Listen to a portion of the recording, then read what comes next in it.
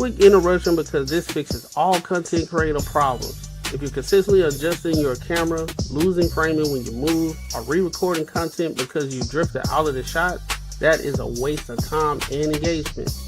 I started using the OBS Bot mini camera and it eliminated all of that. It uses AI auto tracking to follow you in real time, keeps you perfectly framed, and delivers clean, professional video without extra gear or full studio setup. Whether you're streaming, podcasting, or on client calls, this makes you look locked in and polished automatically. Stop fighting your camera and focus on your message. I dropped the affiliate link in the description. If you're serious about content, this is an easy upgrade. As you can see, I'm testing out the camera and everything, and it's working out pretty well. Hit the link, get yours.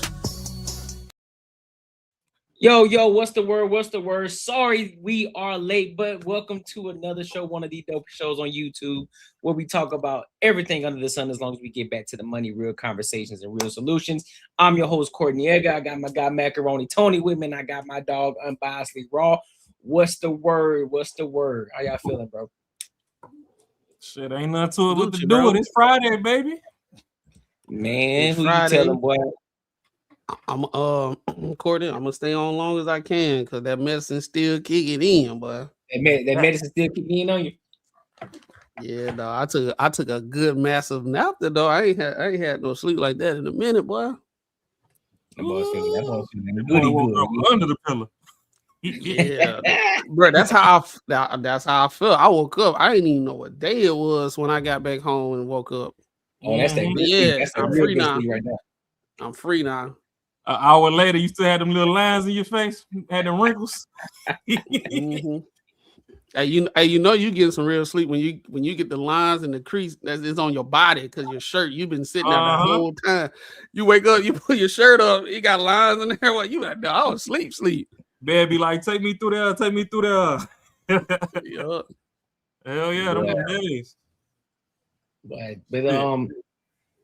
But before we get started, make sure you like, comment, and subscribe for the algorithm, and make sure you hit the bell notification. Also, don't forget, for those of you who don't see the live stream, who don't catch us live, all the clips that we talk about, they get clipped up, and we repost them up as a single form video. So go check the videos out. So whatever topics that you're interested in, go and check those long form videos out. You know what I'm saying? Just in case if you miss it, or you can just come back and rewatch the live stream. But we always post. I'm always posting the clips that we talked about. Anyway, just go watch those long form videos. Let's run those numbers up too. All right. So I want to go ahead and get started, bro. I want to go ahead and lock in and talk about this first topic of the night. So apparently there's this teenager who just got caught up by the police in Crystal Lake. In Crystal Lake, y'all know where Crystal Lake is from. Y'all remember Crystal Lake? Friday the 13th, Jason Voorhees. Yes, sir, Ski. Yes, sir. And so apparently she ended up getting caught up by the police. Come to find out she had some alcoholic beverage. She was under the influence. Uh-oh. And apparently she had the nerve to start talking back to these police officers. So we're gonna go ahead and dive into it, and then we'll give our thoughts and opinions on it. All right. So yes, sir. Hold on, let me put it in. Then I'm going to search your vehicle. You don't have the warrant to do that. Actually, I have probable cause because I observed alcohol. You don't have warrant to do that. I have a right to not let you search my car. Unfortunately. No, I have a right to not let you search my car. We're not doing this. I have a right to not let you search my car. No, my right. No, I have a right to not let you search my car. Okay, listen. There's a little weed in the center console. There's a pipe I see. I've been pulled over before. I know you don't have a right to search my car. It's an exception to the law. It's called a mobile conveyance. You guys looked in my car before you had the right to search my car, and you saw the weed, and so you don't have a right to search my car. You don't have a right to search my car. I do. No, you don't. Okay. I'm telling you for a fact you don't have a right to search my car. It's going to go one of two ways, okay? I would rather not put you in handcuffs. I don't want to put you in handcuffs, okay? I don't want to. If you're cooperative, we can figure this out and work through it. I'm just saying you can't search my car without a warrant. seeing a bowl in my car. You can't search my car without a warrant. So I know the law. I know the law because I've looked it up, and I know you can't search my car without a warrant, so I'm not allowing you Ellie, to. I'm giving you one of two choices. You can go stand by that squad car with these two gentlemen. If you do not want to do that, your second choice is I'm going to put you in handcuffs, okay? Which do you choose? I'm going to give you, I'm not arguing with you. I'm going to give you one opportunity right now. You can't search my car without a warrant. So what are y'all thoughts on this? Shawty wildin', because why are you talking back to authority like that? Out here with that little Minecraft head. But, the Minecraft head.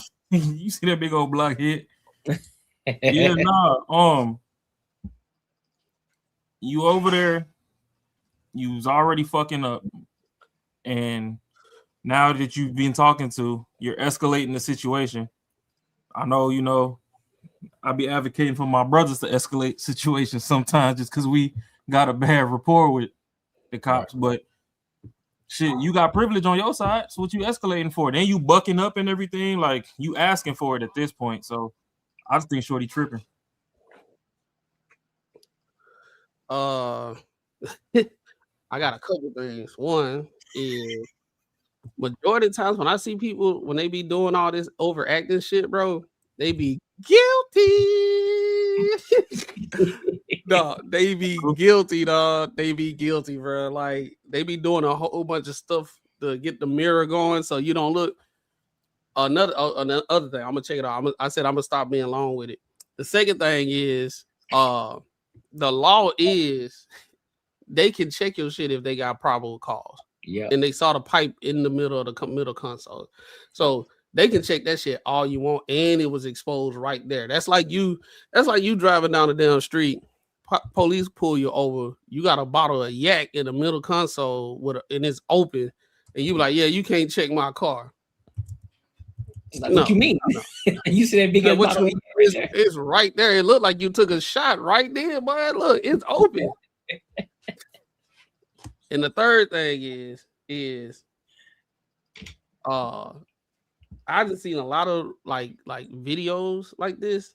You remember when we were talking about police need police cams so we'll know everything that's going on? Mm-hmm. I'm seeing way more videos of civilians acting up way more than the cops acting up these days, bro. This shit is actually bad on their end. And the third, and I guess the final thing is, hey, if I be slurring and stuff, y'all, I still got a little medicine in here. The last thing is, I see a lot of this, a lot of these videos. They be giving women buku chances more than the dude, boy. Oh like, yeah, they had her say, "Look, I do not want to put you in handcuffs. Can you please come down?" She ain't coming down. Hey, look, please come down. Is that, bro? If that was a dude, that boy would have been on the ground right now. Yeah. 4 police cars pulled up, on the way, goddamn. But overall, I hate when people be acting like this. They be getting all their knowledge from social media. And they be like, I know my rights and all that type of stuff. No, you saw other people do the same dumbass shit that you was doing. Like, cause she in college. I had a situation like that when I was college. I had open container in my car in college, and the police looked in. They poured all the alcohol out and all this stuff, and they just gave me a ticket, and I just cooperated. They just gave me what I say. Nigga, that was almost jail time, but that's law and order, homie. Oh no, I wasn't driving. Like we was in a parking lot and then they showed up, but it doesn't matter. That's when I found out it doesn't matter. You just can't have. Yeah, that's what I'm saying. That's why it don't matter if you parked or not. See, I didn't know, but I didn't sit there act like a dumbass and act like I knew. You know what I'm saying? I didn't know. I thought me and my homeboys, we had drove to the club. We said we're gonna pull up at the club. We pull up to the club. We in college, so we had the Amsterdam and shit. You know what I'm saying? The cheap ass shit. And we made our drinks and we just pre-grade in the car before we go in the club, and we'll buy some drinks when we're in the club, but you ain't gotta buy that much when you get in there. Yep. So we thought we was playing it smart, but police came, walked by. They were patrolling the area, you know, because it's a college town or whatever. So they always just walking around. Right. Long story short, bro, they just gave me a ticket and let me go. We just cooperated. It was two of my homeboys, and they gave me a ticket and let us go, bro. Hey, All this extra shit that social media telling people to do, like and the thing about social media ain't even telling people to do. They just witnessing shit, and they be like, "I'm gonna do that next time," but you never see it go right. yeah, that's all. That's also another thing too, though. And considering this fact too, looking at the optics of it, it is, you know, it's a woman on woman situation. So you got an 18-year-old girl. She don't know what the hell she done. She's just being stupid, and she's drunk on top of that. You know what I'm saying? And then you got a woman cop. And of course, the main thing is she gonna try her best to de-escalate the situation because, you know, she don't want to see her go to jail. But it's like, hey, shorty, you continue to keep running your mouth, I'm gonna have to put you in these handcuffs. I ain't gonna go back and forth with you, but you keep on coming at me. So I'm gonna have to apply some force to you. So there was a lot of grace given here. In most cases too, she would have got grace either way. Young 18-year-old being stupid, everybody's gonna say, well, you know, I was an 18-year-old at one point in time, so I get it. I ain't trying to, you know what I'm saying? I'm not trying to send you to jail, but I need you to calm the fuck down because if you continue to keep talking, it's up. But in this situation though, I wish we would have known if she would have went to jail though. That's my question. That's the end of the video? Yeah, that's the end. Yeah, that's the end of the video. Oh, That's the I end. thought you were Yeah, stopping and just seeing how much. Man, I want to know how drunk she was though. From the looks of it, it looked like she was mildly drunk, but it didn't like she was sloppy. Yeah, shit like that. Cause that's why I be saying, bro. Sometimes people you see videos like this, and they be like, "Oh, she was drunk," but I was like, I don't think she was all the way out of her mind, bro. Mm-hmm. I think that was like some stuff with her. She really thought she was like eating. Yeah, that's what I'm saying. I think so too. Like, I don't see how you got two police right there, and you think you talking shit to them like this gonna end well. Right. Like you know when you go to work and you got that manager that you really don't fuck with, you hate their ass, and then as soon as they start fucking with you, like today is not gonna go well. Right. Those cops at work, and now you that manager that's on some bullshit. Now the only difference is they got some power, so now it's not gonna go right for real. You finna go in the back of the seat, my boy. Going to the back of the seat, my boy. That uncomfortable ass seat in the back. Ain't no cushion. That shit feel like that yellow chair that we had when we was kids. That little yellow chair. Yeah. Man, hell no. Nah. That coloring time chair. Listen, thank God, I've been blessed to never have had to ride in the back of you know what I'm saying, back of one of them joints. Cause dog. I have. It ain't what that crackhead in Atlanta? What no fun.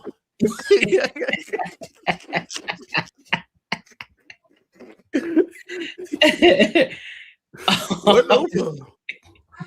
Hey yo, the crazy thing is the cop, bro, he was like, look, you okay, you'll be all right. You get your buzz, right. You'll be all right. Don't worry about it. Chill out, you know. I'm sitting there asking questions, not in anything incriminating. He was like, look, you okay? I just gotta do my job. You cooperate, everything. You go to court. It kind of probably be dismissed. You'll be all right. Yep.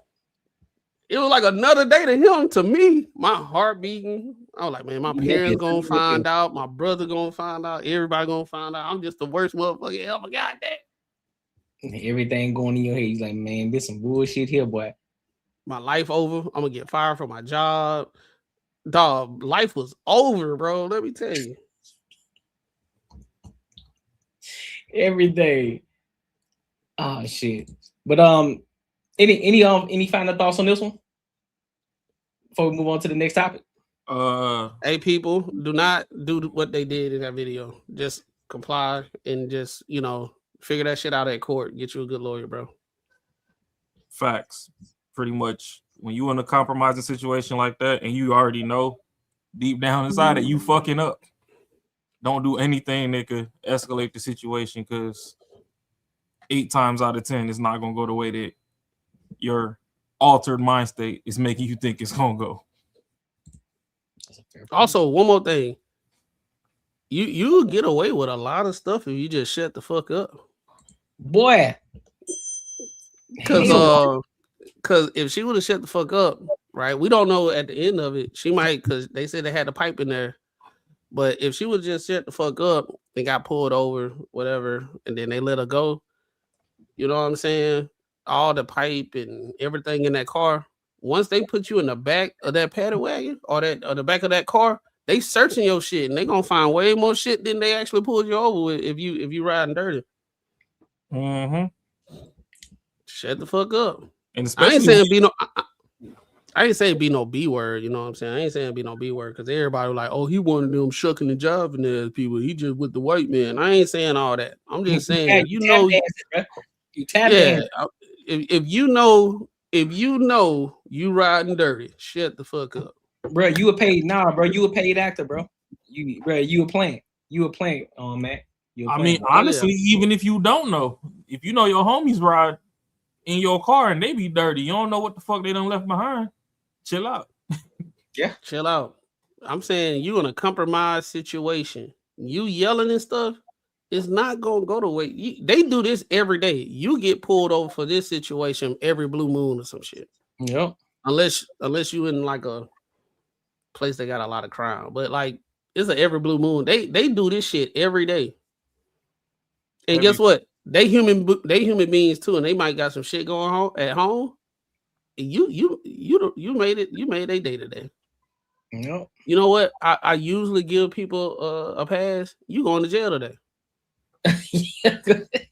All because you on some bullshit. See, you fucked up money. You know what? You going? They ain't gonna hurt you. They ain't gonna hurt you or nothing like that. They just said, I ain't gonna be lenient. You going to jail? Yep. Yeah. You going to jail? No, homie. That's right. But hey, make sure y'all like, comment, and subscribe for the algorithm, and make sure y'all hit the bell notification. Like I said, we talk about everything under the sun as long as we get back to the money, real conversations, and real solutions. So I want to go ahead and move. I want to move to this next topic, right? So speaking of teenagers, there's this teacher that's under fire right now for recording himself and talking about what it's like to be an adult, talking about adulthood. And so a lot of people are giving him back. I'm not gonna say back shots. That's crazy. You finna say backlash. Yo. What do you mean by that? Backlash. You getting backlash. How you gonna and still say it and still have a pause moment, dog? I said, hey, listen. I had to. I got to do it for myself. So I got to hold myself accountable. Look, word is bullshit. Never do it again. Word the mother. But we're gonna get into it. And then we'll give our thoughts and opinions on it. All right. Let's rock for the backlash. For the backlash. Let's rock out, bro. 83 points of craziness. That's it, bro. Don't rush being grown. It's overrated. If I had to rate being an adult, if I could go on the internet and write a comment to rate my experience as an adult, I would give it 1 star. My comment would be very bad, would not recommend. I want to be grown. You don't want these problems. Do you know when you become an adult, you do not get to do what you want to do? You do not get to go where you want to go? I think it's a misconception. When I get grown, I can do whatever I want to do. No, you can't. You can do whatever you can afford to do. Number one. Number two, especially once you have kids, you do whatever your kids allow you to do. Because that's your first responsibility. Plus, you got to pay for a place to stay. In Arkansas, that's between $900 and $2,000 a month. Getting a car, that's between $300 and $500 a month. Car insurance, that's about $250 a month. We still hadn't got a haircut, hadn't got our hair done, hadn't bought a new pair of shoes, haven't gone out, hadn't had a good time, haven't gone to the comedy show, haven't gone to the basketball game, haven't done any of that. It's overrated. I would advise you to enjoy being a child. Enjoy being a teenager. Why? Why do I say that?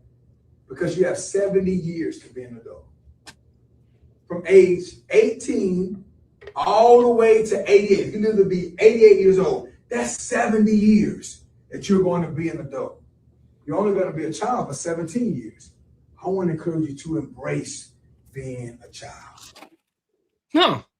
So what do y'all thought? What are y'all thoughts on that? Y'all think he's cooking on that? You think he making some great points, or do you disagree? He got backlash? Yeah, he was getting backlash off of that. Hold on, what's some of the things they were saying? That I don't know. Let's see. Well, while you pull that up, that man is cooking with grease. He ain't never lied, not name time once. Shit, I don't know. I can't pull it up right now. He cooked. Cause when I was a kid, I wanted to be grown too. Like, oh, you know, grown folks, they always look like they having fun, partying, all this. You got a car, you could drive to wherever you want. Yeah, go ahead and drive, motherfucker. That gas costs. You see folk crying right now. And we just started these high gas prices with Trump. Because it was like a 3-year stretch under Biden, boy. I done damn near scratched my neck down to the skeleton. I got a big ass Yukon. I be driving. One time I filled that bitch up. It damn near hit 200. Boy, I must have almost fell out at the pump. Ooh, shit. But what the fuck I'm gonna do? One thing I'm gonna do is drive. What I lost away? So that gas going in regardless. But he's spitting. It's like, you know, you might have 5-6 concerts come to your city back to back. You gonna have to pick the best 2 out of 5. You ain't going to all of them. Unless you fucking on Groupon. And I'm sorry, I grew up poor, so I'm bougie now. I can't just be anywhere in the building. If I'm closer on Snapchat and Instagram than I am in the building, I ain't going. I'll stay home. Shit. Just like I told y'all, I was just at Cardi B. I was front row. I was all up under the ass. I might as well damn near been a G-string in that bitch. Hell nah. Not that. I see some other people that was in the building posting off Snapchat. They might as well have been a light bulb on the ceiling. The motherfuckers had to zoom in from God's seats. Niggas was on the Spirit flight zooming in talking about I'm in the building. Hell no. So yeah, he cooked. My thing is he ain't even say the bad shit yet. That ain't even the bad shit. Yeah. He ain't say get laid off for work. And you got a family. Look at that in there. He ain't say you got in a wreck and you ain't got no insurance. He ain't say you get in a wreck and got insurance. He ain't even talk about deductibles yet. He ain't talk about premiums. He ain't talk about death in the family because people that you grew up with, they getting old and you ain't gonna see them no more. So a piece of you on forever and shit. He ain't even say none of that shit. So he getting flagged. I think if any of the people have an issue with what he said and he's talking to children that look like they in high school, right? The only reason why he's saying that because it's finna come soon. And it's gonna come sooner for a lot of them in there way faster than other ones because they're gonna go to college and you semi still under that protection. You know what I'm saying? You still not really being a all adult. When you in college, I am an adult. I feel I'm by myself because your parents ain't around and shit. Everything good, but you really realize when you after college, and you be like, ooh, I gotta find me an apartment. My parents told me they kicking me off the cell phone plan. I gotta find my own cell phone plan, and now you up there in that bitch, and they asking you questions that you don't know. This just a cell phone. It's just a cell phone. You hold up. How many minutes do I need? Hold up. Do I need? Hey, Dad. When I was on y'all plan, did you have the unlimited plus expanded? What do I need? Like, which one y'all had? Right. He ain't got to the he ain't go to the stuff that can change the trajectory of your adulthood. Like he ain't even talk about the mistakes that you can make as an adult. So if anybody has an issue, I think that's a microcosm of the issue in our community, or just people us as American in general, is that people do not like to face difficulty. They don't like to hear it, therefore they get ill and prepared for it. Because they just do not want to hear it. And this is one of those guys and OGs that I had when I was in college, in high school, and also in high school that told it what it is. Right. Took it with a grain of salt. You listen to it, but I'm glad he said it because those kids that's in that classroom, they're gonna get introduced to adulthood and be like, I remember that dude, that muscle dude in my 10th grade, he came and talked to us with them tight ass pants. He had some tight ass pants, but he was telling the truth though. Nah, you know what I'm saying? He always got to throw a joke in that thing. It was like he was cooking though, but with them tight ass. He was cooking though, but you know, if he sneezed, he would have bust out of all that clothes. If he sneezed, what good time or a good cough, a COVID cough, boy, he gonna be down to a tank top.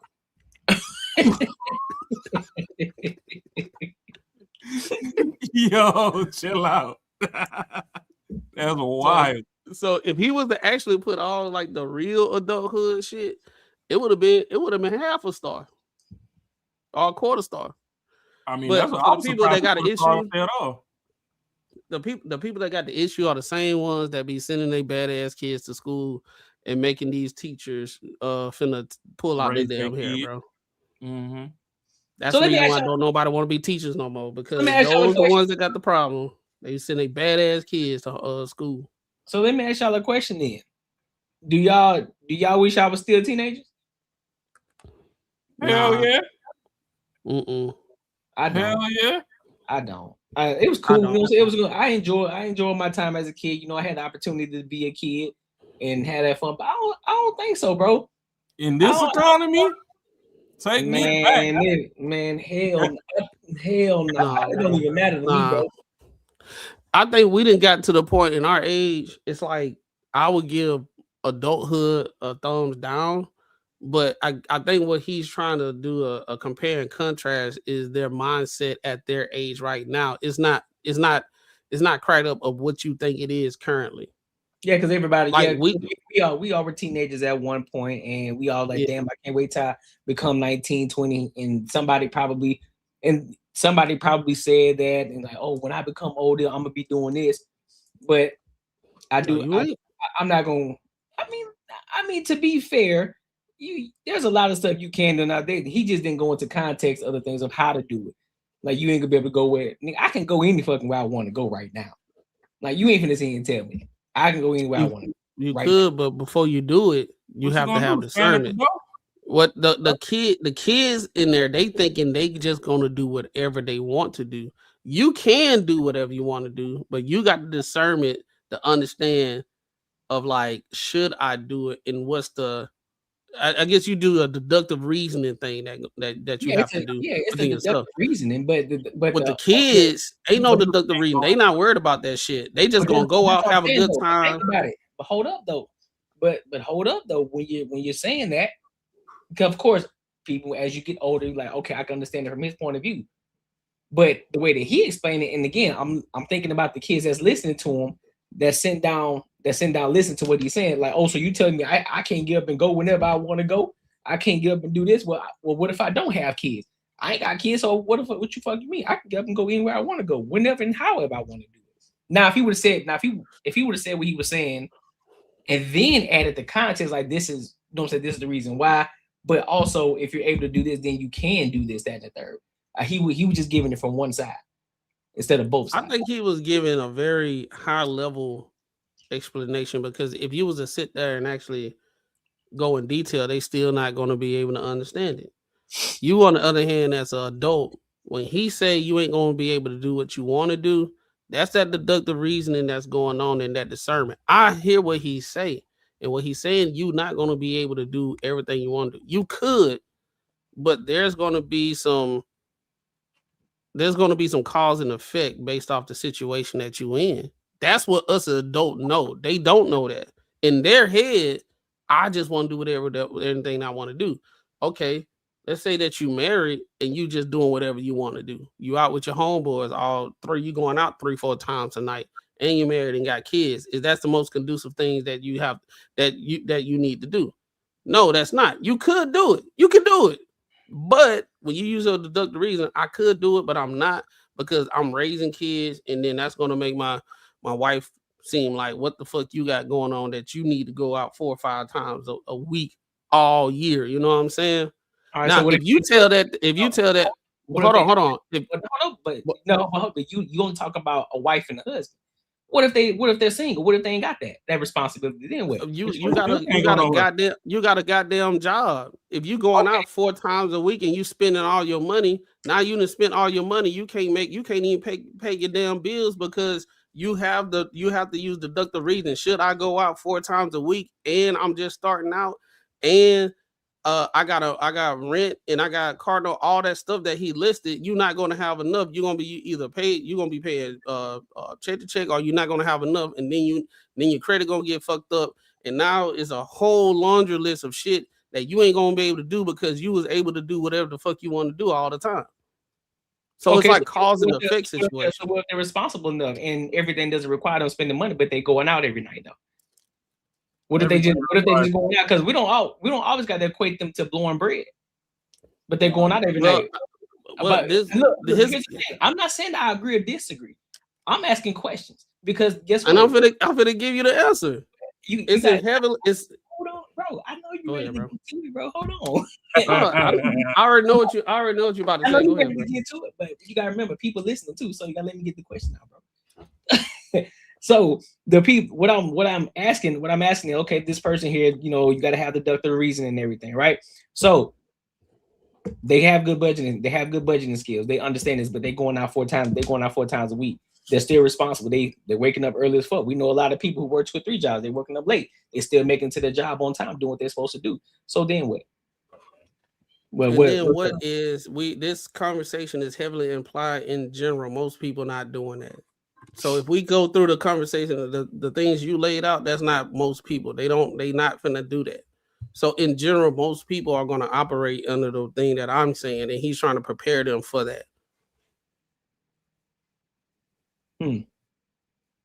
Most people is not going to be making straight out of college, making $120,000, and they rent is $2,000. Their car is already paid off, and they responsible, and they got everything, and they got a savings account, and they got 6 months of a nest egg saved up, and all that stuff. They understand what deductibles is. They understand. Most people ain't doing that. So I wouldn't give that information to people that ain't finna do it. I'm gonna give it to the people. Why wouldn't you? I'm gonna say it. I'm gonna give it to them, but like I'm saying, from on a realistic perspective, most people is not going to do that.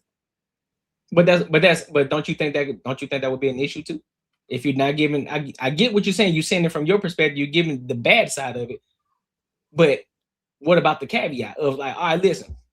You laid the whole plan out of everything that you can't do, all the bad shit of being an adult. But however, in the same talking breath, you flipped on the other side. Now, on the other hand, on the contrary, if you're able to do this, you're able to have a 6 months account, you're able to pay attention to, living below your means, not going out here blowing your money. You ain't gonna make $100,000, but you understand how to save your money, how to properly invest your money. And we ain't talking about just investing money, just putting in stocks, because we ain't gonna even get to that. We ain't even get to that, but we just talking about your basic everyday people.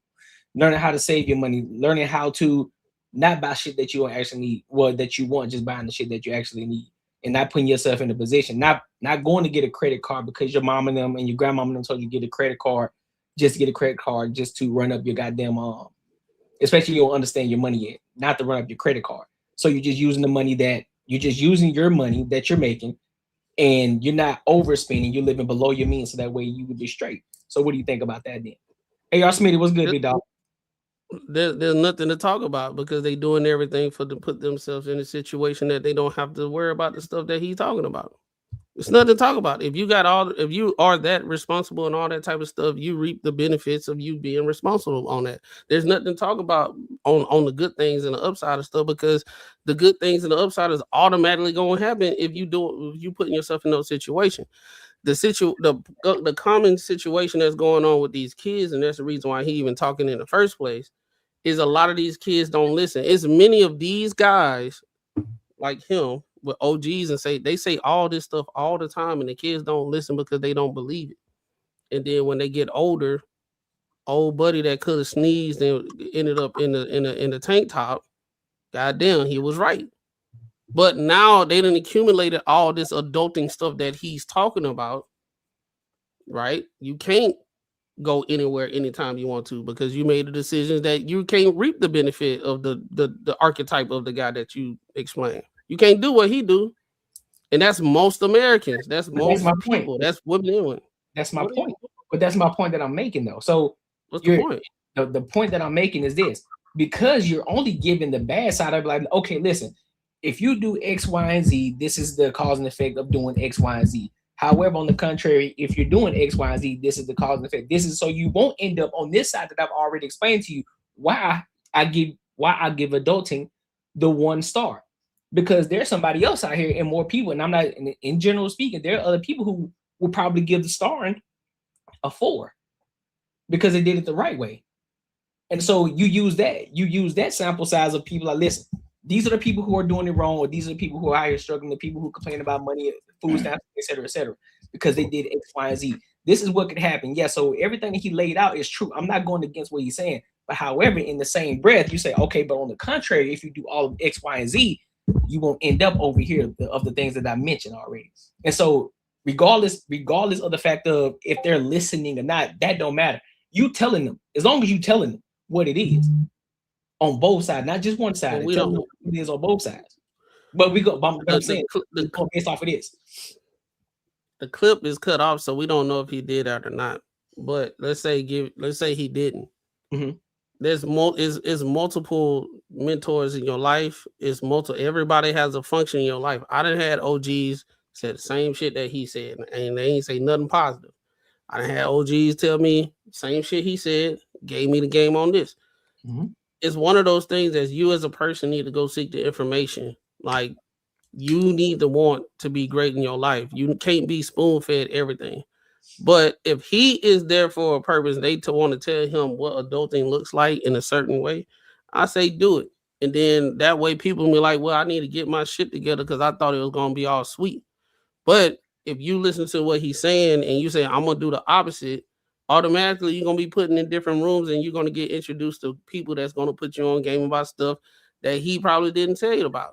It's like one thing about like with life and all that type of stuff is not black. It's not a pill that you can just take, right? This one guy, I'm pretty sure it's going to be multiple people that's going to tell young kids what they need to do. He's one guy, and he just giving his. He's on the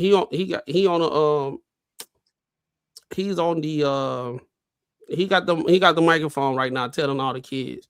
And I think one of the nuances is when a lot of times when they bring somebody into the school to speak, they're speaking for a certain situation that they want, that the officials or the teachers want to address.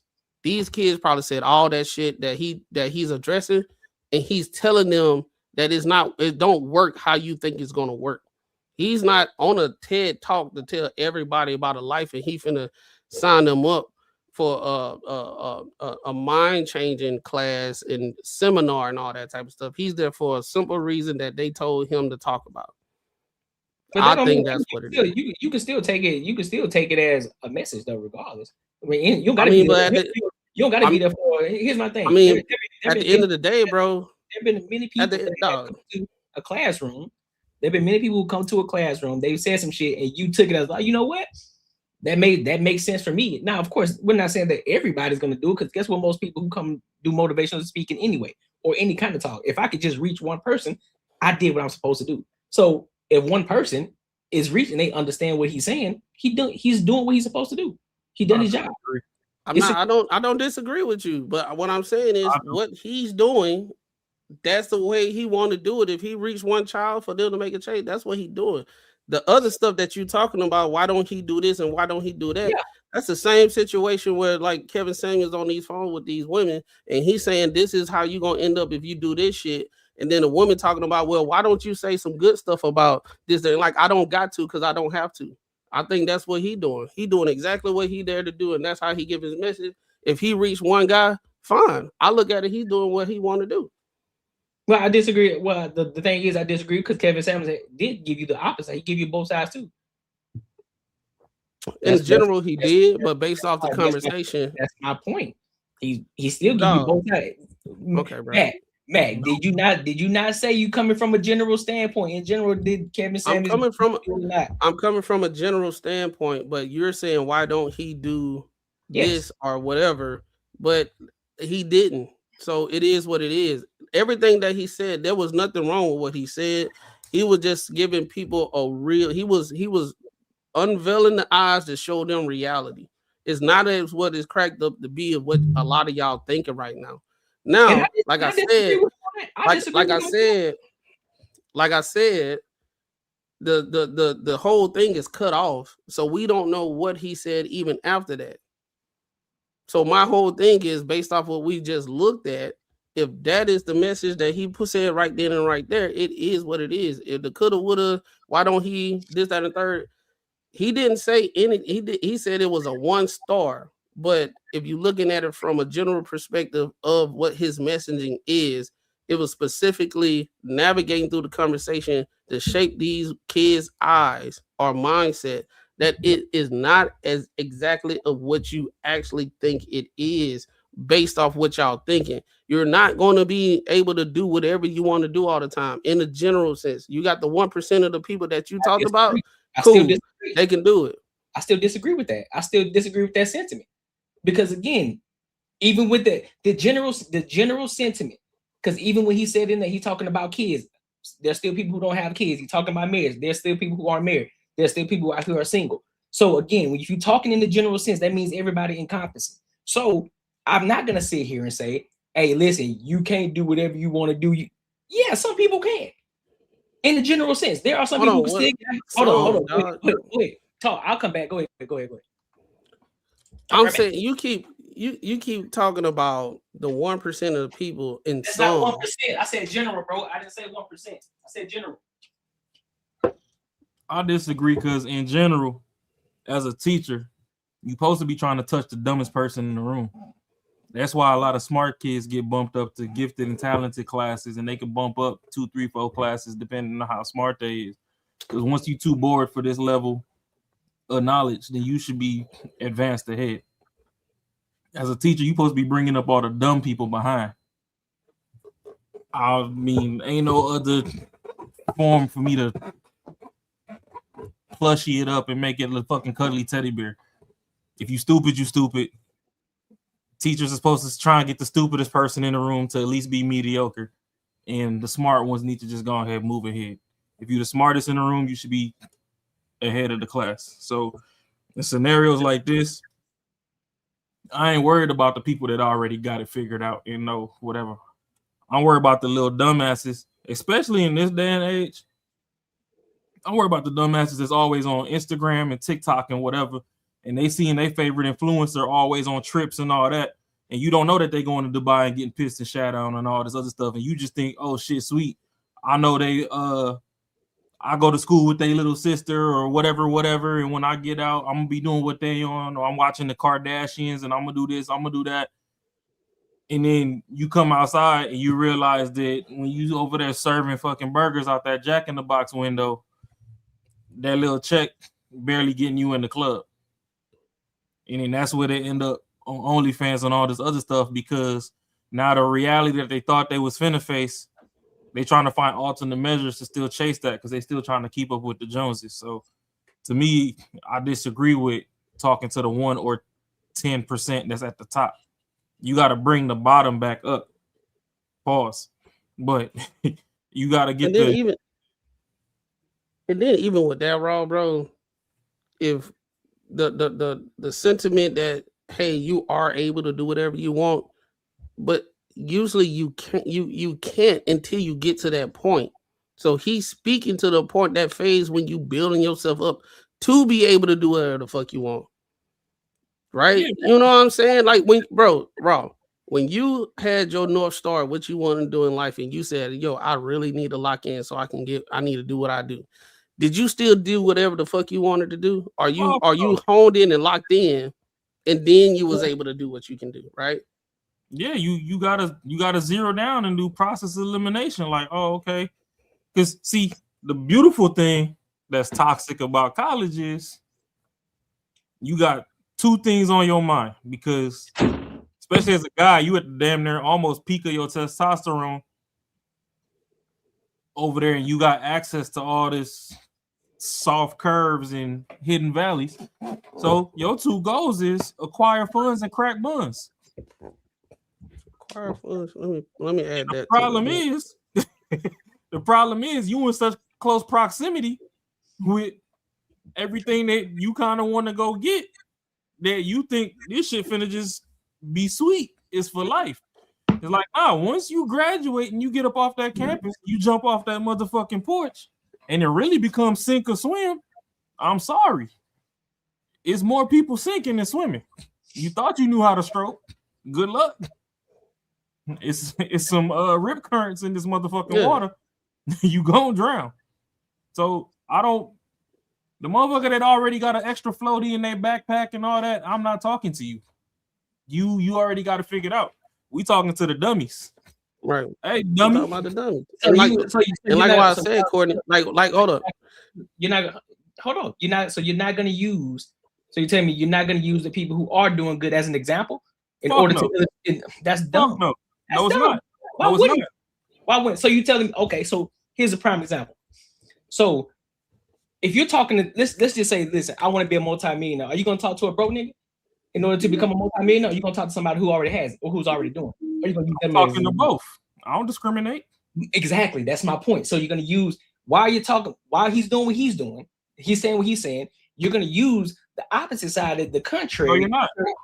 to drive it home. No, you're not. You're a teacher. That's what I'm saying. Like Courtney, you being disingenuous with the conversation because we talking. No, he ain't being disingenuous. This is Courtney. Courtney's very optimistic, and he always sees it from the top of the ladder. But you can't. You look at it. We're talking about a teacher talking about a teacher or somebody they brought in to talk about something to a certain demographic of somebody.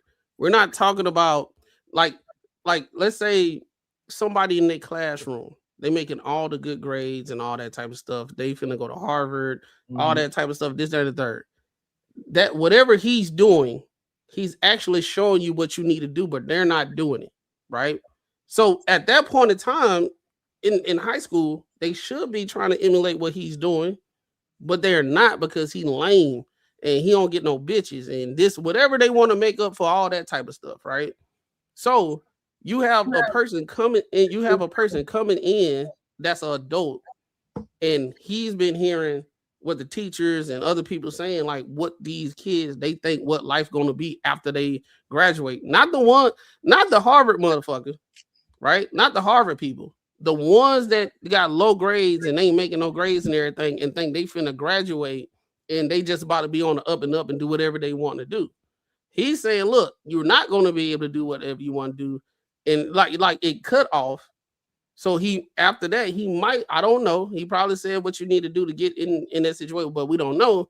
But sometimes you have to be that, you have to bring that message that hit home, that fear, that scare, that FOMO, the trigger into them to be like, okay, that dude that's finna go to Harvard, I might be too late right now, but I need to do some other stuff to circumvent the bullshit I've been doing. Because it's gonna get real out here based off what this man is saying. That's what he's saying. Like y'all still missing my point. You're on. How many videos have we seen and have we gone past in YouTube, Instagram, TikTok, where there's everybody who talk about coming up out of the mud, getting it up out the mud? How many conversations have we seen? We've seen plenty, right? Plentiful. Now, I understand the point of what we're talking about. In regards, listen, man, some of these niggas is hard headed. You gotta give them the real. You gotta tell them all the negative shit. Yes, I agree with that. But to drive it home, the contrary of the situation. Now, I get it. Most people ain't gonna take that, but again, there is a group of people, and again, we ain't talking about 1% or the 2%. We're talking about individuals. Well, there's still people in there as well, in general, that you can still drive that home and say, listen, bro, this is all the negative bullshit. This is all the bullshit that's going on over here. But however, in order for you to get up out of this situation, this is what you have to do. And these are examples in which who have done it, who have came from where you have come from, who have come from out the fucking mud, and they can show you how to get there. Or these are examples of how they did it. That's what I'm saying, bro. I'm not disagreeing with the thing about it is we don't know if he said that or not. Hold on. Because the point that y'all are missing, y'all talking about, oh, he's optimistic. It ain't about being optimistic, but it's both sides. It's two sides to a story. It ain't just one side the whole time, bro. Niggas, there's niggas who can't. There's niggas who grew up in a phenomenal household and they fucked over the bag. There's niggas who came up in the shitty household and they got to a bag. Two things can be true at the same time. So that's why I say you can drive it home. You can always drive it home. You give them all the negative bullshit, what they talking about. Listen, adulting ain't what it is. It's this, that, and the third. It's a responsibility that you have. You can't do what you want to do. You can't do it when you want to do it because you got this going on, X, Y, and Z. However, if you move because you aren't in that position yet, and you can still say, and I know some of y'all are going to be, because I know some of y'all aren't listening to me right now. So what you can do is do X, Y, and Z in order for you to not to be in these positions. That's all I'm saying. Nobody's saying that, oh, shit, 100% of the people gonna take it. They're gonna say, oh, hell yeah, bro. Hell yeah, bro. That's not what I'm saying. But the thing about it is, you keep saying we're missing what you're saying. We're not missing what you're saying. Apparently, I'm saying that we don't know if that is what he said. This is a clip. We don't know. I'm pretty sure they didn't tell him to speak for 2 minutes. We just saw a clip. I'm pretty sure he probably said way more than that. We don't know. But at the end of the day, based off what he said, there was nothing negative about what he said. He was just saying what it is and what a day of a life of an adult is in freaking general. Let me ask you a question. Did I say it was negative? Bro, Courtney, I didn't say that you said it was negative. I'm just making sure. Because I just want to be clear that I did say I agree with what he said. And I added a caveat. Just want to be clear. What I'm saying is, ain't nothing wrong with what he said. What the people who can hear it, they listen to it, they understand what he talking about. For if it fell on deaf ears, forget them. They're gonna be some badass kids that's gonna be degenerates of society. And if they want to keep on, some people in that classroom can take what he said and be like, you know what? I need to get on my stuff. This ain't the first time I'm gonna heard this. My parents said it, my dad said it, my uncle said it, this, that, and the third. Now this random ass dude came in here and said that maybe I need to get on my stuff and let me go seek some knowledge so I don't end up like Uncle whoever and this, that, and the third. I need to go in a different path. He's the trigger to get people's minds to start working.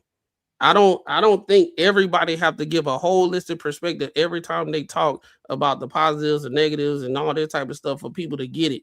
I didn't sat there and learn from somebody that said nothing but negative outcomes and stuff, and I just did the opposite and I got positive outcomes from it.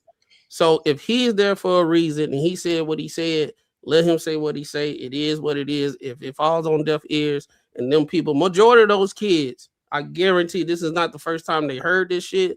I'm guaranteeing majority of them kids got way more good information. You can do this. You need to go to the counselor office so you can start looking at colleges and start getting what their requirements is. You need to make better grades and do this. Hey, bro, you need to stop chasing bitches and all that stuff. Get on your A game and get your grades so you can get to this. If you play football, man, stop thinking about the holes. You need to train more because you be slacking. I guarantee they get all this information all the time. And also, we are living in the information era. This is not the first time they hear any of this all the time. So you do what he there to trigger you to be like, it's wild out here. And then you take what you take from that and you go and you keep it going and you be like, well, shit. Hey, Dad, this dude came to the school and this way he said. Dad be like, you know what? Yeah, yep, that's true. That's true, son. Yeah, but that's the reason why he said these kids are dumb though, right? They don't have the deductive reasoning. They don't have the common sense to do that, right? So that's the ones you need to talk to. So if they dumb and they don't have deductive reasoning, how are you gonna sit there and tell them what they need to do if they too dumb to understand it, Courtney? Well, because this is why you because you're holding. I'm put like this. I didn't say that. No, I didn't say that they was dumb. What I'm saying is, if you're gonna say one thing, and we just going off the video, you're right. You know what I'm saying? They didn't have the full video, or if it is a full video, whatever. If you're only saying this side, this one piece that he said in this video, they don't have the deductive reason to say, you know what, bro? You know what he's saying is I'm gonna make sure I do everything opposite of that so I won't be in that position. Because you say they ain't got the deductive reason, they don't got the common sense to think like that. So therefore, it goes to further my point is, okay, well, let's drive it home to help guide them over here to this side as well. Listen, I'm gonna give you all the bad, but also I'm gonna give you the good. There's a bright side to the situation too. I don't think you got to do that I don't think you got to do that if you got. They ain't get the bad side. How the fuck they gonna get the good? I don't think you have to do all that if you are there because they are thinking this way and you're trying to deter them from thinking that way to give them a more realistic perspective based off the shit that they saying. All of it's realistic though. That's my point.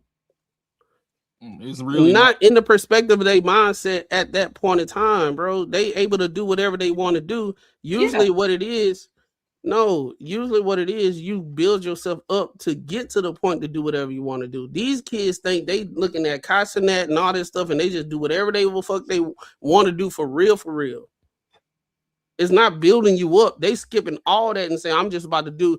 And just like, bro, you hear it all the time. I'm unapologetic with myself. If y'all ain't rocking with me, y'all don't believe in my dreams and everything. If y'all and this, that, and third. They want things to go how they want it to go. But you got dudes like him saying, hey, bro, it don't work like that for real, for real. For a small amount of people like Castanet and these streamers and all this stuff, they are the ones that they was lucky.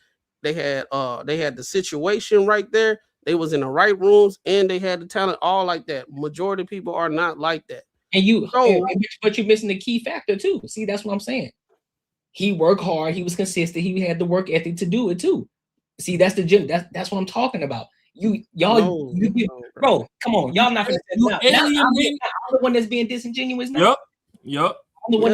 Because bro, guess what, bro? Hold on. You just mentioned Casanat. You just mentioned streaming, right?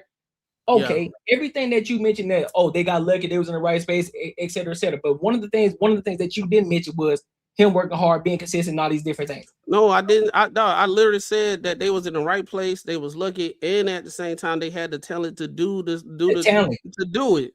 How many people we know that got talent that don't work hard? Then they're not talented, bro. I gave multiple. Talent doesn't come from hard. Talent doesn't come. Courtney, bro. I gave multiple variables. People are naturally talented, and they don't work hard, bro. Some people are naturally gifted and talented. They just don't. Yeah, they're naturally gifted. They ain't talented if they ain't using it. Courtney. I said multiple variables. You picked one. No, I heard everything you said, but I said you're missing key factors in that, my guy. I'm not missing key factors. You but did. At the same time, that's the key. That's what I'm talking about. You have these at the same time, Castanet, all them people and everything that nature, they could not do whatever they wanted to do because they had to lock in to get to where they are. That's what I said before. And that's what he's alluding to. That's what he's saying. You ain't going to be able to do whatever you want to do all the time. Castanet, all these dudes and everything, they grind and they was at the right place. They also was lucky and they did the work and they had the talent, all that simultaneously, all that means something. But at that same time, with all those different factors, they couldn't do whatever they wanted to do because they had to lock in to get to the point where Castanet now say, you know what, I don't want to do streaming no more. I want to go do this. And that's what he's doing now. He could have did the same thing straight out of high school and just say, I'm just about to do it. That's what Castanet did. What did he do? Straight out of high school. He was straight out of high school. He went straight out of high school and locked his ass in the basement because of COVID. And we supposed to use a motherfucker that was locked in the house as the example. Hold on, pimpin'. Castanet been on YouTube before he went to Twitch, before he got hot, before we know him as the Castanet we know him now. He was doing content way before then, pimpin'.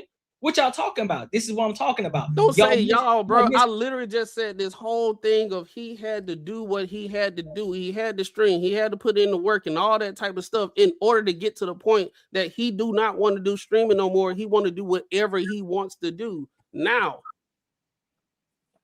He got a choice right now. If he wanted to be a rapper, he could have did it. if he wanted to focus on clothing lines and that, he could do it now.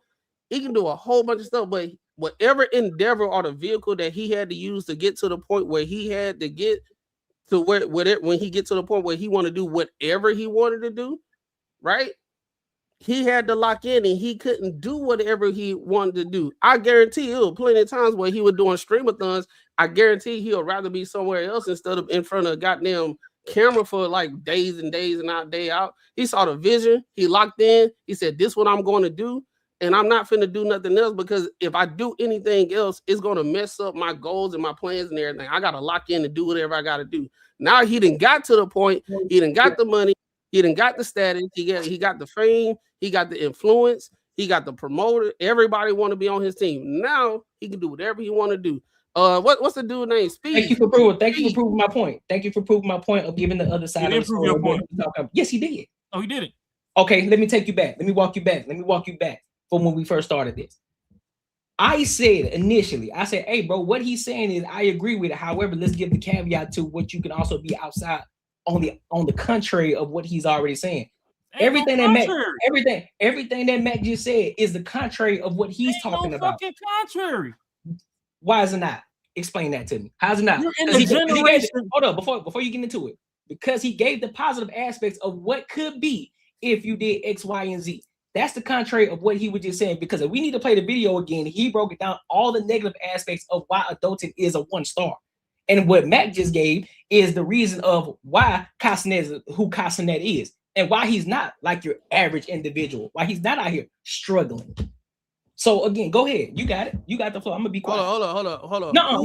Let him go. No, you said that it was contrary with what I said. You gotta let him go, and then I'll let you rock. I'm gonna be quiet. I'm gonna be quiet. I'm gonna let y'all go. Go ahead. So we in a day and age where motherfuckers think that there's this thing called work-life fucking balance that don't fucking exist. A motherfucker think they finna go on the clock for only 7 or 8 hours out the day, then they can get off and they can clap some cheeks and beat their meat and rinse and repeat. And that it don't work like that. Kai Cenat fucking ignored bitches and all this other stuff to build his stuff. Those are anomalies. We trying to get people out the mud, like you said, and at least get them to the middle. All this, the stuff they... So right now, your speak right now is the equivalent of like all these prosperity preachers. You on some TD Jakes and Joel Osteen shit right now. Nah, we need to go back to the hood church and still get these motherfuckers off the block before they can even get up there. You talking to motherfuckers driving AMGs and shit. We trying to get a motherfucker out the damn clapped ass Geo Metro. That's what I'm trying to tell you. If I'm going to the school and I'm trying to figure out how to get people out of hunger, I'm not going to the a la carte line to preach to people how to work hard. You already fucking have the blueprint of what to do. School is supposed to be a supplement of stuff that you're supposed to be learning at home, realistically. The problem is a lot of these motherfuckers, their parents don't even have time because of just the way things are set up in certain areas to even instill into them all the things they need to instill. So the ones that got it, we can come back to you. But right now, the ones that ain't got it, you're the ones we focusing on and talking to. Ain't no motherfucking caveat. You get out of here, you gonna bust your ass. And you gonna be over there on Anton chat like Malik Two-Turn and all damn fucking mad when he telling you put fries in the bag. Or you can sit down and listen and realize that, yes, this shit is a 1-star. So, because it's a 1-star, you can't do what the fuck you want to do. You not going to Tulum every spring break working at Jack in the Box. Niggas ain't going to Dubai flipping patties at Burger King. Unless what, Raw? Unless what? Go ahead. Go ahead with the unless. You ain't even got the niggas out the ghetto yet and you want to unless. Go ahead. No, I'm just saying, I'm asking you, unless what? Go ahead. You got it. I'm just asking the question. I'm gonna let you keep the greater 80% ain't gonna make it to an unless. That's the whole point.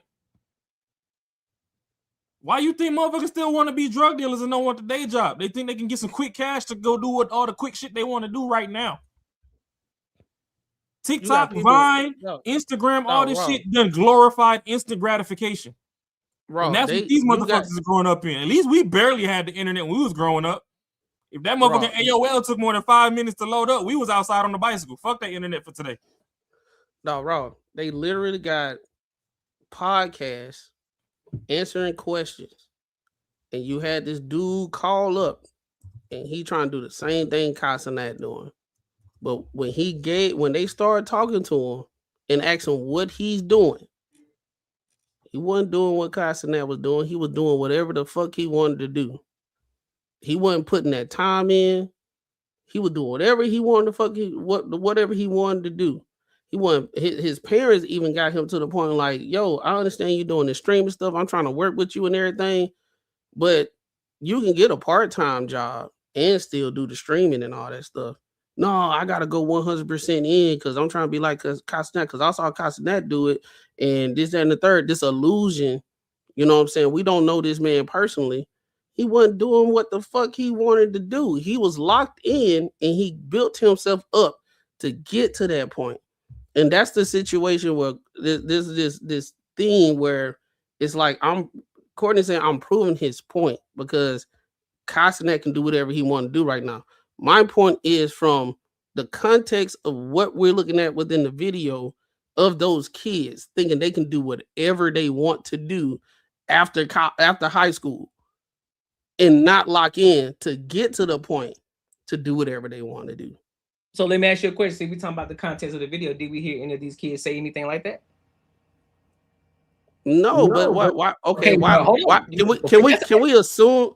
So they just got him in there just screaming, just saying shit. So all right, go ahead. Can we assume what? No. You was about to say, can we assume that they did say that, or this is what they? Can we assume that they can we assume that they hired him or got him to talk to the kids? Because in general, a lot of these kids got a false reality about how the world works. We don't know, but we can assume it. Sure. That's what I asked. That's what I said. We don't know, but sure, we can assume it. That's what I said. We can assume that. So if that's the case, and that's the reason why he's there, that's the reason why he's speaking the way he's speaking.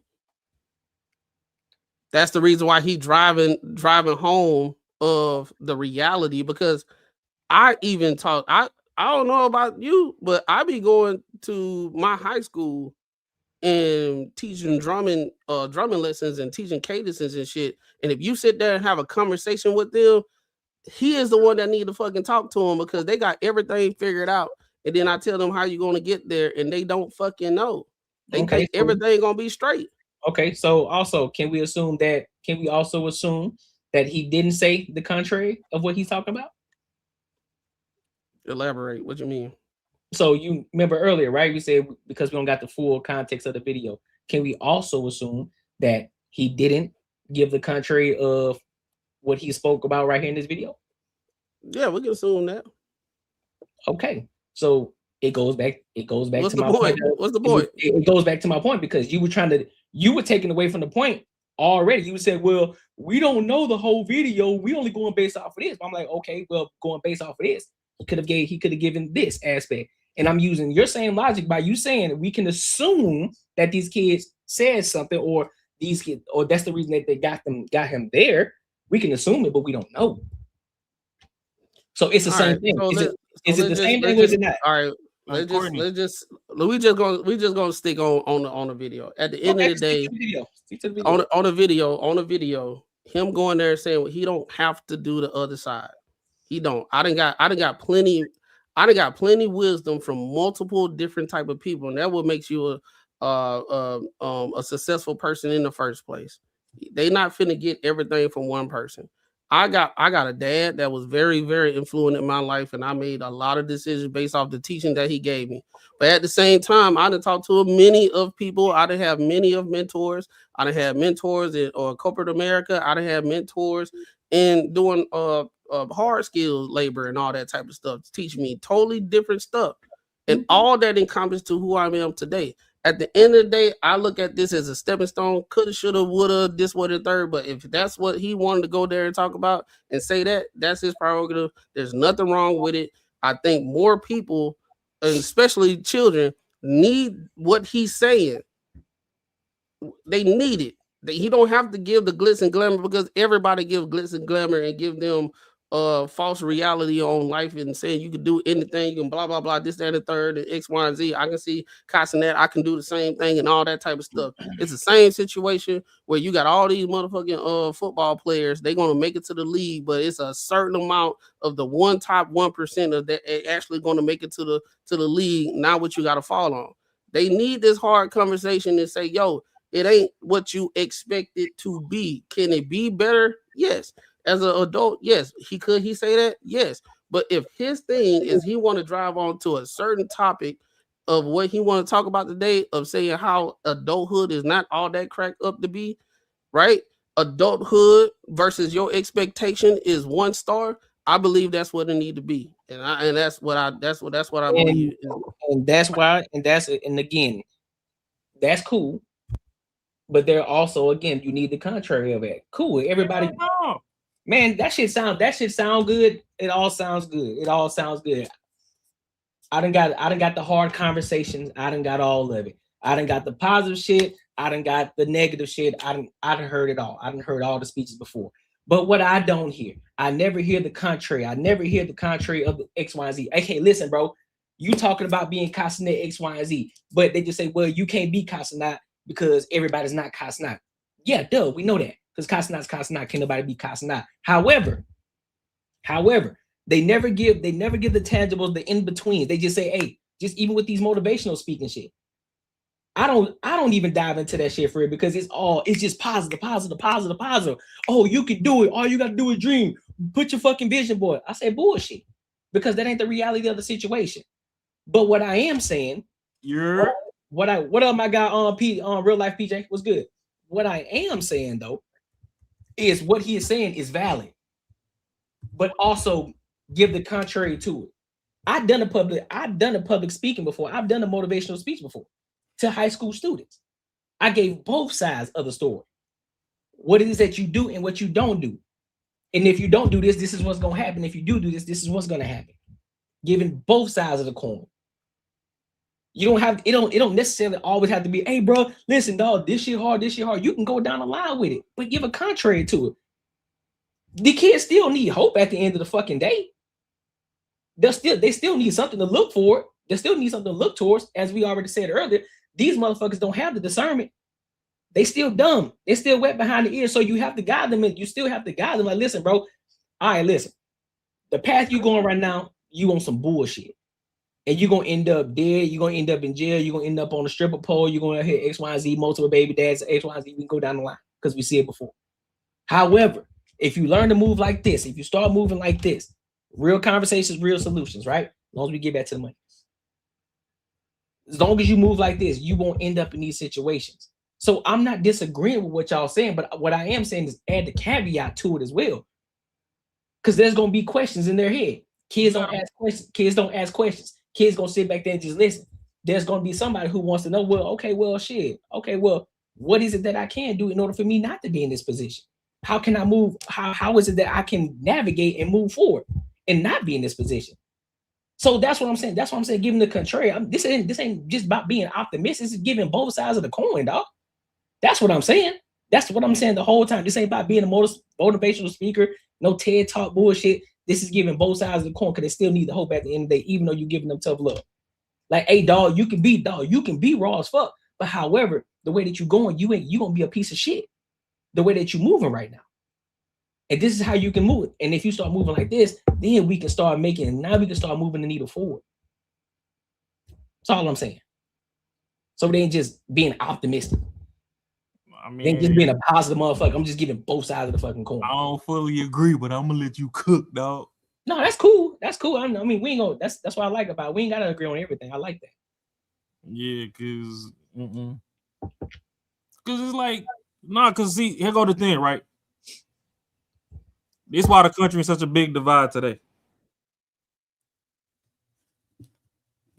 The core, the core of the left wing, right wing bullshit, right? Republicans, Democrats, at the core. All Republicans say is, hey, put us in, be ready to hustle. We gonna make sure there's some money on the table for you to go get. Democrats like, hey, we gonna toss y'all some bread as long as you keep some hope Keep hope alive, baby, and you'll survive. It's like, nah, nigga, come over here and grind and thrive, my nigga. Quit surviving. We've been surviving our whole childhood. Let's get the fuck up out of there. So it's like, the thing is, if you got the people in the top of the class, so all right, boom, we got a beautiful panel right now. Y'all both had 2-parent households. I had a single mom. I was a lock-key kid. Right? So he up there teaching all that stuff he teaching. Y'all see that shit at home. All that beautiful, sweet shit. Y'all see that at home. Y'all Clarence that got 2 parents. I'm Eminem in the trailer park. Fucking struggling. You know what I mean? So sometimes it's like, don't show me the motherfucking golden ticket yet. Just show me how to consistently get a ticket. You know what I mean? Like, show me how I can go on Groupon to watch a movie every week before you start showing me how to get the VIP members club.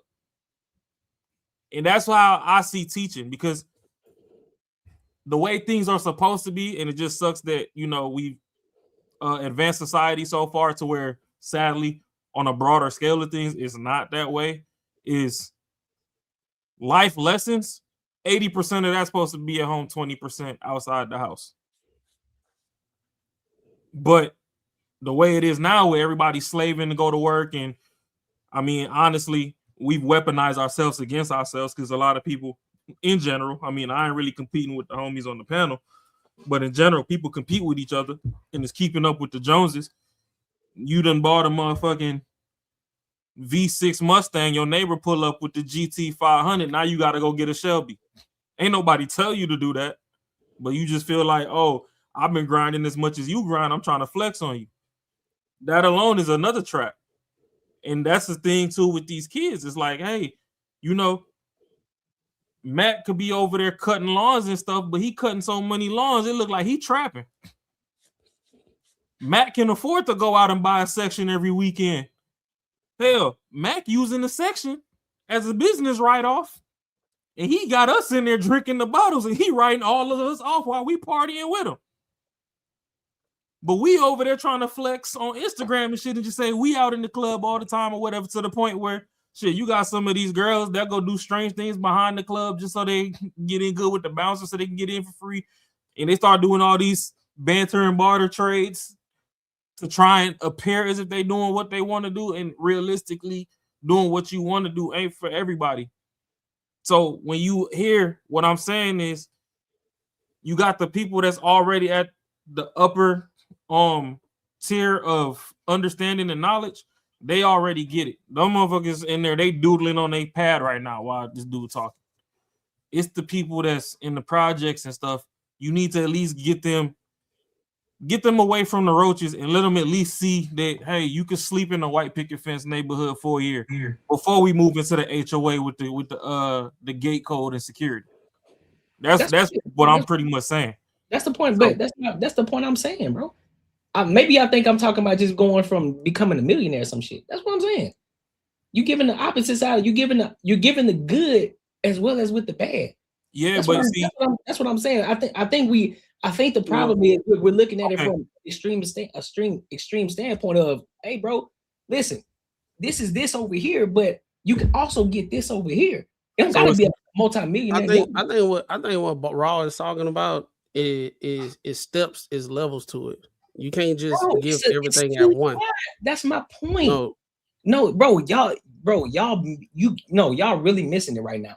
Both of you have already said it already. You already saying what I've been saying the entire time. We're just saying it differently. That's my point. You both are still giving the contrary. You still are giving the opposite side. You're still giving the other side of the coin. That's what I'm saying.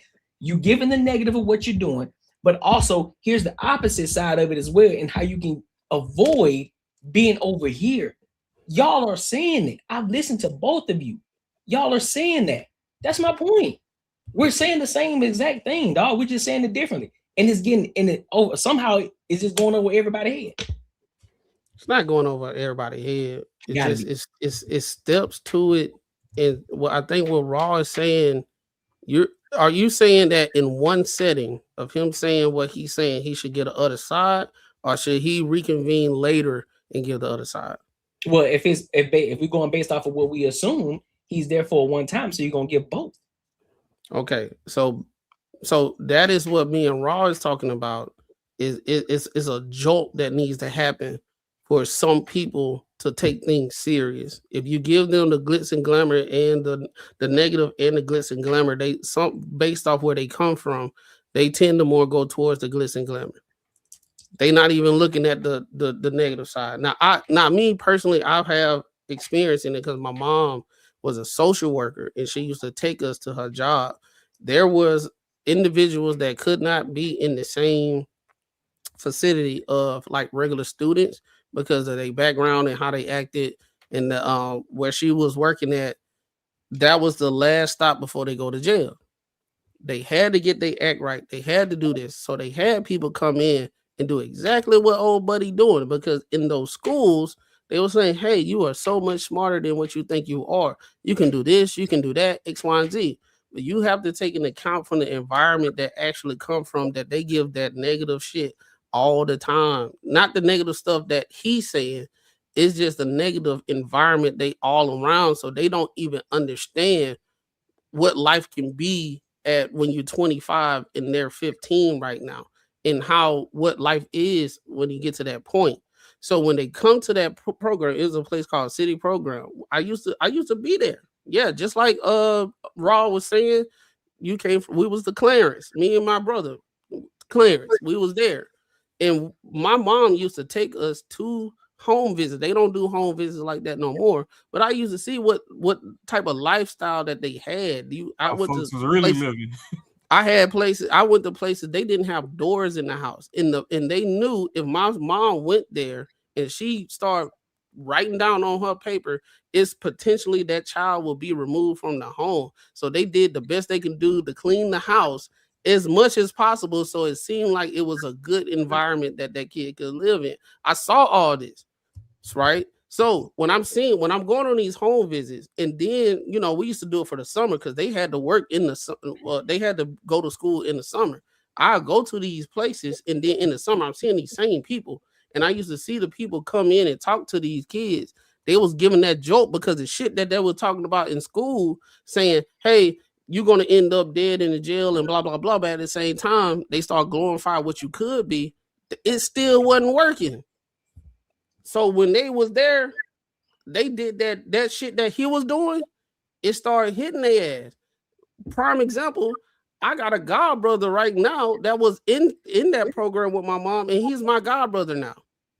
And I seen how his life just went just like this. And my mom and dad, Cordy, you know how my mom is. She give it how she give it. She say it. It changed his freaking life, and he doing so much better now. Like I understand what you're saying, Cordy, but it's like one of those things. I didn't seen that shit. That shit, you can give it, but at the same time, a lot more people need that real deal. Life ain't what you think it is, based off in your current mindset of what it is. Right? You got to mature into it to be like, okay, I see what old buddy was talking about with the tight pants. But now that I'm here, I done learned the shit that he's saying. He was talking about all this stuff. So now I know how to work the system and everything. Now I'm mature enough to understand the glitz and glamour and know what I got to do in order to get there. Now he's saying for me to lock in, I can't do whatever the fuck I want to do. I need to chill out and do what I got to do to get to the point that I can do what I got to do. It's steps to it. You got to mature. Like I said, you got to mature. It's steps to it. Point, bro. Y'all niggas still proving my point. All right, you know what, Courtney? If I'm misunderstanding what you're saying, my apologies. But hold on, raw, dog. Do you understand where I'm coming from? Bro, I'm not. Bro, I hear you. I know what you're saying. You're saying, just like I said earlier, you're saying the same thing that I'm saying, and you're saying it different, dog. I'm saying it different. I'm giving you the general statement of what's being said in the contrary. You're breaking it down. You're walking it down. That's all you're doing. You're just walking it down. You're saying the same exact thing. All right, bro. You got it. Do you think? I'm gonna be quiet.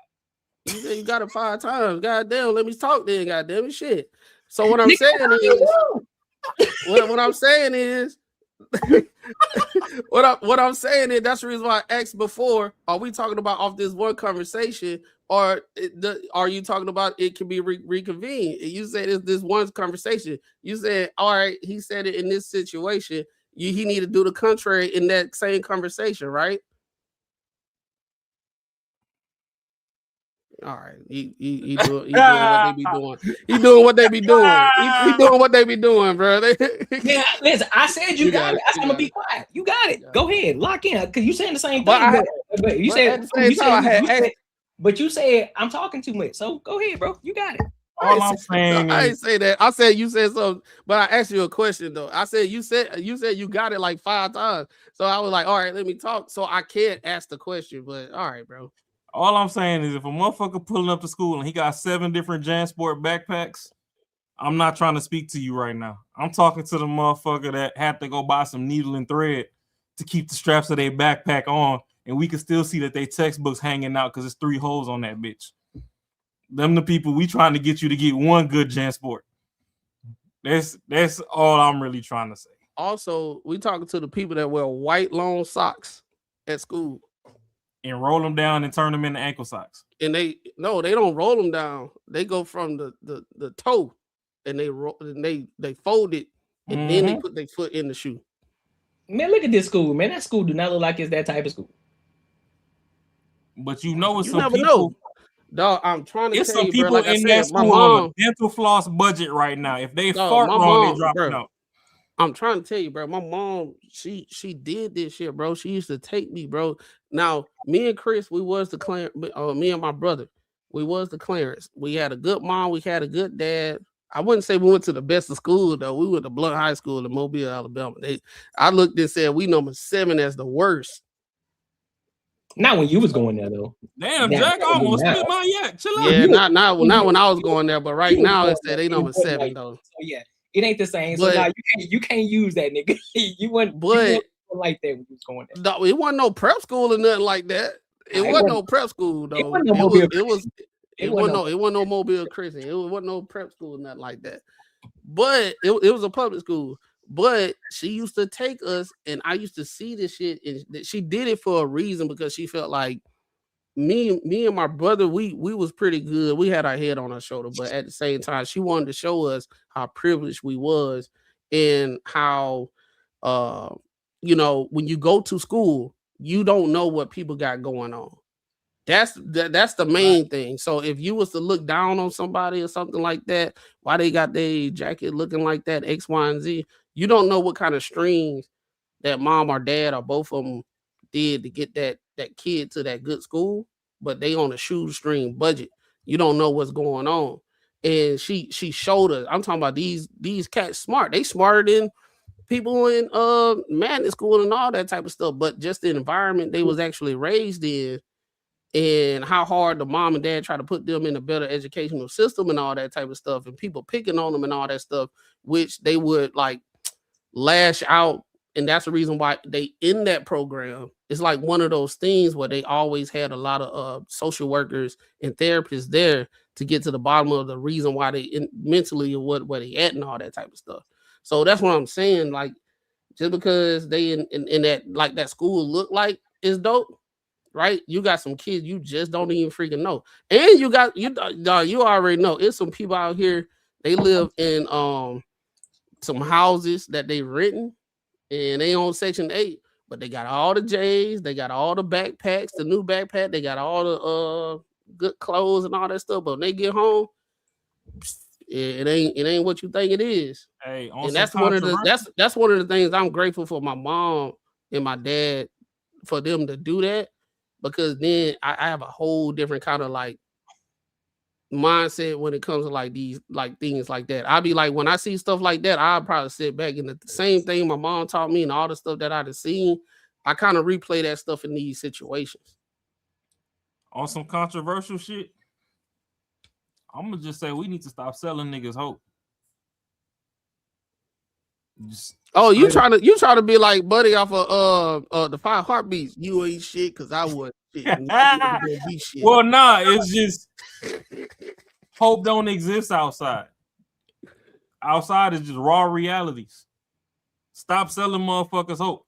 Obama sold y'all bum ass motherfuckers hope, and y'all swear that y'all hate tethers and shit, but y'all voted for his dumb ass, and y'all finna vote for Kamala. And he still ain't do nothing for your black ass, and he told y'all to have hope. So now y'all hoped on Biden, and y'all hoping through Trump, and y'all hoping. Quit fucking hoping. It's confirmed. Raw do not like Obama, boy. He'll find a way to bring his ass up, boy. Cause my thing is, my thing is, motherfuckers be talking about this FBA versus tether shit, but when it come time to vote, most of the people they back is fucking tethers. So you're not even standing on business at the poll. I'm still not all the way hip on that whole tether versus FBA. I think FBA is foundational black American, and then tethers is people from a different country that come here and talk shit about foundational. Is that it? For a general overview, yes. So if you can trace your lineage, your genealogical lineage about 4 or 5 generations back, what? Niggas. Oh, man, fuck y'all. If you could trace your genealogy back about 4 or 5 generations and everybody was on soil, then you know your foundation, Courtney's favorite word, is here. But you know, if you just like first or second gen, you ain't too far removed from somewhere else. And in my opinion, you here and you making money and sending it back, you're not really using your resources here. You still trying to go help the village back home, then that's where you are tethered. Which I'm not necessarily saying Obama's really trying to help a village back home, but the nigga daddy Kenyan and his mama white. So you just got here. Kamala fucking Indian. She was Indian when she ran in California. She was Asian when she ran for fucking presidency. And y'all over here think y'all finna get shit. No, we need to stop doing, just like we always say, all skin folk ain't kinfolk. Just because a motherfucker brown don't mean that they get down with the get down. She an AKA though, man. Put some respect on her name. And that's another problem that black people have, because we've suffered so much and we've endured so much and we've come out on top. We started welcoming too many people to the cookout without checking their resume and seeing what they on.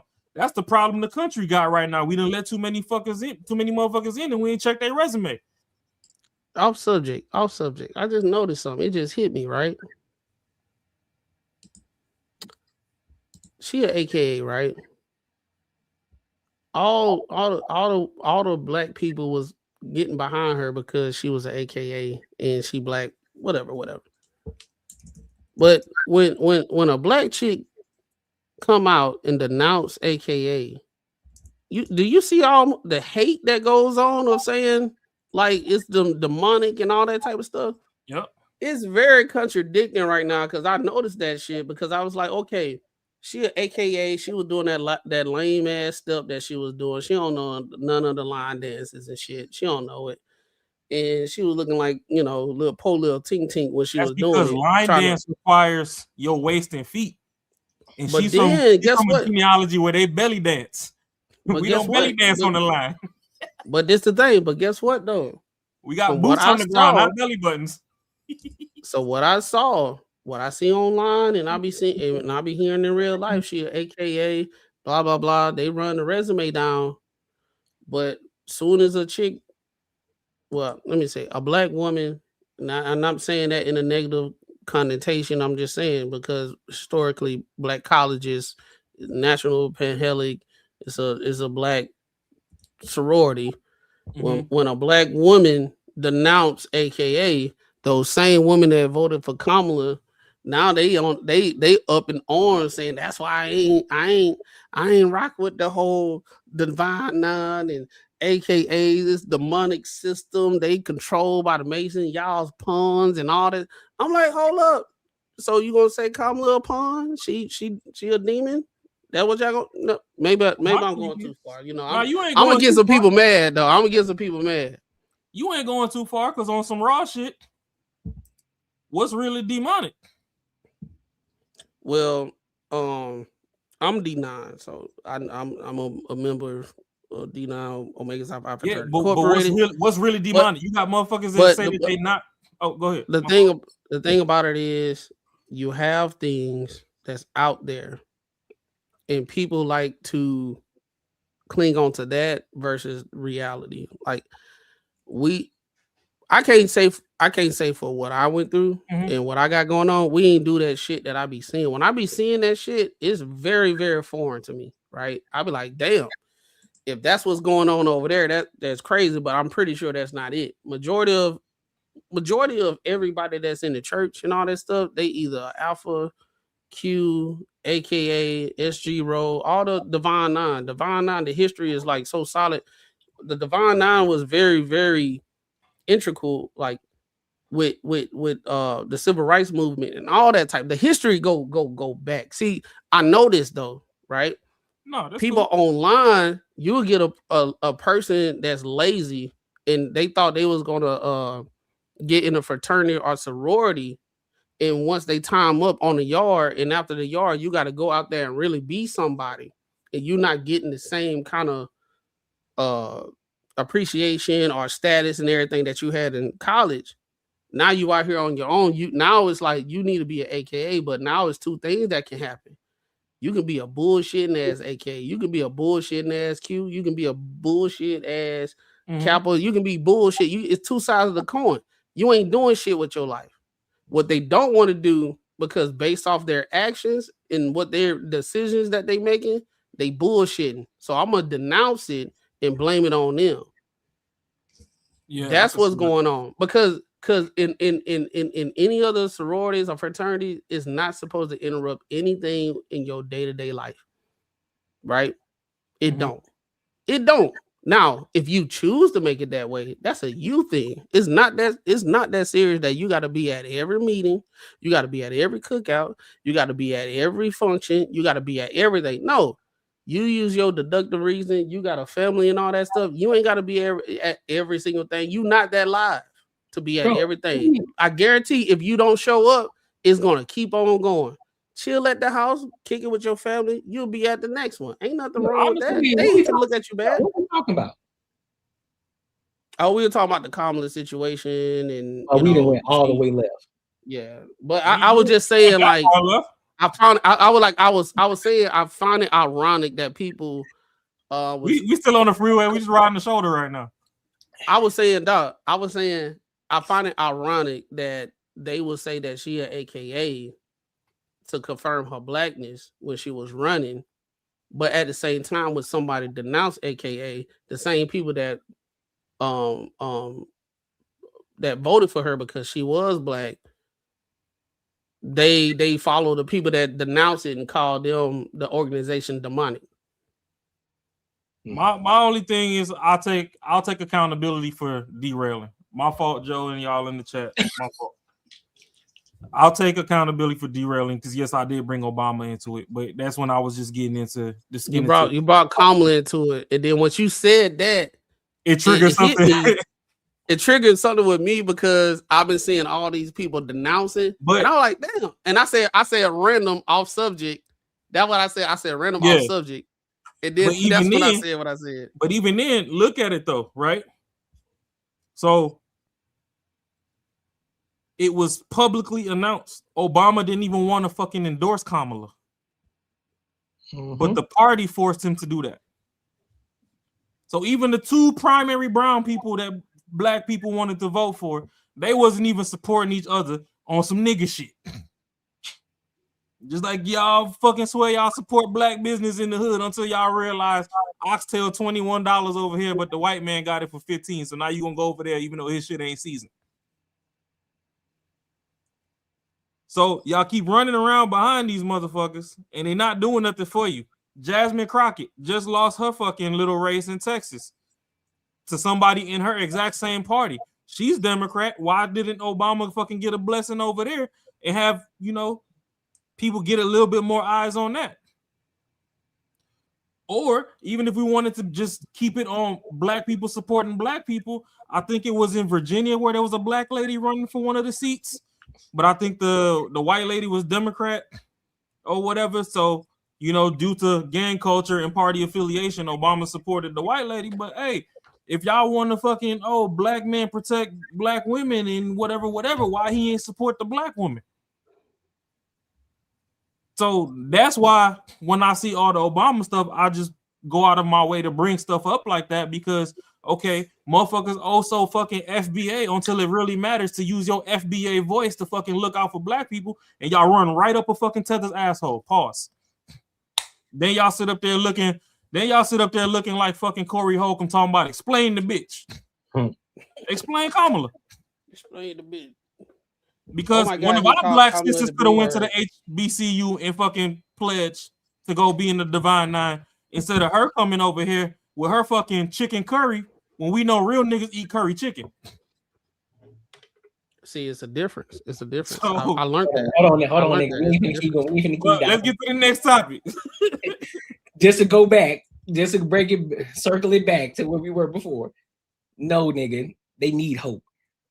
They still need hope, but they need the hard love. No, they need reality, man. They need reality that also comes with the light at the end of the fucking tunnel. That's what I'm gonna leave it there. A lot of things is synonymous. I like to play with letters a lot of time. Hustle and hope start with H for a reason. Anybody selling you hope is hustling your ass, but I'm gonna leave it at that. That's cap. But yeah. That's cap. How to see niggas in church now, for 40 listen, long years, and they still ain't make it out. Not if they give you the real first. I'm gonna give you the bullshit first. That's why I always say, listen, bro, you want the bad news first, or you want the good news first? Man, give me the bad news first. Bad news is this is how your life could be. This is how if you do this, this is what your life is gonna be. It's gonna be a fucked up life. It's gonna be a hard fucking life, and it's gonna suck. But the good news is, if you do these right, if you do this over here, you're able to have a better life. I ain't finna dissect it into it like Mac did, because we all saying the same shit. But hey, man, at the end of the day, we're not saying the same shit. We're saying the same shit in two different. I knew that was coming. I wasn't gonna say nothing, but I'm not gonna say nothing. I wasn't gonna say nothing. I was not gonna say nothing. But if somebody say I'm saying something, I'm not gonna say. I'm not gonna agree to it. No, that's cap, because you're saying the same thing, regardless of what time frame. You're saying the same thing, no matter how you look at it. You can try to play semantics all you want to. You saying the same thing. You saying it different. Nuances. You saying it different. Disclaimer, nuance. Disclaimer, nuance. Ain't no nuance behind. We saying the same shit. I said it generally. He broke it down. What's the difference? It's Courtney. Here go. Right before we move on. What's up, bro? If you broke a bone right now, you have to go to the doctor. Oh, so let's say you broke a bone and you have to go to the doctor, right? Yeah. You gonna sit up there hoping they got an appointment, or you gonna tell them move some shit around and let me get an appointment because my shit's an emergency? If my shit broken right now, am I gonna tell them I hope they got an appointment? You gonna sit there on some hope, like I hope they got an appointment and they can fit me in, or you gonna tell them, hey, this I'm going through it right now, fit me the fuck in? Well, real life situation, they gonna get you in there. So I mean, that's all right. So fuck the hope shit. We need reality. Get me in there. The hope part would be, nigga, I hope my shit heal properly, and I hope I heal fully. That's the hope factor of like, listen, bro, your shit the way your shit broke, nigga, it's a possibility your shit gonna be fucked up for life. But on the contrary of it, if everything is done right, if the surgery goes well, if they do what they're supposed to do, there's hope that your shit can heal properly. Thank you. Prove my point. See, like, listen, bro. Listen. I ain't prove your point, but we got more topics. So, hey, hit the like button, subscribe. You don't like niggas, man. Bro, it's out the mud, dog. You know what I'm saying? You don't like niggas, man. This whole planet would be trash without niggas. Don't do that. I ate noodles with no packet. Y'all boys crazy as fuck. But look, make sure y'all like, comment, and subscribe for the algorithm, and make sure y'all hit the bell notification. All right. Yeah, we went a little longer than that topic though, but hey, it's good. It's good. Hey man, we down one person, so we good on time. Yeah, we gotta make up. We gotta make up for one person. Yeah, that's true. That's true. Shout out to our dog Marcus. You know what I'm saying? And listen, we talk about everything under the sun as long as we get back to the money, real conversations and real solutions. All right, so let's get to this main topic of the night, man. So there's this lady, and basically she went to a singles church, well, single people's church. Oh, so it was singles night.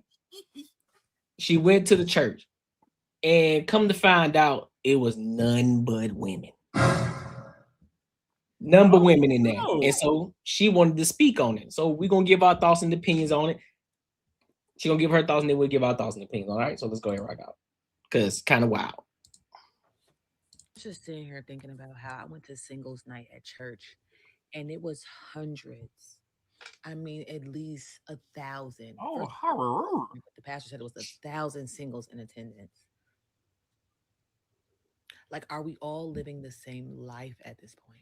Because I've never been in a room with that many single people. Even thought that it was even. I thought I was like the only one left. I mean, beautiful women, all types, shapes, and sizes.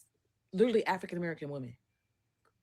Like a room full of singles, and I'm like, this has to be an experiment. Like, this has to be like you take it. A couple. I think so.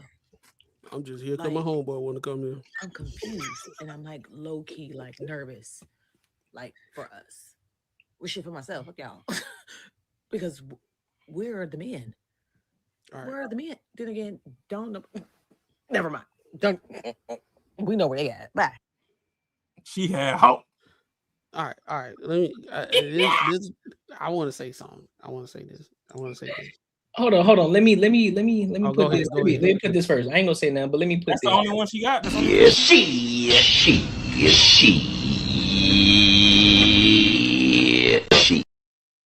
Go ahead, bro. I just want. I understand what it is. But I just want to make it clear. Women told men that leave me alone. 80,000 is not enough. You need to go home and make more money. You too broke to date. All right. We was hard-headed at first, right? I'm gonna say us as men. I make more than that, but I'm gonna just say in general, I know how to remove myself from it. Y'all said that we need to stay home and make more money because we too broke to date. So now you mad because they home because we don't want to come out. Because just because we go to a church, after we leave the church, you still want to go do shit that you'll say we too broke to do. Now, the thing about it is men know this. So why would I go there? First of all, another thing is we understand majority, if you go to a church that's majority women, you are already messing up already. Because that pastor is not saying anything to put accountability on people in general. They always give the fluffy side of things and everything gonna be okay and everything. They don't go to the old school preacher that preach the book of Genesis and shit. You know what I'm saying? Like, if you do this, you going to hell. They don't preach that. They're gonna say things that make you feel good. They're gonna come down from the ceiling and fly down on stage, and they're gonna and they do stuff like this. I never seen a church do a singles night because this makes sense for church back in the day. Right? Church back in the day, yes. But then when you got the Pastor Todd and all these fake pastors and stuff, it's a money grab at the end of the day. Right? Now you're gonna have a whole bunch of women that's in this church. Now they have all got a confirmed bias that men are even more ain't S because they're not even showing up to single events. The preachers know that. That's the reason why. Well, this church, they try the solution to men, they show up. That's why I like to be at this church. They're gonna keep on getting the money. And y'all fall for it. The women that go there, they fall for it every time. Because another thing is, if you actually found a God-fearing man, you wouldn't want to be with him. You wouldn't want to be. He actually went down the line and did everything that was God will, that was supposed to be onto you based off his will. Women do not like that because they will say it's deemed controlling. He is a narcissist. He only thinking about himself. No, it's God, then man, then woman, then child. If he doing everything for God, you interpreted he doing it for himself. Now he's controlling. You know what I'm saying? So I ain't even gonna put it all the way that way. I'll just say just a normal dude that really ain't in church. He go try to talk to y'all. It was a bunch of fine women there. They're beautiful. So what? Who are you as a person? So this is the thing, Courtney. You have these women that's single by choice. Why thousands of women showing up at church for a dating event? I'm just tripping on the fact that she said they in high demand, but yet we got that's the point I'm tripping. No, bro, women are in high demand, bro. Just not those women.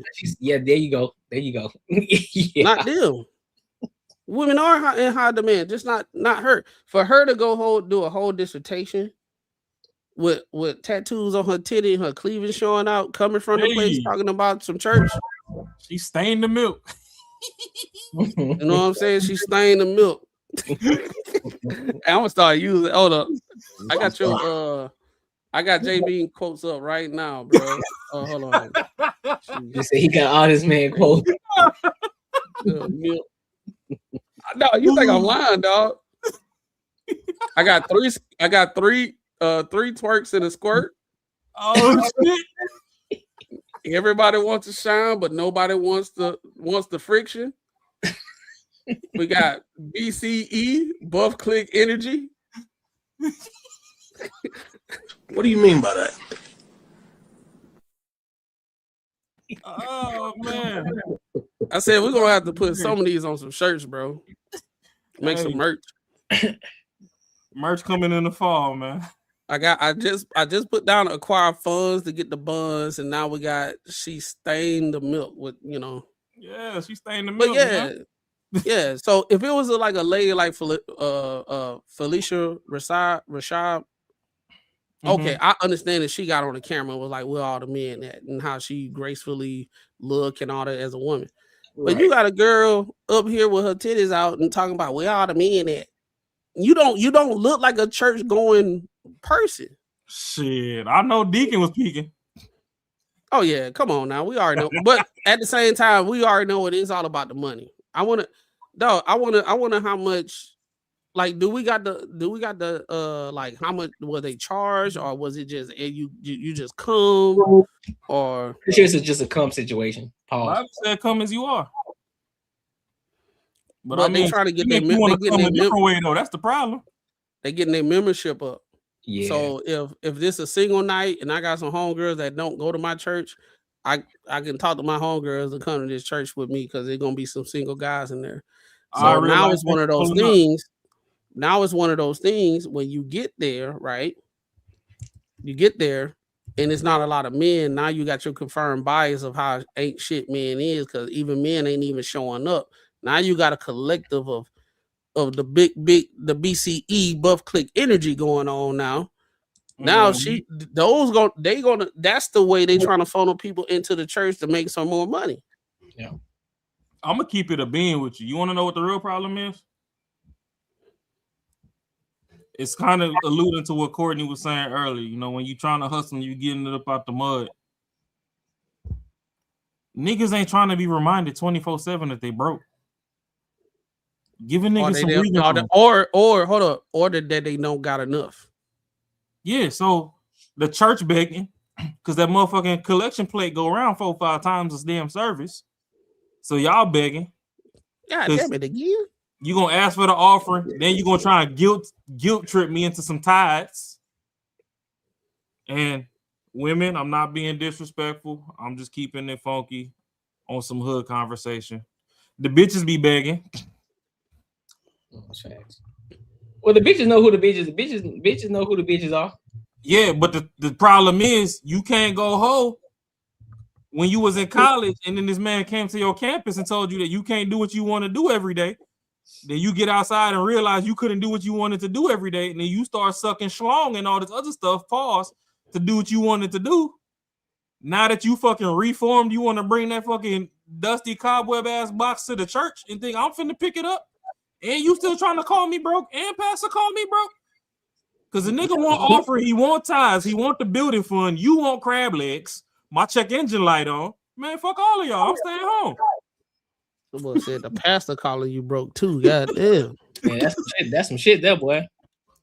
I'm just saying, a lot of these churches nowadays, they done moved away from preaching the word. They ain't telling you about Big Sandals no more and how he used to walk around to the bottom, his feet was black.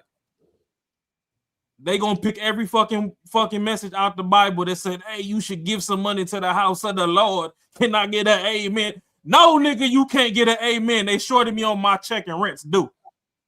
Swallowed up. Have you ever been swallowed up? Now, then the bitch won't even send me a titty picture to cheer me up. She talking about subscribe to the OnlyFans. Why are you begging on OnlyFans? I just need to see one areola to make it through my next week.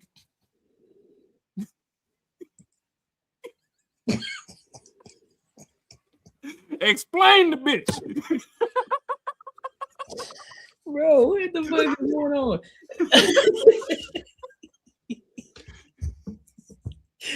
Dog. So we done went to a transactional society, y'all charging for everything. Then, like Macaroni said, I busted my ass, pause, to make it to 70K, and you telling me I gotta make 6 figures, but 100 ain't enough though. They 6 figures start at 300. Remember, we just covered Shorty. She said you gotta get her 50 bands a month. Right. And you be like, for what? 50 bands a month, I'm putting dick in your bone marrow. That's what I'm saying, bro. Leave them hoes to their demise. Leave them to their demise. Let them hoes suffer on their own, and they're gonna continue to keep making more and more videos like this. Oh, well, all the men, listen, fellas, just be the fuck quiet. Let them keep talking. While y'all going over there to Maria, y'all going over there to Melissa, y'all going over there to the Joes, y'all going over there to everybody else who has got them celebrating y'all ass. And then, oh yeah, and listen, mind you, then guess what? You got Tiffany too. She's a black girl too, but they call Tiffany the pygmy though, because Tiffany wants to cater to her man, and Tiffany the black chick. She want to cater to her man. So you go to them shorties over there that want the man, that want to be a feminine woman to a man, who want to serve a man, who's like, listen, I don't give a fuck about the. Listen, we can get to $1 million together. We can get to 100K together. Fuck that. I just need you by my side. Go to them chicks over there. Fuck what the rest of these bitches talking about. Lead them 1,000 and some chicks over there. Lead them hoes in the church and let them continue to keep getting their mind warped by the fucking pastor who just getting money up out of them and all them niggas who pandering to them. At the end of the day, bro, that's what it is. Like, fuck. Like, stop trying to chase these bitches. See, my toxic trait is I'm a hood nigga first. As soon as a bitch tell me what she not gonna do, go ahead, give me the head so I can block you as soon as you leave. One last time for the road. Bless the mic. Hey, hold on. Let me do it. Oh, hold on. Damn, you over here trying to spread legs on camera? Pause. What you doing? What you talking about, dog? He's squeezing the titty. Damn, the camera broke. There you go. Look at that squeeze. All right.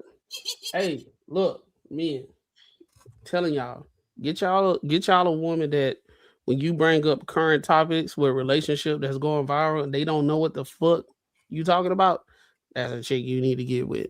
They green. And then try to educate them on that. And they be looking confused, like, if that don't make sense, that's probably the type of chick you need to get with. Facts. Because you get with these women, if you tell them, hey, I ain't gonna say you talk to them and say what you think about 50-50. You just be like, yo, do you think like if a man makes 80,000 and a woman makes about like 60,000, do you think that she should contribute to something, to bills and anything if they decide so? If she be like, well, if he got everything, cool, but if she want to contribute, no, I don't see nothing wrong with that. That's the type of shit you need to get. I'm not saying because you're struggling, because you can pay all the bills you want. It's just her just saying that. She has a different mindset, bro, than these girls out here. If you get a girl, what you think about? I said the same thing. Oh, you talking about a 50-50 bitch? That ain't the type of chick you want to be with, bro. Man, get you a chick that watch Lifetime movies. If she watched Tyler Perry, she's too far gone. Get you somebody that watch Lifetime. Okay. Listen, the only Tyler Perry movie she can watch is goddamn it's the Christmas one. That's it. It's the only one she can watch. I'm talking about with Chris Brown. Chris Brown. Was that? Oh, that's This Christmas. My bad. That ain't Tyler Perry. What? Bro, what are you talking about, man? Oh, that's This Christmas. So I don't watch. I don't really watch his stuff. I thought that was. It's the I forgot the name of it. Either that one or Witness Protection. Other than that, you can't be watching them other ones, bro. You can't be watching the old Diary of a Mad Black Woman. You can't be watching the Medea Homecoming. You can't be watching the fam. Get you a woman that's grown. Get you a woman that's grown in your age, and she still cry when she watched Lion King. What up, V? Oh yeah, y'all gotta think about it. A woman that goes to a single event at a church and go online to like throw shade on men, that's a different type of diabolical, bro. That's a fact. Because you got to realize if she's a church going person and all that type of stuff, there's certain things you're supposed to do if you actually being that person of the cloth and you read the Bible, you're trying to change how you move. The word is speaking to you when you get in certain situations and all that type of stuff. If that's how you actually want to be and who you are, right? I don't think the spirit would tell you to go online and disparage men because they made a choice not to go to a event that you feel like you wanted men to go to, right? A lot of y'all, the devil is talking to y'all and you don't even know it because the devil know more about the Bible than you do. He sure do. But you see the problem though, is because that's the same shorty in the red and the blue, right? Yeah, that's the same. Yeah, she the same chick. Yeah, she the same shorty. I guarantee. Yep. You pulled up to church and the God's still working on me clothes. Then you mad when you run into and then look, she been wearing God working me on clothes for 3 years now.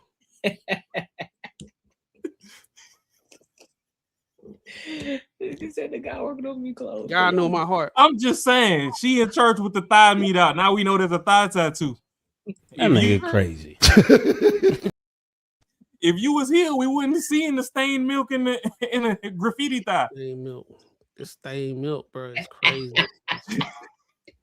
She would have had that pencil skirt below the knee, and the motherfucking collarbones would have been where the button opened up to. It wouldn't drop nowhere near the cleavage. Oh yeah, that skirt would have been down to the shins. You feel me? Yeah, so that's that God's still working on me right there. Yeah. All right, Joe. Thanks for pulling up. Have a good night too. All right, Joe. You know it's bad when they call Felicia Rashad a pygmy, bro. Oh yeah, you know it was bad when they said that. Yeah, the woman said Felicia Rashad was a pygmy based off of what she said at the what it was. What's the radio station? Breakfast Club? Charlamagne? Yeah. Yeah. She said that on Breakfast Club, bro, and the women lost their mind. Cause she would see that right there, and she was like, "That's not how you're supposed to dress." It was like, "Why can't I race? It is my life. It is my life. I can do what I want. I'm unapologetic to myself. If you don't like it, that means you don't need to be around me." And then 10 years later, hey, look, hold on, Raw. And then 10 years later, nobody taught me how I should dress. Nobody taught me how I should act. Nobody taught me how to be a woman. I just had to learn on my own. So I'm 40 years old, finding myself. What's up, Amber? What up with it? Oh, you missed a lot, Amber. You late. You late. You very importantly late. That's the bunny off of Alice in Wonderland, by the way. Yeah. But yeah, so like she dressed like that, right? So now God was supposed to be working on me too, but you got me backsliding because I done seen you in that same dress 7 weeks ago at the R&B mixer. She wore that last night.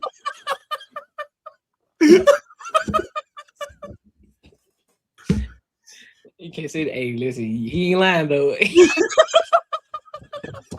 But damn, I know I seen her.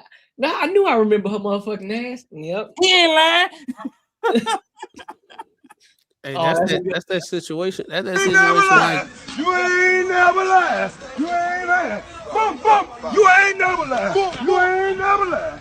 You ain't never lied. You ain't never lied.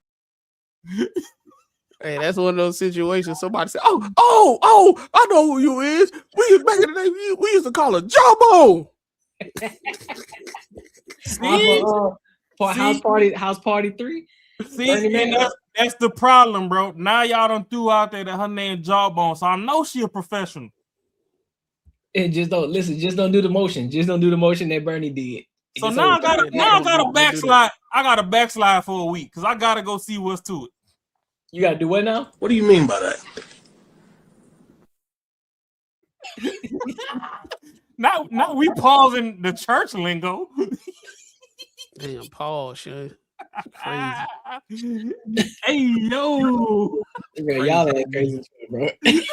Crazy, B. That's crazy. Hey, word to mother, shit. That boy said backslide, son. That's wild, shit. Nah, bro, word is bond. He said, hey, yo, word to mother, son. He said backslide. He trying to dive in the water, son. Hey, word to mother. Y'all said shorty named Jawbone. I'm trying to check the temperature of her tonsils. Hey, listen. That boy said, boy, that's an old, bruh. I ain't gonna lie, that sounds like a country saying right there, bro. You from up north, bro. That's how I'm trying to figure out the tooth but the back of her tonsils. What? I'm trying to see why that side tooth missing. That's the reason why she can eat all that goddamn crawfish. She got a tooth behind the tonsils. I'm trying to tell you. She better treat me like she treat them crab legs. Bruh, y'all crazy as shit, boy. Listen, man, we gotta go to the next topic because this is gonna be another one. It's gonna die right. Like, comment, subscribe, cash app, super chat, holla at us. We get back to the money. Because life ain't fun, with no money. This is a Marcus night, bro. He gonna be mad. That's what I'm saying. He gonna be pissed that he ain't gonna be pissed. This straight up Marcus alley, bro. Yeah, this is Marcus all day. He missed a good one. God damn. Yeah, he probably watching on his phone right now. He said he like, hey, I know I'm busy. God damn, Marcus. Look, I done went longer than I don't. Let me shut up. Y'all can't hear me, Ash? Hold up, Ash. Hold up. Y'all can't hear me? Well, you can hear me. Nah, Ash said she couldn't hear me. Hold up. Uh-oh. I can hear you. I can hear you. Well, she on a different platform? She on Tiki Tiki? Yeah, she on Tiki Tiki. Oh, well, I don't know about this topic. Yeah, hold on, give me a second. Technical difficulties. He said technical difficulties. But you can't you can hear Rodney, but you can't hear me. Man, Ash gonna have to pull up once a quarter. Yeah. Ash over there going through it with work, man. I got a ski mask. I gotta throw in the trunk. They got a result of violence, man. He said I could throw a ski mask on real fast. What DJ Khaled said? God did. Facts. All right, there we go. All right. So look, let's go ahead. Let's go to this next topic. You know what I'm saying? Let's go to this next topic. So, and make sure you like, comment, subscribe for the algorithm. Make sure you hit the bell notification. Also, listen, we clip up these videos. We clip up each and every video and we post them up. So make sure you go and show love to the actual long form video. All right. And also we talk about everything under the sun as long as we get back to the money, real conversations and real solutions. So and one more thing. Oh, go ahead. If y'all have any topics that y'all would like us to cover or you'd like Courtney to cover, if you go to the description of the channel, there's an email address there. Facts. Start shooting stuff over to the email. And we can also cover things that you want us to cover. Facts. So yeah, it goes. All right, cool. All right, so I want to get to this. I want to get to this next topic, bro. So apparently there was there was a woman in the Atlanta International Airport, and Shorty was denied boarding. I ain't gonna tell y'all what. I ain't gonna tell y'all. My bad. I was just saying, because that's my city, bro. They be, You said woman Atlanta Airport. This shit toxic. All you said, no, I ain't even heard about. I heard topic in Atlanta Airport. I was like, all right, it's already bad. All I got is damn Sha'Carri Richardson light bulbs going off. It's gonna make it worse. It's a Frontier flight. Call Art.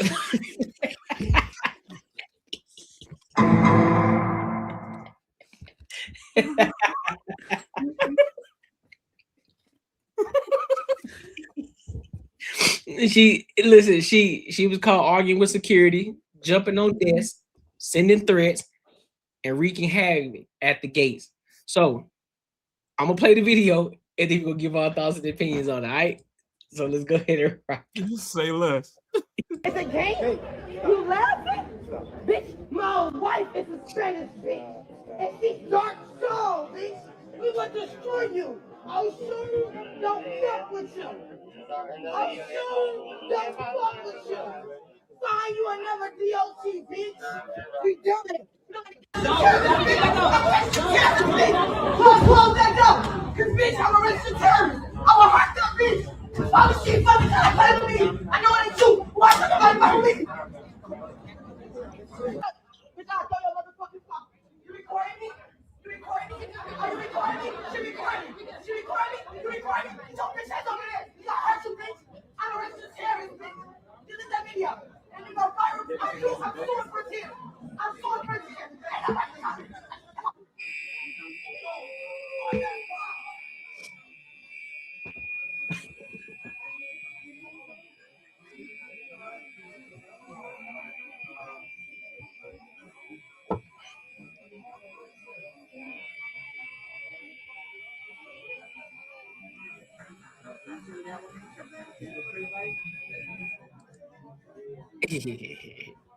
Hey Mac, you got your list up?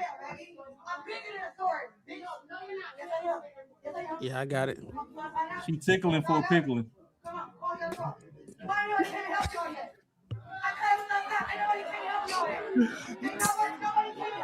I think that's what it is, bro.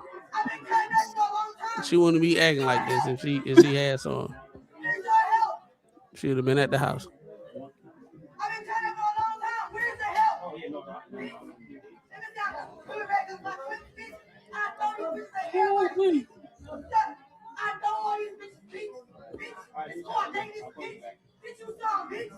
What's she doing? She snatching the damn phone locks out? I'm real spiritual, bitch. I'm a witch, bitch. Ain't nobody came to help you out of that. Why? Why ain't nobody show up? Why? Shut the fuck up, bitch. What's your name? Put your bitch ass in the cannon. Now what? You see how she keep touching her clothes? She tickling for pickling. What's y'all thoughts, bro? I think her Valor chip, that's in her memory processor it got blown out. I think she a bot. You know, if she's not a bot, what's that one, love? This ain't nothing but Peachtree Street activity, but it's in the airport. I see this all the time on Peachtree Street, bro. If y'all don't know, in Atlanta, Peachtree Street is like the place where all the bullshit go on. It's very, anytime some big event is going, it's all the host hotels and all this type of stuff. So everybody be right there. All the crazy people on drugs be on there. I don't know why they want to show out, because people in town. That's what it looked like she got going on, bro. But it is Atlanta, so it's kind of like, I wouldn't even put this on women. I think that's her, bro. I see this shit all the time on Peachtree Street, bro. The problem is silicone don't satisfy the bone. She needs something with a heartbeat in it running through there. I'm just trying to understand why it took so long for like for anybody to address her. For security to come, because I know if shoot, if your ticket wrong, you getting escorted out the goddamn airport. You know what I'm saying? You gotta go. She started hearing like the siren, and she thought she was in a goddamn concert. She started throwing up the. That's crazy, bro. That's what happened when they don't put no protein in the beans. They be up there going bean to bean. You need some protein in that motherfucker every once in a while. Hey, it seems, bro. She's overheating. She frustrated. She look like one of those. She frustrated. Nah, she want. I don't know, bro. This is some Atlanta stuff, bro. That's some Atlanta stuff, bro. It's always Frontier in Spirit. All I know is I need to come out there. I heard they canceling Magic City, and I need to go there before it closes. Nah, they are not canceling Magic City, bro. But you ain't missing nothing though. You ain't missing nothing. That's it's fine. Overhyped. The golden days of Magic City is done. Me and Courtney went there, bro. When we was like, how long ago was that, bro? Bro, I think we was like 23. We was like 20. No, we was like 24. Yeah, you probably were 23. I mean, I'm fine taking my business back to Onyx. Bro, we went in there, dog. We went in there, bro. And we was like, this it? Dog, we was hugely, dog. We went to, bro, because Courtney was about to ship out. He was like, dog, we got to do it up in Atlanta for a little bit before I ship out, do some things we wasn't able to go to since, because me and him was roommates. Okay, so we was like, bro. So we was like, dog, we finna hit up everything, short notice. We had plans to do all, we were roommates. We finna do this, do that. But then he got some orders to go, So we was like, bro, we got to hit the strip clubs up. I ain't really feel like going, but Courtney was like, bro, we got to. I was like, all right, bet. It's right. Bro, the first one, what's the first one we went to? Did we go to? Did we hit up Onyx? I think we hit up Onyx and we hit up Magic City, bro. Mm-hmm. In the words of Glorilla, I have some beautiful in Onyx. Dog, we walked in Magic City, bro. We was like, ain't no way. Ain't no freaking bro. That shit's so damn, bro. That shit's so small. Fact. Dog, no lie. My house make it more intimate. I get that. If it's small, the bitch is closer. Bro, you got to think about it. We growing up hearing about Magic City, all fact. in different countries and shit. You know what I'm saying? I mean, different states and stuff. So you like, okay, it must be this thing. Oh, King of Diamonds is what we thought Magic City was supposed to be. Yeah, probably. Yeah. Nah, we walked in that bitch small as shit. It take you 1 minute to get to the other side, bro. Not 1 minute. Not 1 minute. Couple like 2 seconds. Like a few seconds, bro. A few seconds to get to the other side. Few seconds, dog. You on the other side, bro. And ain't no other rooms in the back that you can travel to get private. Nah, everything right there. The VIP, like the VIP is literally just a step up and go sit down, and they come up. That's VIP. Nah, we walked in there, and then, bro, that shit, you could feel the air conditioning. Oh yeah, so they wasn't really shaking nothing. They ain't even changed the atmosphere. Yeah, we should have bought our coat. they ain't even changed the atmosphere. They ain't shaking nothing. Well, we were thoroughly disappointed, dog. We was like, did we come on a bad night? We probably came on a bad night. So we was like, dog, we're gonna go to another one. And then we were the Onyx. I'm like, God damn, it was bigger. It was bigger. Mm-hmm. The place was bigger. Damn, because I've been to Onyx. So Onyx is bigger than Magic. Then shit. Yeah. We must have went on a slow night. I think it was a slow day. But I'm just saying how they pipe it up. It's popping every goddamn day. Yeah. Nah, that shit was whack, bro. I think the best one I done went to was in Texas, bro. Was in Dallas, Texas. And then you had, I'm talking about that shit was huge. I'm talking about they had a whole 2-story in that bitch. I'm like, that's crazy. Yeah. That shit crazy. That's the best one. I went to Florida. Franchising V Live. Yeah. I went to Florida. Courtney, you would have laughed, man. Chris got slipped.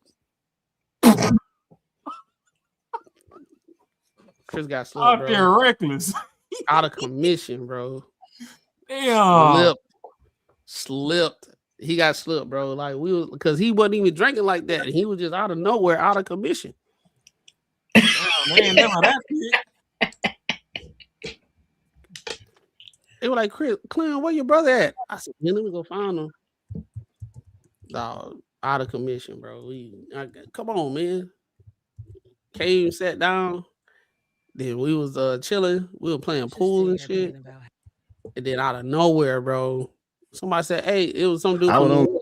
York. Hey, son. Hey, son. Hey, man. Y'all know old buddy right here. You heard me?" And I was like, "Nah, I don't. What? Who?" He was like, "Little brother right here. You heard me?" I was like, "Oh yeah." I was like, this man, my brother was like this. Damn, not chin to chest. Bruh, hell nah. Out of here. Yeah. I got pictures. I'm gonna have to show you, Cordy. You finna laugh your ass off. I hilarious. had that when Drake album first came out. Yeah. I forgot what album, right? Bro, I photoshopped it. And the way he was like this, dog, it looked like an album. Dog, I'm gonna have to find this shit, bro. That's hilarious. But bro, it was like we thought the strip club was like pool. We thought it was pool. Yeah.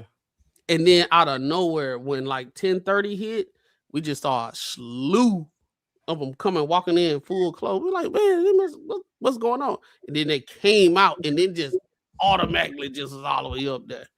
But see, that's the thing that I had liked about Atlanta, because in Arizona, a lot of these spots is just topless. I'm like, shit, I could go to the beach and throw a $20 bill if I want a top to come off.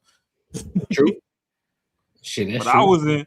I was in Onyx, and we was in a section, and shit, you know, we cherry picked what we wanted to be in the section, but it was like shorties knew that once they got to work, they didn't even have to bother even attempting to put on clothes. I was like, oh, okay, I see why 2 Chainz talking about, you know, he don't really try to go nowhere unless he at home. It's live in here. But yeah, I ain't know Magic was that small though. Yeah. No, but what y'all got? What you, according to what you think about that lady at the airport? It doesn't help the optics of black. First of all, it don't help the optics of black fatigue. Black women. First of all, it doesn't help the optics already. You know what I'm saying? It already puts the needle in the negative when you see shit like this, because automatically, all right, it's a black woman. She's acting out. And guess what a lot of other people do who are on the outside of the culture? They say, well, they know they all act like that. No, we don't. Yeah. I went to singles night. And so, and then on top of that, to add, you know what I'm saying, to add fuel to the fire. I mean, at least 1,000. It also goes into 1,000 singles in attendance. Who's that? Is that me? Yeah, that's single lady. No, that's Matt. I think that's Matt. I've never been in a room. Is that me? That many single people even thought that it was even. I thought I was like the only one left. I mean, beautiful. I ain't got nothing on. All types, shapes, and sizes. Literally African. Oh, is it going on at the bottom? A room full of singles. Where? And I'm like, this has to be an experiment. Like, this has to be like, bro, assimilation. Hold on. I ain't got nothing open, bro. Oh, never mind. That was me. Oh, I'm like, but no, what I was like, saying, no, but we getting hacked. Bro, I'm over here swimming through tabs and shit. Like, what's going on? That's what I was. I was like, man, I don't see shit going. But nah, I think to add fuel to the fire is also, you know, it goes into the stereotypes, because stereotypes are earned, not given. Then we talk about frontier, spirit, the type of people that fly there. It's like, all right, bro. And that's something I was gonna bring up. I'm like, that's why we fly American and Delta. In fact, because it hurts the business overall. Because that's why you don't see certain people, only a certain demographic. Got to call it a spade. A certain demographic fly frontier, fly spirit. Now that doesn't say that the flights itself or the company itself isn't bad, but it just goes to show that the demographic of people, whether white, black, or whatever, they go there, and that's why the individuals, they decide to fly American, they fly Delta. I'm a Delta flyer. I don't do any other ones unless I got to do American. I'm Delta all the way. I like another reason I do like Delta and America. See, the problem with society is everybody, like we said with the school clip, everybody wants instant gratification. Sometimes if you delay the gratification, you get a better overall experience. I'm not trying to fly to Florida on Frontier and my knees is slapping the back of the seat in front of me. The thing is, the more you spend, the more room you're buying on the plane. And comfort. So American seats are spaced out enough to where you can sit comfortably. Delta seats are spaced out and they extra padded to where you sitting on the motherfucking cloud. Yeah. Frontier, that's like you going to grade school and you sitting on the damn big ass yellow cheese loaf. Like it's barely enough to get you there, and you feeling everything. If that plane hit a mosquito, you feeling that bitch. Like, yeah. So you know, it's like, yeah, everybody want to, like, it's spring break right now. Everybody want to go to Miami. Cartels in tow up Mexico, so everybody trying to go to Mexico right now for the low. Yep. And it's like, yeah, it's for the low, but shit, half the tours and stuff you want to do, you can't do because they done, you know, broke the streets up. Yep, it's literally go to the hotel and just chill and just enjoy the resort. Yeah, pretty much. So that's where, like, I probably did have a disconnect with Courtney earlier on the other conversation, but for me, that's kind of where you telling people, hey, if you in the hood, you already struggling, you already used to this shit. Just chill out. Like, your first $50, don't go blow the shit. Hold on to the 50, turn it into 500, then you can go blow 50. Mm-hmm. Because now you got 55 times more that you can fuck off just in case of emergency. Facts. But, you know, like, because that's another toxic trait that we have as a country is every time somebody ascends, they build the life to meet them where they at instead of staying a little bit below. So and that's how you end up with doctors making $400,000 a year living check to check. And that goes to show you, my bad, I'm gonna let you keep cooking, but that goes to show you it's not just black people too. It's white people, it's everybody across the board. It's not just subject to one race. It's across the board. Like you said, you got doctors, white men, they out their ass, pause. Paycheck to paycheck out here in these streets. So that's flagrant. So it's not just black people, bro. It's everybody across the board, bro. Black people aren't the only people that's struggling out here. White people are struggling. You got some Asians out here struggling. You got Hispanics that are out here struggling. It's everybody across the board that's struggling. You know what I'm saying? So, but you got a group of people that in every group, every ethnic group, you got people who are doing things the right way and they are successful in doing it. So, yeah, facts. Because, you know, like I said, with the doctors, they'd be, let's say, 6 figures deep in student loans. You ain't even paid them bitches off. You got a penthouse and a Porsche. Yep. Like, dog, chill. Your parents wasn't even trying to kick you out. Patel. Cash Patel. Kamala and them, brother. You know what I mean? But, like, you weren't even getting kicked out. So why were you trying to jump off the Porsche so quick when you done put in your sweat equity? You done got a PhD in this field. So, I mean, you done put in 8 to 10 years. What is another tool just staying at home and aggressively paying off what you borrowed gonna do to hurt your trajectory? It's not gonna hurt. It's gonna help you more than to hurt you. But nah, people graduating and like, all right, fuck you, mom, fuck you, dad, I love you. Like, I'll see you on the holidays when I'm out. And it's like, you know, you cop the Porsche, bet. You look cool in that motherfucker in traffic, but let's face it. You done got into a career where sometimes you working 16-hour days, 3, 4, 5 days back to back on end. That motherfucker's in the parking garage. YN's plotting on stealing your shit while you over there saving lives. Like, just chill out. Go ahead, keep the Corolla. Stay home, mom and dad. Pay your stuff down.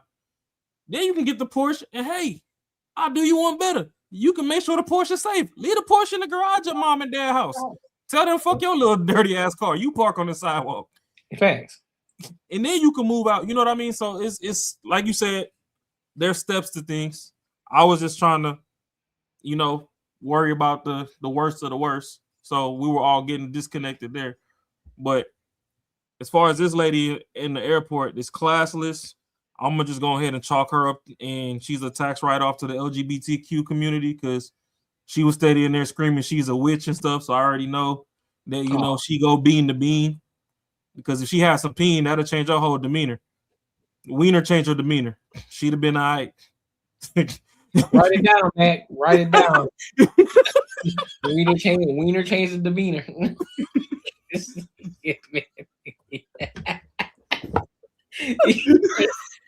Bro, you know how you be seeing. I don't know if y'all saw when the TikToks. When all the girls, they come up with another list of what a guy shouldn't do or why they ain't gonna do. Oh yeah. Why. You finna have a full list just like that. What? I said wiener changed her demeanor. No, I'm saying. Courtney said the reason women say what? What say it on No, TikTok? I know you've been saying. I'm pretty sure y'all probably saw on TikTok where every time somebody posts a video, like a woman posts a video, she'll say another reason why she won't date a man. Yeah, and then you'll see somebody that go to like they'll smooth the screen over, and then it's a whole list of the shit. Of all the reasons why. All the reasons, yeah. Like I see one that was like a real man. Yeah. A real man, it was like, I don't understand why these men out here, bro. But a real man, he'll stop it. She'll say what she say, and he'll stop it, and then it go to. And he was like on 100. Nope. He was like on 198.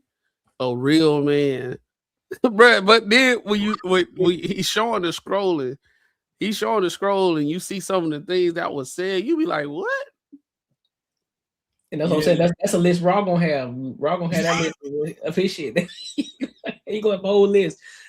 I kind of stopped, but I said, look, let me go ahead and build it up. Because then he be saying stuff. And then one day we be on the show, you be like, yo, Clem, like where we at? How many quotes where we at right now? I'm like, we at 50. Goddamn 47.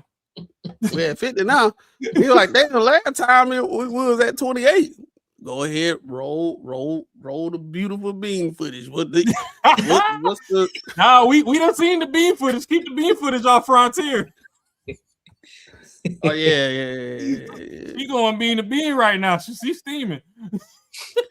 Yeah, that Frontier situation, bro. It just, dog. I don't even got nothing to say about it, but that's regular Atlanta activity, bro. I get what y'all saying.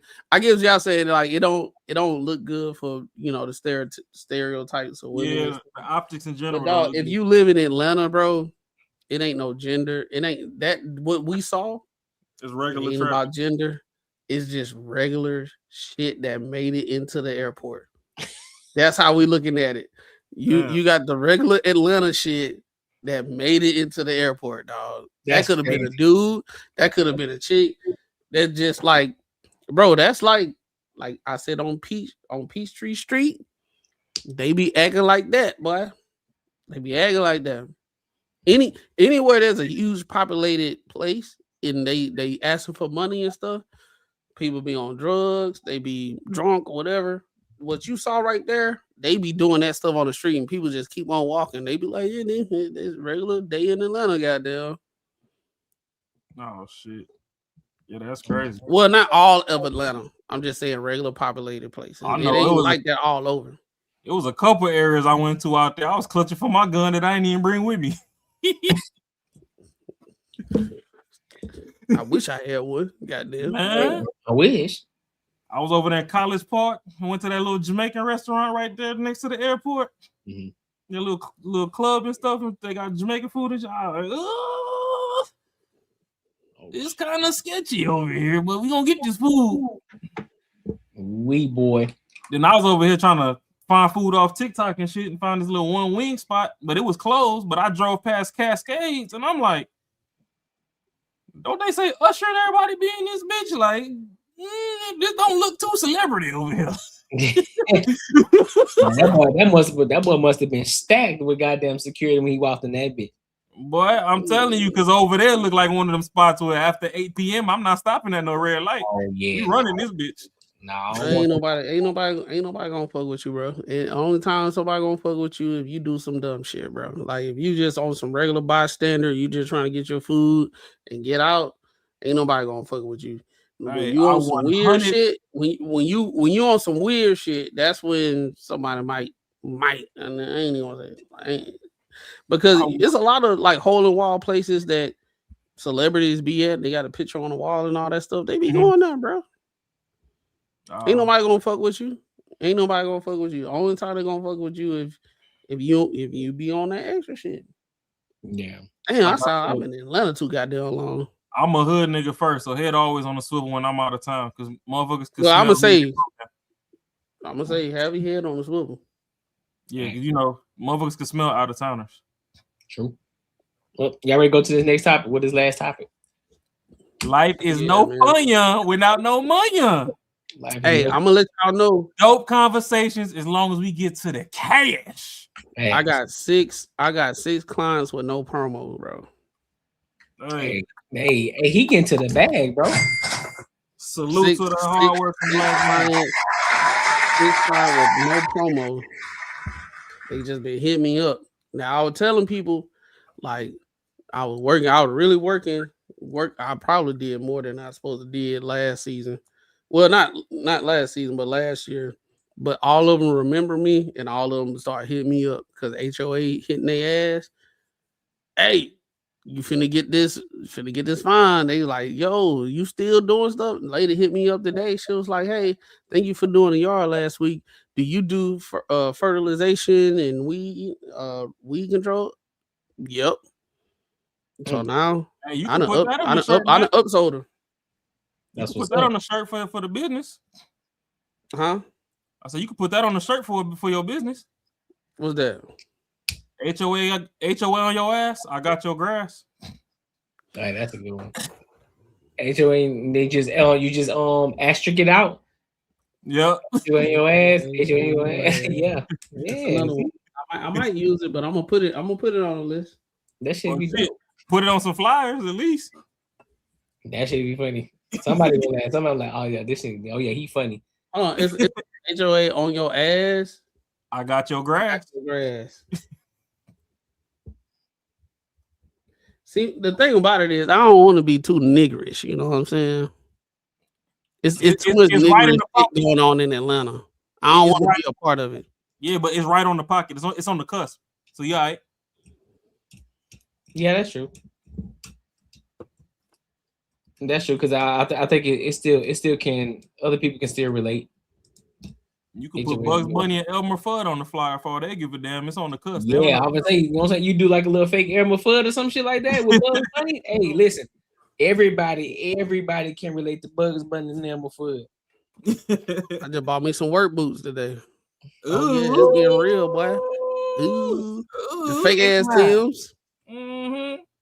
Steel toe. They steel toe though. You feel me? What the hell? Oh my God! No way! Boy got them Chinese carryouts. Hey, look.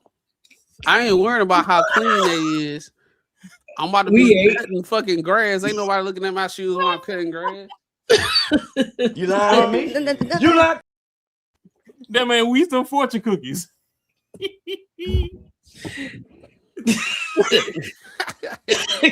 See, hey, that's the reason why people be scared to go to school in the morning. They gonna burn my ass up in the morning. Hey man, they gonna burn my ass up before homeroom, boy. When Mama may get you the shoes that you wanted, you've been asking for them all black Air Force Ones, and they got you some feelers. Like no, Bucko. Like Mama, why this man hanging on the rim on the tongue, man? What's going on? You asked for Jordan, she done got you some Shaqs. Talking about, it's still somebody playing basketball. It's the same thing. Hanging on the rim, bruh. That shit crazy. Like you thinking about all the scenarios how you finna get roasted the next day, then how you gonna cope with it. I'm just act like it ain't phasing me. And then my dudes do you dirty because she don't even get you the N1s from Payless. She get you the Jones at Walmart that everybody done seen.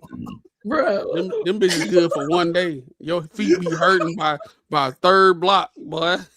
Like shit, you could at least got me some LA gears. I could pump fake like they was hot in the 80s. Yeah, you ain't making it through, boy. You ain't making it through.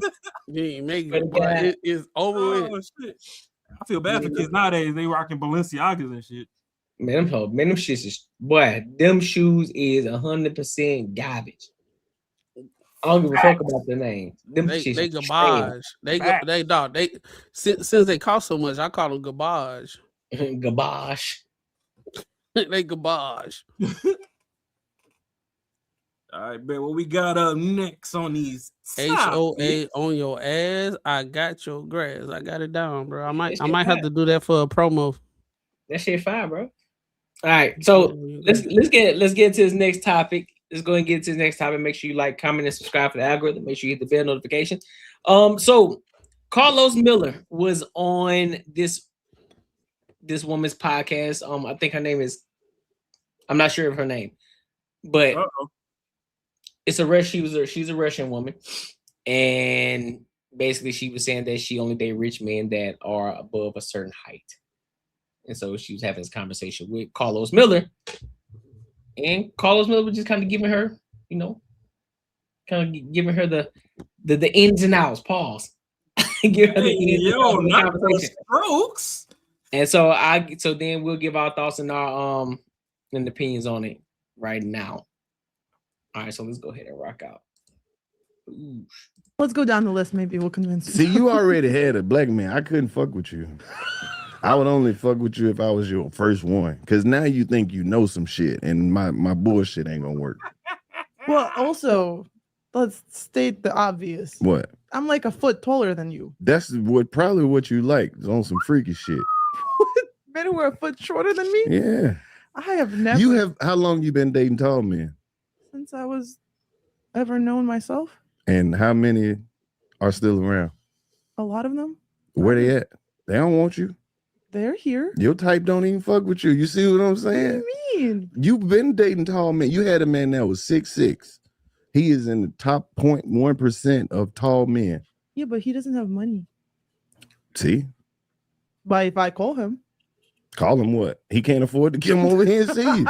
You see what I'm saying? If I'm thinking about it, I like men who are like 6'2" to 6'4". That's my sweet spot. Right. You know it's not a lot of them though, right? I don't care. There's not a lot of me either. She's a lot of you. Where? Right there. That's one me. Like, but I'm saying if that's your standard, it's gonna be harder for you to have more options because you basing it off that. I have so many options though. That's the problem. I think that's the issue. So like when you have 3 t-shirts, you can only pick one of the 3. But when you have, there's a lot. There's a lot. So you're overwhelmed by I'm your overwhelmed. Choices. Is that the issue? I think that's the issue. If there was one man that came in and said, okay, Lesia, you're mine, I'd be like, okay. That's all it would. He would just have to say it. They just have to say it. Okay. But they're scared because they look at me and they see me and they're like, oh, she got shit going on. We don't want that. Especially when you have a podcast or if exactly. And they media. see your guests and they be like, oh, they flirting. She like him. And then they lose interest. Yes. Not intimidated. Intimidated. They're not intimidated. Nobody's intimidated. Where do y'all get this from? There's one guy that I was talking to. Like, I just met him, and then he saw the NBA player who was on, and he was like, oh, shit. He saw how you was acting when the NBA player was on. I was you leaving parts out. I saw that. You was on there. You was flirting. I was not flirting. You had the eyes. You was googly eyed and shit. I'm googly eyed with you, too. No, you're not. They know your bullshit. They know what you like. They know you don't fuck with me. You don't have to. Yeah. Run. You just said. No, said you like motherfuckers who 6'6". I'm not 6 nothing. I'm not even 6'7". Baby, I don't give. What does that mean? Nothing. What are you? How tall are you? It just gets to keep kids going. Bro, so what are y'all thoughts on this, bro? What are y'all thoughts on this? She said 6'2" to 6'4". I think I'm in the dough. She said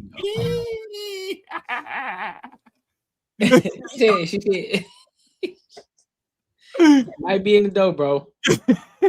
Nah, Carlos is spitting though. Like, she tall, she got the podcast, so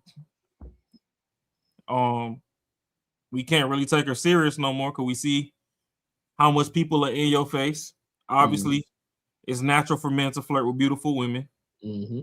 you trying to get your views, your ratings, and a good conversation going. You gonna flirt back. Yep. And depending on who comes into the room, hey, let's face it, everybody ain't created equal. So, you know, my little 200,000 that was keeping us afloat hit different with somebody worth 10 mil in the seat right across from you. Yeah. You know, like, yeah, I was holding it down until Shaq came in the room. Now you done ran off with Superman. And that nigga 7, and that nigga 7 too. You feel me? She probably ain't went taller than 6'4" yet. That's why that's the sweet spot. Yeah. She gets something 7'4", and hey, that's all she wrote. So yeah, no, Carlos is spitting. And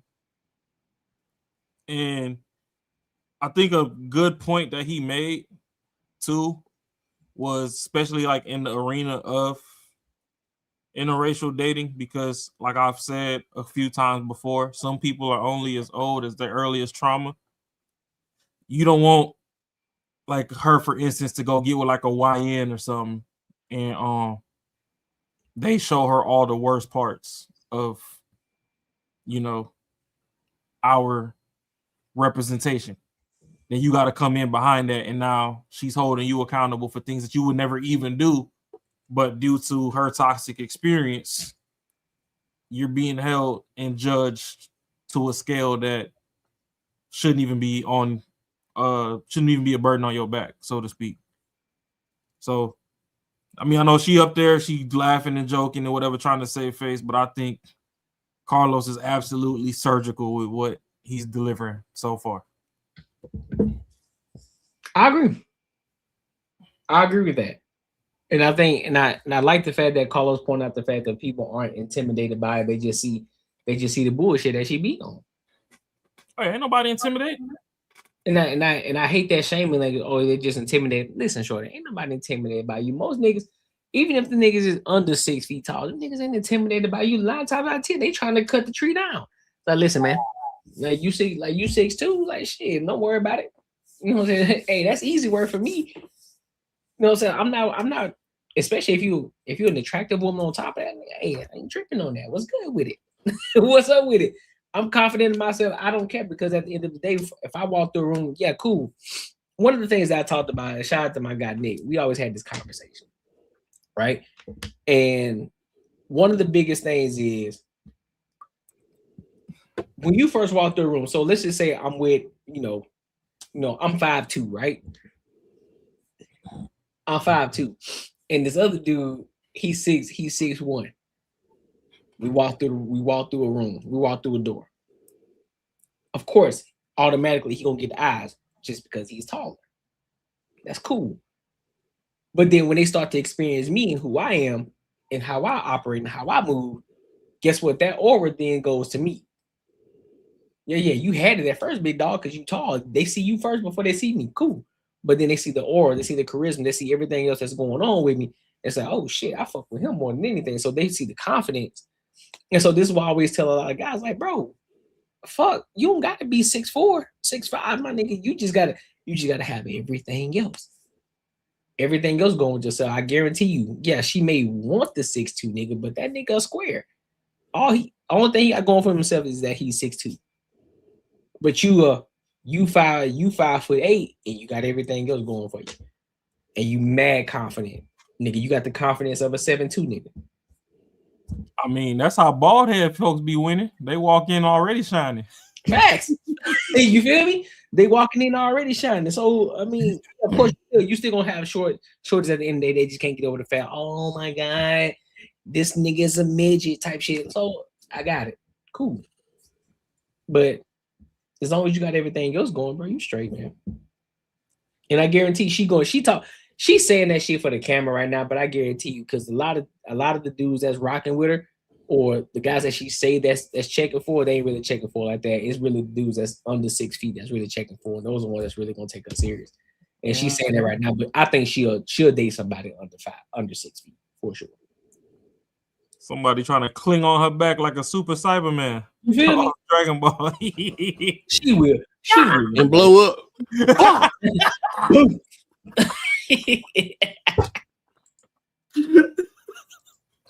Well, let's be real. Hey, but them lips ain't it bro. though. But I say let me put my piece in. Paul, Hey yo, crazy, yeah. No freaky, no freaky. What the fuck is that, my dog? What do you mean by that?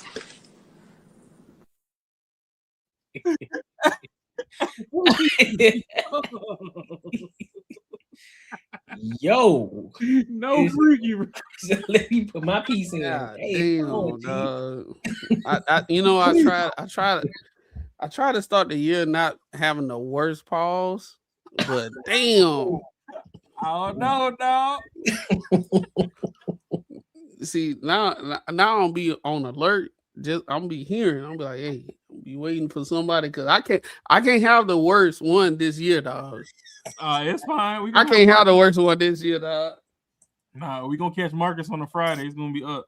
Oh yeah. All right, I'm good. you still got a whole lot of year to go. You good? March Madness. Well, I say this, bro. You remember what I said, Courtney? Like women talking convenience. Well, they can be the victor or victim. Yeah. So it's like you hear a lot of women say this, right? On one hand, they always got a whole bunch of guys. If she say she want to get serious with them right now, it'll happen, right? But if you ain't did it right now, you don't want him. Because if you actually really wanted to be with him and he already expressed that he want to be with you, y'all be together. You wouldn't even be saying the shit that you're saying right now. Two, these would be the same chicks saying all these dudes in her DM and the dudes that they mess with, they ain't about shit. So basically, what she did right here, she tried to allude that she got buku guys that's of a certain standard that she got to pick up the litter from, and she'll be good for the rest of her life. That's basically what she tried to allude to. But you not with them for a reason. And Carlos, he one of those type of people. He ain't gonna let you slide with bullshit, chirping shit you didn't heard from other people. That shit sound cool. If some guy right now said, want to be me? Cool.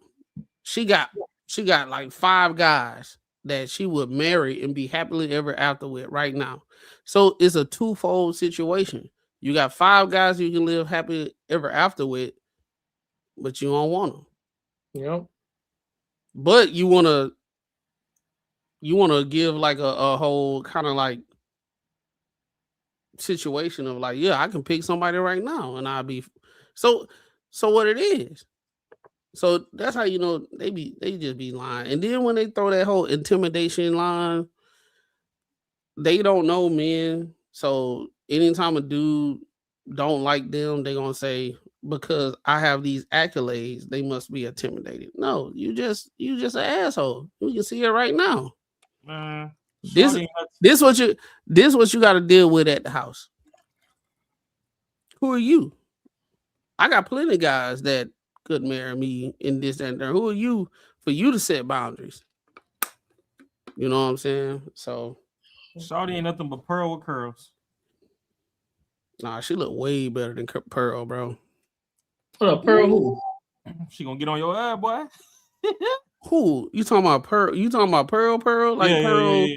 Just Pearly thing. It looks 10 times better than Pearl. Oh bro. yeah, 1,000. Oh yeah, 1,000%. She gonna get on your ass, boy. 1,000. I don't care. That's Botox, man. Look at them down. Yeah, it is. I gotta say, yeah, she got a lot of makeup on, but I still think even without the makeup, she look better. She look better than her. No, what makeup? Now let's. My bad. That's you true. Might be right. You might be right. You might be right. Yeah, I'm looking at. You might be right. Take all of it off. Yeah, take all of it off. Because Pearl should be natural.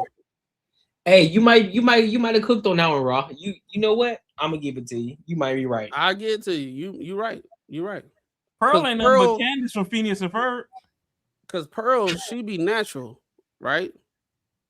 I know people gonna be mad, but if you actually think about it, She a white chick. She wear her natural hair that, the hair is dead. It don't go to the sun. It go to the ground. You know what I'm saying? She ain't got to do too much. She don't wear a lot of makeup. Yeah. So she, for a YT person, she is considered natural. I guarantee if she were to go all the way natural, I ain't gonna say who gonna look better, but she ain't killing. She probably ain't killing Pearl. Mom, the black man is first making a title sequence. Damn, I gotta see now. I gotta do some research now, cause shit, you got me. Because I actually don't know who this lady is. I don't know. I ain't trying to disrespect. I just don't know who she is. We gotta find out. We gotta do some research real quick. She just popped up overnight. Shout out to Carlos. He been putting all the white women on. Shout out to. I think Carlos, he a straight shooter, bro. What's her name? Talk. What did she say? Talk about.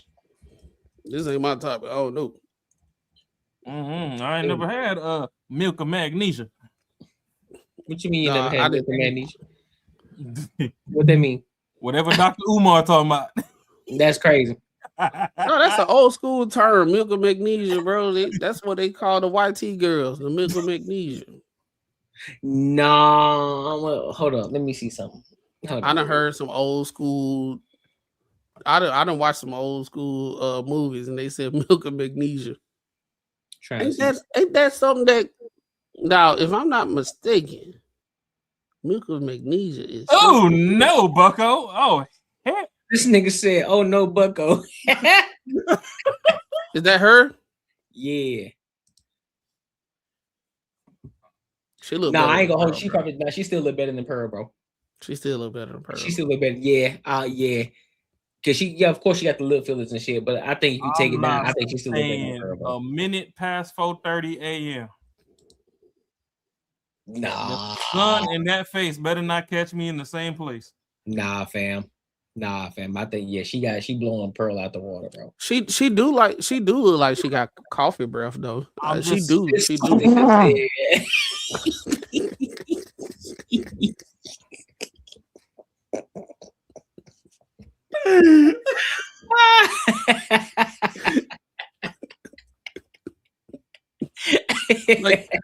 Like that wine and coffee breath combo. That's crazy. Oh, that red wine, that cab wine. Bro, this dude crazy as hell, boy. And coffee breath combo. That's crazy. Oh, ain't no way.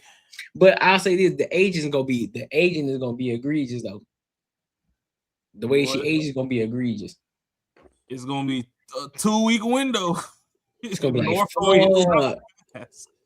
like you went from this to this. Like, god damn, that's crazy. I can see it. Damn, she got that kind of face where she gonna have that triple chin up underneath. She got a little. She gonna have that little fluffy too. You remember the movie Pootie Tang? Yeah. Fruffy. You remember the movie Pootie Tang? That white tea lady? Yeah. That chick. Oh hell no. Yeah, bro. Met Pootie Tang in a grocery store? Yeah. Hitting them with them chip bags. All right. I'm gonna give y'all my honest opinion. Now that I've seen enough information, she does look decent when she's sitting down with her legs crossed, and then with the makeup, with the Obama legs.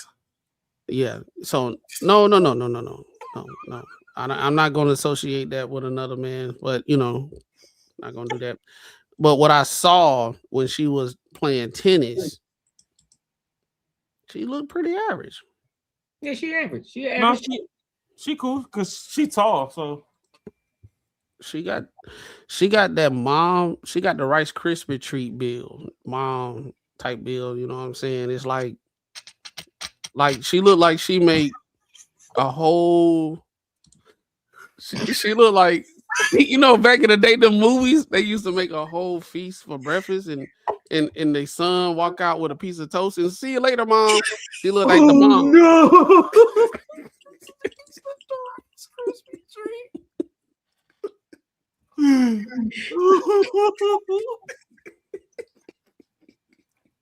For the love of the game. Look, I'm still on them drugs, so don't mind me. Holy Jesus. What is that? What the fuck is that? Bro, oh, what the fuck is going on with you right now, dog? I was on anesthesia today. Nah, this dude crazy as hell, boy. I was on anesthesia. Hey, look, Courtney, I pulled up. You see the determination. And this That's what a happened. long ass pointer finger. Bruh, this dude crazy as fuck, dog. Oh, she got the sitting in your hall fingers.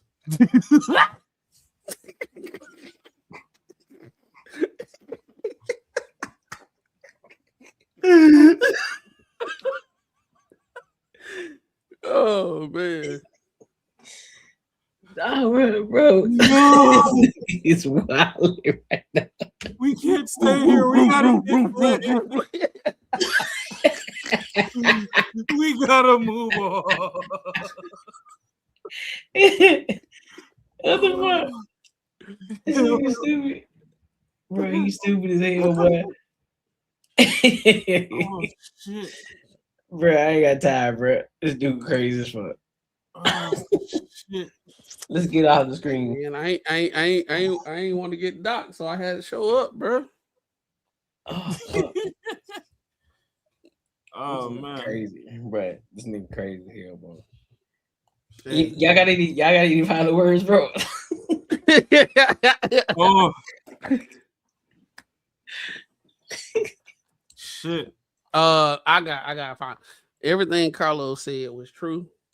If y'all look at the whole, I watched the whole thing. Mm-hmm. Everything that Carlos was saying was true.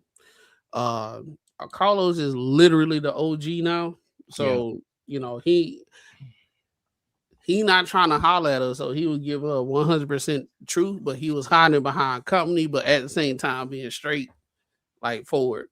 And I don't think a lot of a lot of people that's like her with their mindset, they don't hear. I ain't gonna say they feel uncomfortable, but they don't hear that shit often. Mm-hmm. They just give each other bad bitch high fives and they live delusional and go their way.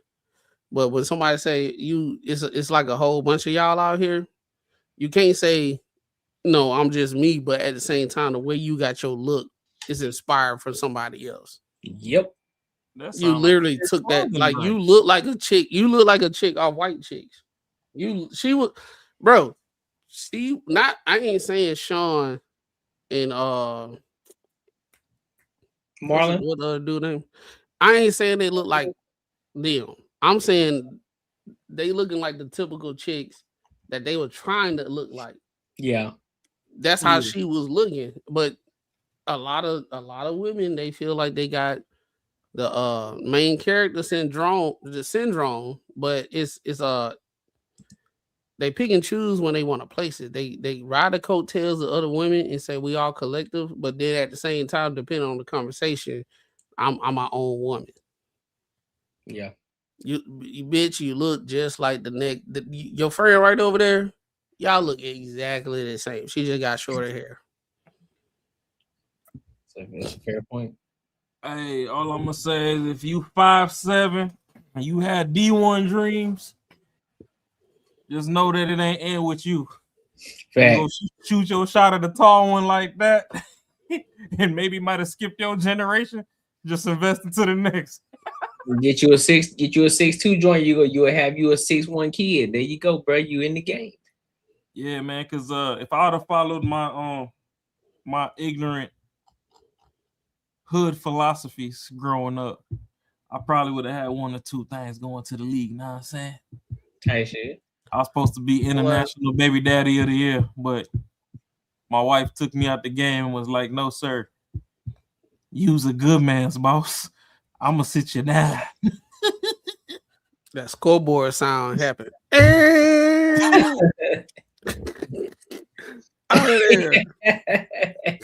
So now I'm peeking out the glass like, oh, You could have been on the team. The referee said, headed to the back. Can't come back to the game. But now, Courtney, you ain't say what you said about it. So what I said about this situation? Yeah, Courtney he be trying to be slick, bro. I'm gonna ask the question. What you think about it? He be trying to moderate. Nah, what you think about it? He throws the alley-oop, then go sit on the bench. Hey, listen. I think Shorty delusional. Real talk. Honestly, I think that if she really, cause let's be real, I'm gonna be 100% honest. I'm gonna be 100% transparent. Shorty's not a booger wolf. She's not ugly. I'm pretty sure that she got a lot of guys that's trying to shoot their shot at her. I'm gonna be 110% honest. But I think the fact is we're seeing exactly who she is right now. Like, listen, I got this certain guy in my head. I got this certain delusional guy that I got in my head, and I need him to come to me and say, "Hey, I want you to be my girl." However, the caveat of that is you need to be at least 6'2", and you need to be rich. Yeah. That's the only way that's gonna happen. That's the only way I'm gonna say I'm gonna drop everything and say, "Yes, Daddy, I got you." So that's the only way that's gonna happen. And so, and also, but on the same time, I also think this is theatrical too, because we're on camera. It sounds good, you know what I'm saying? You trying to appeal to your women audience, like, yeah, girl, you know how they do clock the T type shit. But in real life, I don't think that she would deny a dude that's less than 6 feet tall. I think she's just talking and using that as a talking point. I don't believe it. Because let's be real, a lot of white guys don't like. Listen, we finna be real transparent. A lot of white dudes do not like a woman that's thick like her. She got the body of she got the type of body that a black dude would go for. Even though she ain't got an ass, she a little thicker. She a little taller. I mean, you could pump her ass into it. Yeah, you know what I'm saying? You could, but you know what I'm saying? But 9 times out of 10, a white dude is like, nah, they gonna call her fat. Like, nah, shorty, you too chunky for me. I don't like that. I need you to be skinny mini. And she ain't that. So what's the next best thing? Black man. There's gonna be a black man that's gonna rock out with me. There's gonna be a black man that's gonna want me. And rightfully so. If we just looked at her Instagram, there's a lot of black people that's on her platform. She interviewing a lot of them. And then most people say, oh, you just grifted. Nah. She like black niggas, for sure.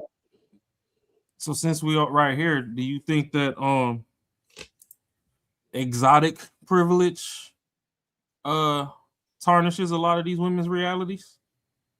Exotic privilege? Hold on, what do you mean? Elaborate on that. You talking about fetish? Even if well, yeah, because she's pretty much in a fetish pocket. Because even if we were to call her mid, which I'd say she's actually, at least 1 or 2 notches above mid, even with the mod.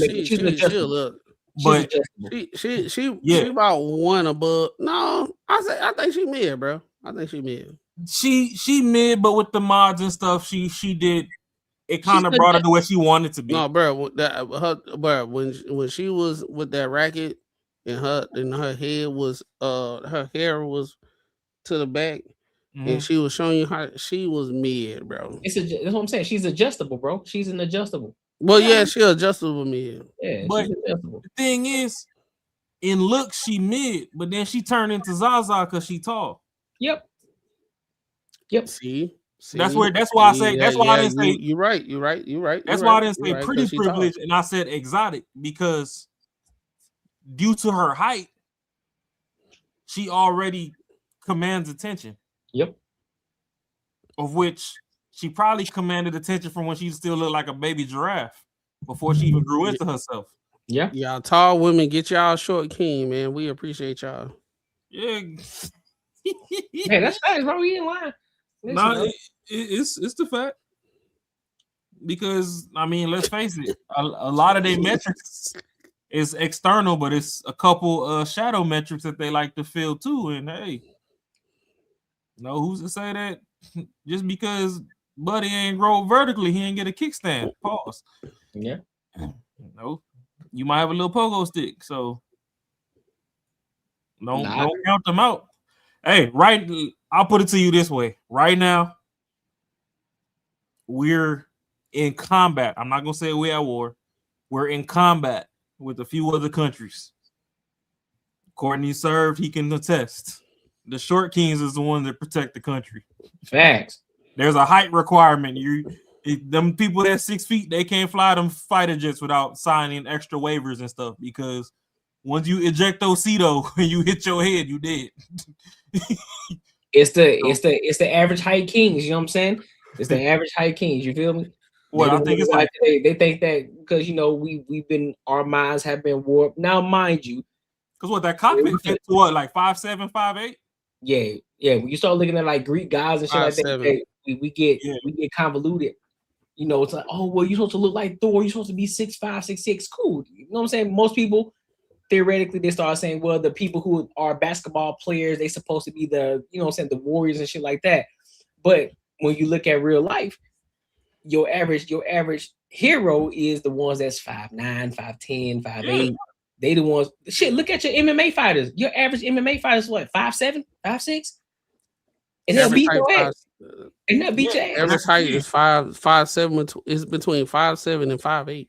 Yeah, bro. And so, I mean, and then 6'5" good for the NBA, 5'6" good on the NBA. You got to pick a clause. You feel me? You gotta pick one, bro. But at the end of the day, it's at the end of it all. I think that shorty right here, she's just doing it for the camera.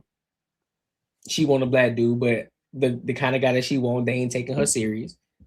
And so she gonna continue to have this talking point until, you know, one of the guys actually take her serious, because she already know that she's at a disadvantage because she's a woman and she's tall as fuck. And ain't no white man gonna want her. But a black man will. But then on top of that, when you get to the black man, guess what? They looking to bust her down. Like, oh shit, I got this tall Amazon right. I'm trying to knock this off. Well, she imported too, so she already like years ahead. Yeah, and she Russian. Yeah, and she Russian, and that's another thing too. Hey, Russian love black men. Germans. Y'all ever been talking to like an old head? And he know you personally. Mm-hmm. And he spit some game to you, and then you get older. You ain't believe him or nothing like that. Oh, and it finally makes sense. Yep. And then it makes sense. And he, for some reason, he right there when it happens. You done grew into the knowledge. He giving you that look. The look looks kind of like this. Hold on. Look, the look kind of looks like something like this.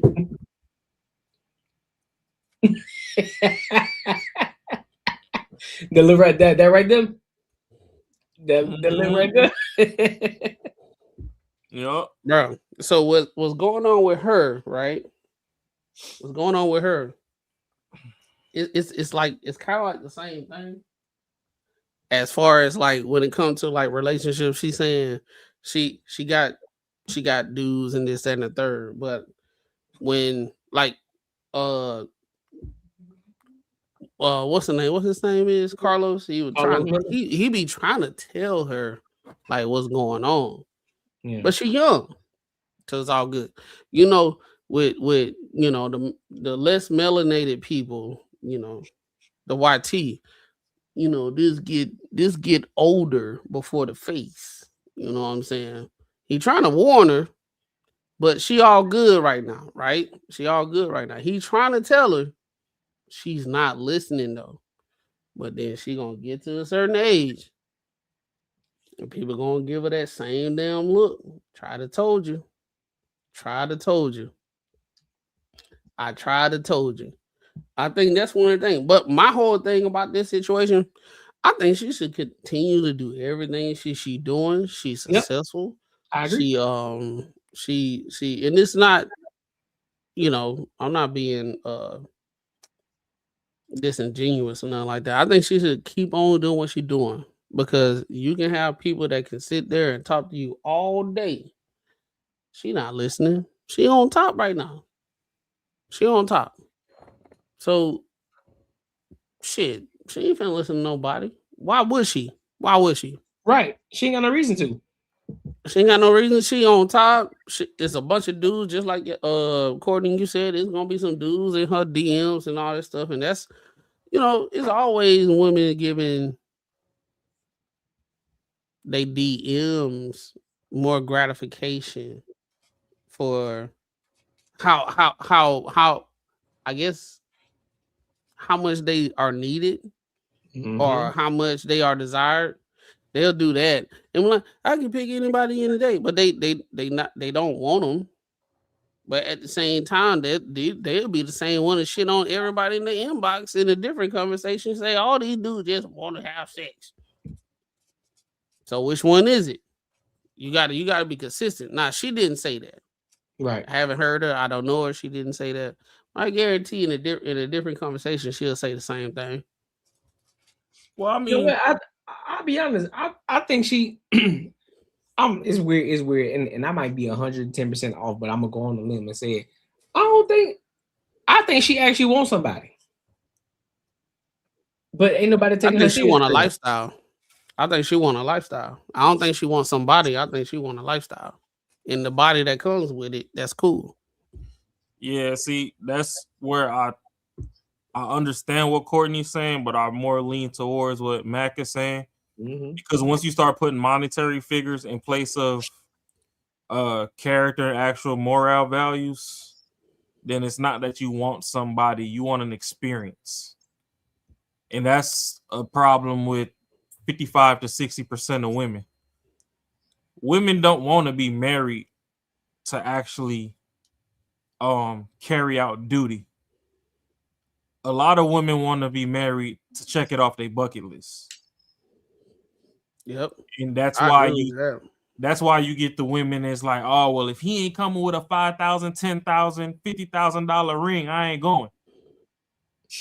That's why I think she performative though. I gotta give you a $10,000, $50,000 ring for some damn beef curtains that was wore the fuck out before it got to me. So all we know, bro, she might already be married and everything, and this all a facade, bro. You know what I'm saying? I think it's performative, bro, because it's just like this other chick. I forgot her name, but she go crazy on men. I'm talking about go heavy. I hate men. She had a whole group of people that hate men with, and then come to find out, Intellectual. Nah, not her. Hell no, fuck her. I was gonna say something disrespectful, but I held myself back. No, it's another chick. She kind of got TikTok famous or whatever, and she talking about Sprinkle. Who? Sprinkle. Nope, not Sprinkle. No, it's another chick. Is she she's not, she ain't black. Nah, she ain't black. She not. I know she's Latino, mix Latino or something. I know exactly what you're talking about. And she got an ugly ass laugh.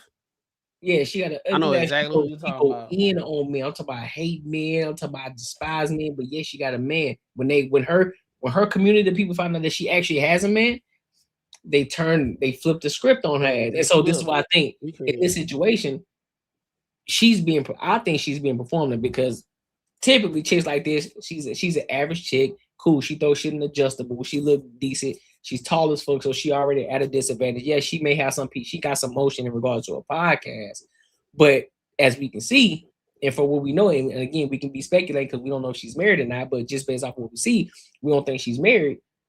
And so I think that a lot of dudes aren't taking her serious. And so now she has to use this coping mechanism of, well, he got to be this, that, and the third, and he got to make this kind of money to be real. Like, nah, bitch, I don't believe that. I think you'll take a guy who was at least half decent or at least decent enough, and you'll rock out with him. That's what I think. Just based off of my experiences and what I see in that. So I think all this shit is performative. Like I said, I study body language and how people respond to certain things. On average, when you ask a woman certain things that hit home, they get kind of, they mood change, their body, they probably slouch up a little bit, the voice get a little raised or whatever. She was consistent through the whole time. So I might be wrong. and she's just good at being professional. Maybe, Yeah. you know. My whole thing is nobody know who the fuck she is, and they giving microphones to anybody. My whole thing is I didn't see NBA players have a way less setup than some of these people that we don't even know. So I'm like, what is it a situation that my conspiracy cap? Is this a situation because we understand how social media is going? Do we need to just front some people some money to talk this bullshit? Because it's like, how did she get the capital to be? Well, I ain't trying to be on like hating nothing like that. Maybe she got a rich dad or something. I don't know.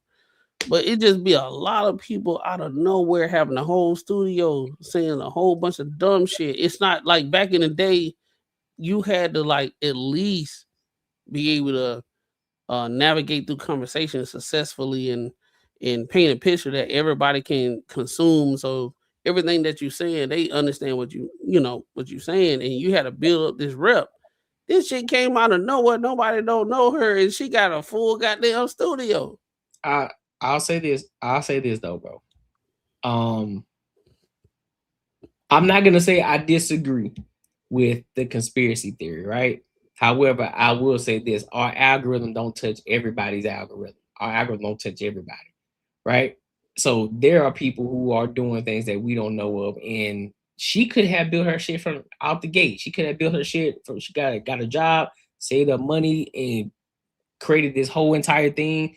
And all it took is one video, this Carlos Miller, and boom, she blew up. Because I just recently started seeing her too, and she was posting about how well her video did with doing with Carlos Miller. So this could have been the one that just kind of got her out there in the forefront in the algorithm of That's what I'm fair. saying. So That's she's been fair. doing it for a minute. So that's fair. So I ain't gonna say that she, what I'm saying, a plan or something. Like, she probably worked the ass off to get to it.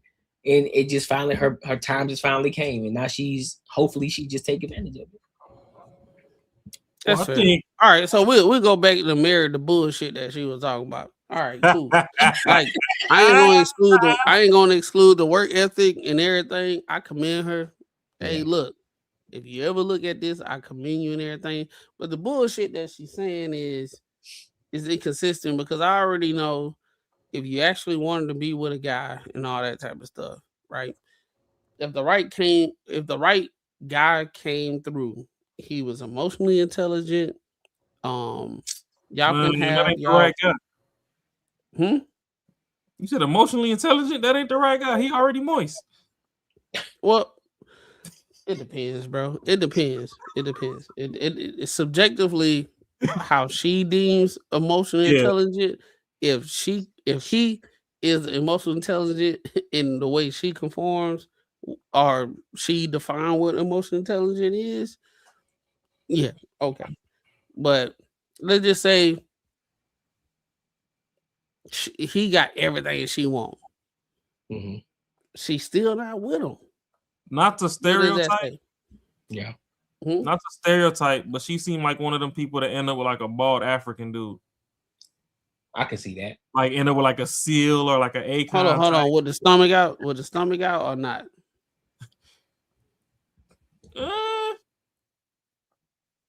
Probably not. This type right here, like old boy, what's it? Like kind of old like boy more right athletic, like Dembe from Blacklist or Seal, Akon. Oh, well, yeah, I'm finna show them to you right here. Her type, but of course it ain't him in particular. But yeah, just the type. Let me go to it right now. Buddy, right here with the glasses on. Oh, CeeLo Green. Him right there. That type. Yep, oh, yep, is that that's Buddy. That's is that Gargoyle? That's Gargoyle. I think that's his name. I don't know. I know him. Yeah, that I know of him. I don't know him. I know of him. Yeah, I see that. That's the type that I would see her with. I think you know what? I think she more like dudes that's in the same kind of industry. Mm. And whatever comes from it, where they doing it in a big way. Yeah. If you doing it and you trash, she not rocking with you. But if you're doing it and you got views, followers, and in some way that can contribute to her, but at the same time you got everything she want in an intimate situation when it's just y'all with the cameras off, I think that's what she'll rock with. Cause you as a person that's really not with the cameras and all that type of stuff, it ain't gonna work. Yep.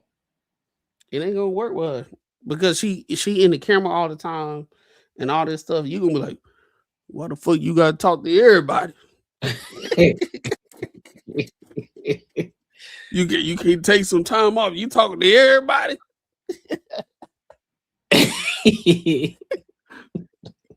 So if I ask you something and you got this podcast that you got going on, you gonna choose me over this dude? Yeah, it gotta be it gotta be like she gotta be with somebody that understands like the industry and shit. Yeah, gotta be in the same space or know of it and understand the space. Yep. You gonna get that old ass dude. What the fuck you on goddamn camera all the time?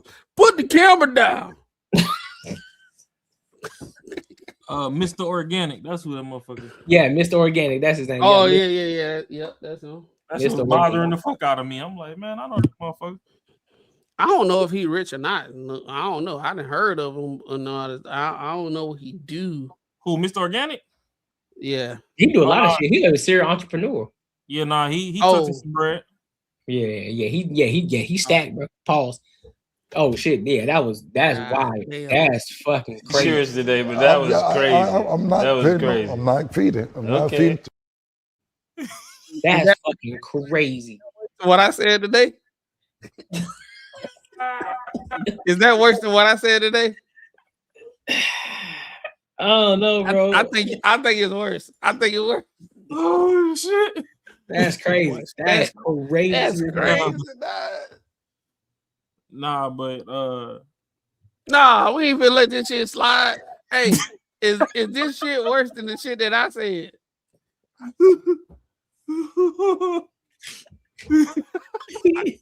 Damn, Courtney. Wrong. Is that shit worse than what I said? I ain't gonna hold you. It's right around. Hold on. Hold on. What did I say? What did he say, bro? Courtney about to run the tape back. Oh, we no. I ain't saying that. I'm chilling. No. I think people don't remember it because it wasn't that bad. Oh, he dropped. Oh no, come back. Wrong. Come Hey, back. wrong. Huh? What did I say? I ain't finna repeat that shit. Can't remember it. I ain't finna repeat that shit. All right, what Courtney I'm said? Boy, it's out the mud. We got Rashad McCown.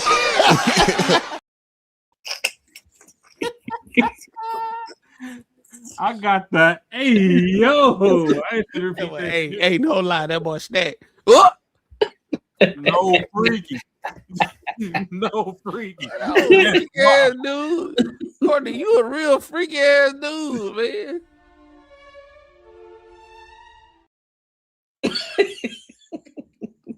That's what got me hitting the Mano looking over the glasses. Bro. Shit. Shit, That's man. hilarious.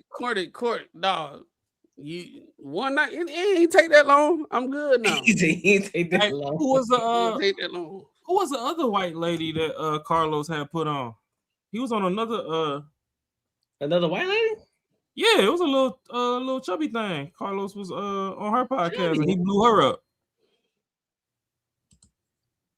I don't know. Let me see. I don't know. I just watched a 51 the 85 South show. I don't really watch all the interviews. Nah, it was this other chick because she drink wine and stuff. Oh, adultish wine. Oh, yeah, I did see that one. I ain't see that one. See that one. Oh yeah, now that was a dope one too. Dog, go ahead and pull it up, man. We ain't doing shit. It's Friday. Go ahead and do it, dog. Hey, look, I guess I done pushed through the mid. I done pushed through. That boy done fall through the drugs. Yeah, he done pushed through. through. Let me see. Let me pull it up first. I don't. You said adultish wines? Yeah, but it's wines like WHINES, like when you crying. You might want to do like this nigga freezy, boy. This nigga still going in. This nigga, wow, boy. Dog, put that shit. Like, let's talk about that. Let's talk about that. We can pull that up real quick. All right, you sure? It's on here for the thugs. Man, we might as well, dog. Come on, it's freezy. It's bro. We gonna what's gonna happen? Nothing. I mean, what can they say, right? As a matter of fact, hot sauce. I don't know if y'all was watching the beginning of my. I don't know if the live stream before last. I think it was the live stream before last. I was just on the right when I started my live stream. My homeboy from federal prison called me, and that's how I started my live stream. I was talking to my homeboy from federal prison. Yeah, bro, I'm telling you, man. Like when people come over here waiting for, because you got to have a response, right? You got to Well, you don't have to, but people gonna be looking for you. How you gonna respond to that? Man. And I'm saying respond to it with content. Yeah. Like I respond to that. Like first, I would like to thank all the hating ass niggas that put my film out here. Thank you for the extra subscribers. And this is what we doing over here. Right? We having fun. We chilling. Hey, I'm glad when I was on the run, the police didn't throw me in the dirt and body slam my ass, and I ain't have but dirt. I had all kinds of dirt on my face. I'm glad I ain't have no photo like that. Shit. You know what I mean? Yeah, talk about that shit, man. That shit is exciting, right? Like, on the run from cops. That's like Hollywood sells millions of dollars on that shit. Bro, talk about that shit. It's story time with your Uncle Freezy. Cause that charge on that photo says resisting arrest, right? That's my charge. But talk about other shit, like how to chop shit. Well, don't talk about chopping shit up. I mean, shit with a reason, right? Because people love criminal lifestyle. Yeah, that's all. That's all they got me with. You don't believe every time I see that photo, I thank God, because they could have got me with some. They could have got me with a whole bunch of shit. I was able to run and get a lot of shit off of me. But yeah, let's get back to some more of this video. Here we go. Back in action. Real content creator. I ain't gotta wait for nobody to do a video to review. Bitch, this is my content. This is my organic content that I'm making. Let's get to it. So you never cheated, huh? Nope. That's big, man. Nope. I mean, but for what? Listen, I'm gonna say this. A lot of y'all don't realize it because look, all you gotta do is say what you want. Listen, listen, fella. What the judge gonna say? What the judge gonna say when I show him your wife right there in the cut when you talking like this, fam? I'm gonna ask the judge, do you hear this? Do you hear this, judge? Listen to this fuck nigga, judge. Rita knows who I am.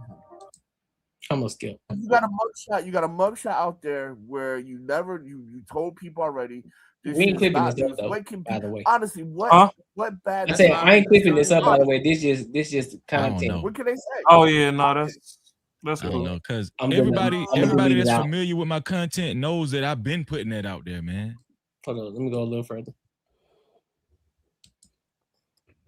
Try to push because they do have records or they do have mugshots, they lesser.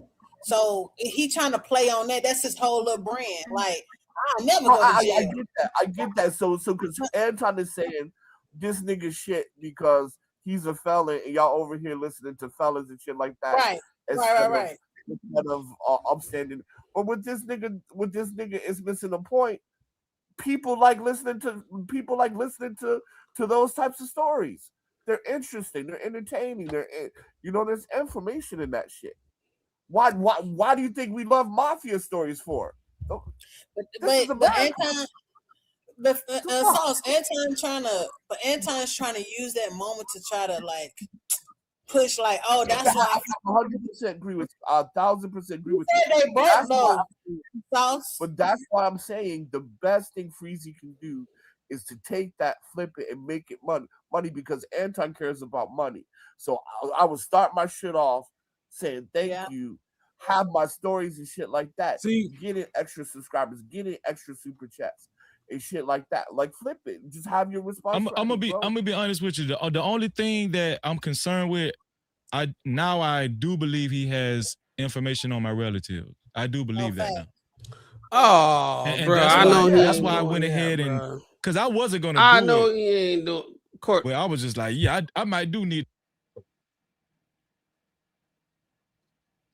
See, No, I said ain't no this. way, bro. Ain't no way, bro. All right. That's crazy, bro. He had like Anton for the. He ain't like he a mafia boss. Right. He got information on my family. Dog, that's how you know the titty that runneth drieth. He didn't switch to the other titty, and that wouldn't dry. What else? What else? Raw. Make up something to say he didn't ran out of both titties. Now where he at? Shit. I don't know. I'll come up with something in a minute. Cause see, the thing is, right? As content creators, I get it. Like sometimes you find your cash cow and you lock in. Right. Right now, I'm not mad at it. Like if you gonna go with AD, then do what you do. The only thing I wish that Freezy would do is throw some other topics in between. Like every fucking stream back to back to back to back to back is just 80, 80, 80, 80, 80. And it's like, all right, that's cool and all. I understand where, you know, the frustration boiled over and there was separations of, you know, parties. People went their own way or whatever. But it's like, all right, at the end of the day, however they want to paint one side to be, that person gets online every day and has a slew of topics that ain't got shit to do with nobody else. Now, for entertainment purposes and for fueling the fire, he will drop stuff in here and there. Mm-hmm. I had said this on 2K stream when I called in. Shout out to 2K. A lot of people at their chat hyped him up into doing some other stuff. Freezy called me a little sucker, whatever the fuck he was talking about. Yeah. But my thing that I was driving at is Freezy called you out? Yeah, in the chat. But what I was driving at is as content creators, we're not always present to everybody else's stream. We got content to make too. Right. So you don't get the full 360 of what's going on. Because his beef at the time was, oh, 2K said drop the list. I feel like 2K is an op too, because 2K. But if he would have tuned into the content, Anton had already said, oh, I have a list of all my haters. He ain't say I got a list of Freezy people. I got a list of all my haters. And, you know, from time to time, I might look at the list and it motivates me to keep going. And, hey, whenever I feel like, you know, I'm getting my petty bag probably one day, then I'll go in and I'll start chopping people off the list. However I deem I want to handle those people. But I understand that once your name is on that list, then, you know, you just feel like everything is directed towards you. Yep. And on the flip side, hey, protect your family, big dog. I will never tell you not to. But at the same time, when somebody drops a clip and they drop you a timestamp, try and find the surrounding conversation to that and not just get triggered immediately off that timestamp, because there's more to a story. And that's what I was trying to drive at. And then, but Freezy was already trying, he was kind of like frustrated trying to get up on 2K's joint, because I already knew he was trying to get some content off of it, because 2K has a call-in phone number that you can call. And Freezy wasn't going. He was like, nah, I want to cam up, which obviously we know why as content creators we'd want to cam up rather than call in, because then we can clip it up and make it do what it do. Yep.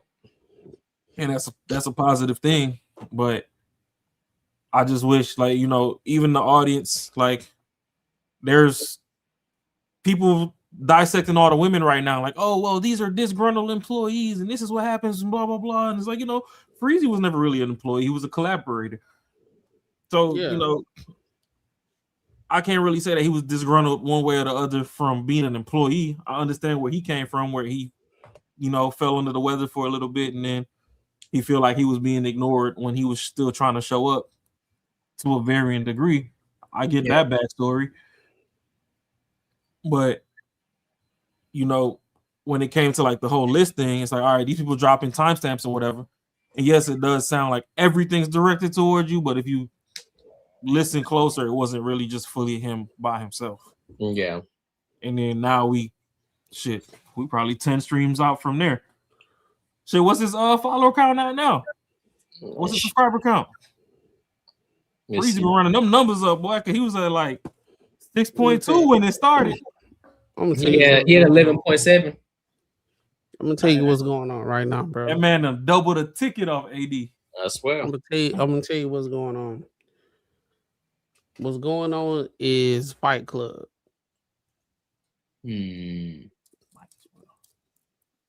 Right?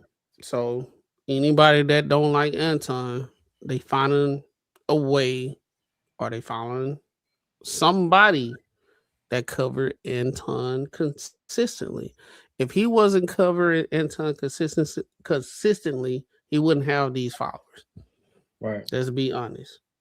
So it makes sense if you covering him as consistent that you are, people that don't like Anton gonna follow you. Right. All right. Once the fad of Anton is gone, like, okay, it's over. We done heard everything. What's new? It's gonna fade. Now, like I said, just like him, Jazz, it's getting to a point. That's the reason why I like what we doing. Is because we just doing stuff organically, and you got people watching, and they just like our what's the name or something. She got 2-hour drive, and she just listen to us. Our streets. Shout out to our streets. Yeah. Shout out to her. She just driving, and she just like kicking it with us. You know what I'm saying? Him, on the other hand, that it's just people that don't like Anton. So after that, other stuff that he got to talk about, people ain't gonna listen. You see what I'm saying? It just like we doing this shit organically. It takes a little bit slower, you know what I'm saying? But it's all good. But the people that rock with you, that you done built over the time, the years and all that stuff, they genuinely like hearing what you got to say. It doesn't matter if they disagree with you or not. They respect you enough to be like, shoot, I disagree with Courtney. Yeah. But they still fuck with you though. Yep. Freezy, I'm gonna get him out of Kevin Samuels bag. He say the wrong thing for the first time, everybody jumping ship. Yeah, true. That's true. Right. The Anton shit, okay, they fucking with him. Right? Soon as he say something that he actually feel about, and it rubbed like a bunch of people the wrong way. Oh, it's done. It's over with. Yep. Well, it's done. The problem too is a lot of them don't understand the 360 deal, right? They look at Room 9 Anton and they try to criticize and demonize and everything that he doing. And you got a lot of people that they get frustrated at the Patreon ain't moving the way that they thought it was supposed to be moving because they failed to network with people in the Patreon and realize like, oh, hey, this is like a country club. Yep. You here to rub shoulders with other like-minded people and build with them as well. Yep. Right. Like it's not only for one person to just spoon feed you everything. You know what I mean? So people are like, oh yeah, oh this ain't going this way or this ain't going that way, and I want my refund. I want to leave and whatever, and then or they be like, oh the meetup was whack. Well, yeah, when you pulled up to the meetup, you were standing in the corner. Of course, it's gonna be whack. You ain't talk to nobody. Right. You know what I mean? So it's like there's things where the ball is left in your court. But at the same time, it's like, people be like, oh, he got stuff in the Patreon that you can Google. Okay, but you gonna be lost like a stray fucking dog if you don't have a direction as to what information you need to piece together to make this shit match with this shit and make it make sense. How to You actually don't apply even the shit. You don't know how to you apply don't it. even know the information that you gotta go to verify.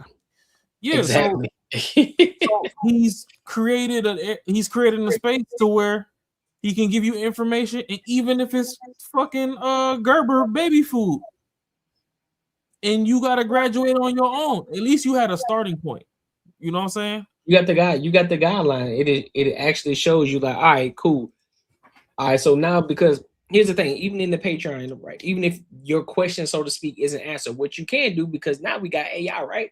So it's like, I wanted to answer this question, but now because I got this information from the Patreon, I can take what I know not in the question I want to ask, and I go to AI and ask this question. They can answer the question for me, and I can figure, and I can start piecing things together. Like, this is what I need to do.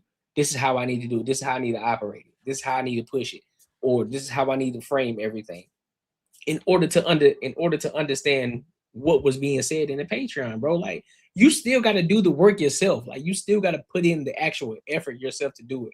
So a lot of these people, they just complain, like you said, bro. They just want a handout. Everybody just want a fucking handout. You know, you already getting enough information, but now it's still on you to get further information, for you to go into this rabbit hole, for you to deep dive. Y'all get it from me all the time. I constantly send y'all shit in the group chat like, hey man, this is what we're doing. This is how we're gonna do it. Just because I'm deep diving, I'm thinking about different ideas. Like, how can I better improve the fucking platform so that way we can get to more money? That way we can make sure that we're leveraging all of this shit the right way. And it's still not perfect, but we're fine tuning as we go. Like, just like we always say, we're flying this shit as we're building it as we're flying. So, and the funny part is, Freezy live in a content mecca. He in Florida. Yeah, I would love to see some of the like local politics they got going on the ground over there. Like, oh, you know, some dude was tweaked out on K2 and got fucking down to his birthday suit and beat up 6 cops and got away. Like, damn, that's interesting. You should have been tapped in with fucking Myron and Fresh. Should have been tapped in with them. Well, yeah, but you know what I'm saying? Like, You talking about him? Yeah. Like, if he why would they bring him on the show? Why? Who knows? Come on, Courtney. You know why? I know why. But I'm saying, no. Let's be straight. Because this provide the nuance of the reason why we saying what we saying. All the people that's on the reason why he had a uptick of followers. We understand the reason why. Yeah, that's true. He can't do it on his own. He a player too, motherfucker. Whoa. Player too. He Luigi. But he a player too, because when you think about it, like straight up, if you think about it, Freezy was doing his thing, right? Mm-hmm. But at the same time, when him and Anton were doing stuff, that's when it started going, right? Okay, let's say he the star of the show. Right. Let's give it the people the grievances. Let's give it. He the star of the show, not Anton. Right. When they beefed out and they separated, who kept on growing? Oh, AD for sure. Who didn't grow until it was some bullshit going on with Anton? Yep, Freezy. All right, then. So Freezy, a lame ass dude. I tell it to his face, you a lame ass dude. And it's another thing. My whole thing about this, whatever endeavor you and Anton had, if it went south, don't nobody owe you the benefit of the doubt. Don't nobody owe you understanding. Business is business. Whatever you got going on, if you feel like you were cheaped out and whatever thing, I hope it was a learning experience. So when you go in your new endeavor, you understand how to navigate through legal acumen. You know what I'm saying? I hope you do that, right? Instead of going on a campaign because a previous partner that you had, you want shit on them. Even on a Facebook situation, Mark Zuckerberg, they had they shit with legal. You ain't seen them go viral talking about, yeah, he was a bitch ass dude and this, that, and the third and all that stuff. I'm finna make a podcast to talk about Zuckerberg so we can tell you the real truth. You wanna know why? Because you can say all the shit you want to say. People still gonna use those goddamn products and everything that Anton is doing right now. Everybody gonna use the knowledge that they got because it's a proven method. It done change people's lives. It done change people's perspective and all that stuff. You Freezy, the only information you got is Anton and how you feel about some shit, and that's some big shit. And that's why I said the problem is one dimensional because they only look at Room 9 Anton, right? In Room 9, I mean, Anton has multiple channels. Yeah. So, you know, like one thing that I found, I'm not gonna say that he was curating the narrative, but I just found it disingenuous to where they was comparing Anton talking about people's kids to Corey Holcomb talking about Anton's child. And the reason I found it to be a bit disingenuous was from what I have seen. Now, if I have to go through one of his live streams or something to see where he pulled something up that Anton physically went and pulled somebody's picture up and put it on screen, then I'll digress. But Anton's also sometimes in vlog mode when he's telling stories, and he'll tell you, "Oh, hey, yesterday," because Freezy is a Hebrew Israelite. So I understand, like, sometimes there's a couple triggers that can get you more passionate into a conversation as well. He was like, "Oh yeah," he was talking about the Hebrew Israelite children and how they all nappy and dusty and snotty nose and blah blah blah. And it's like, okay, well, if that was his experience and he's telling you how he was driving down the street the other day and the dudes had on, you know, all the trinkets and the robes and stuff, but the women, you know, they look partially unkept, and the kids definitely look like they was on the wild thornberries. That was just what he seen. You know what I'm saying? That's different than taking somebody's actual picture and plastering it on your platform and being like, "Oh, hey, let me go ahead and call this minor out of their name on behalf of I'm beefing with this other person," which, Right. I mean, ain't no fucking rules in love and war and all that, whatever the saying is, but some things are more classy than others, and that was a classless act. So I think Freezy is at a point as a content creator. If you sit down and everything that you got right now, I can talk about Anton, and my views gonna go up, money gonna go up, possibility goes up, and all that type of stuff. Or I can be like, you know what, I'm gonna touch on it, but at the same time, I'm gonna do my own thing. I think he's at a point. He made his decision. Yeah, he You know what going I'm off. saying? It's a tough situation outside of yeah, what but people are watching. In the back end, with you as a content creator, you say, "Yo, I'm about to start this content stuff." I think what I believe and how I talk, I think a lot of people will rock with it in X, Y, and Z. It's not quite going out your way. It's not going completely your way, but you get some recognition and people rocking with you, and it's getting to that point people rocking with you, and then you collab with somebody, it's going all the way up. It's like, oh snap, but y'all have a business disagreement, whatever y'all got going on, now y'all separate. Now you got to do stuff by yourself again, but you see this person on a whole nother stratosphere. You got a couple decisions that you got to make. Do I destroy this man? Try to destroy this man's reputation? Because now I feel some type of way. That's the first thing. But let me be a man and think about some stuff. I can do my own shit. And now I just do the same thing I was doing before. It's going to be a little slower, but you know what I'm saying? But then everybody in your inbox, he did you. The people that do not like Anton, he did you wrong. I fuck with you. X, Y, and Z, this, that, and the third. All right, I'm gonna make some money. I can make some. Now I got a core sector of people that fuck with me that do not fuck with Anton. I can make some money. All right, cool. I think he took that direction. Yeah. I mean, You see what I'm saying? He took that direction. And I guarantee you, Courtney, I know I'm right. but it's perfectly fine. My thing is, like, right now we in the early stage of spring break, right? I heard South Beach was begging for black people to come back after they tried to kick us out. I'd love For real? I'd love to see coverage on the return of black people to South Beach. Well, yeah, because they were trying to make it seem like, just like we said, Shorty in the airport ain't really make us look good. They were trying to say that we're the ones that's going down to South Beach for spring break and starting fights and whatever. Now, a lot of the shooting videos that I see, I can't hold you. They look like us. Niggas was airing out the beach. Shit but crazy. bro, ever since MTV had fucking whatever the fucking spring break festivals and stuff they used to throw down there at the beach, everybody that was in college that just, was a little too icy, that was a little too sauced, they started fighting. And honestly, when I was growing up, the majority of the brawls I seen was some crazy ass fucking white boys on some dumb shit. They start punching themselves. Next thing you know, they punching some other people in some mosh pit. Like, you know what I mean? And then, I guess we showed up and started shooting too. But if you gonna ban people, just ban college kids. I agree.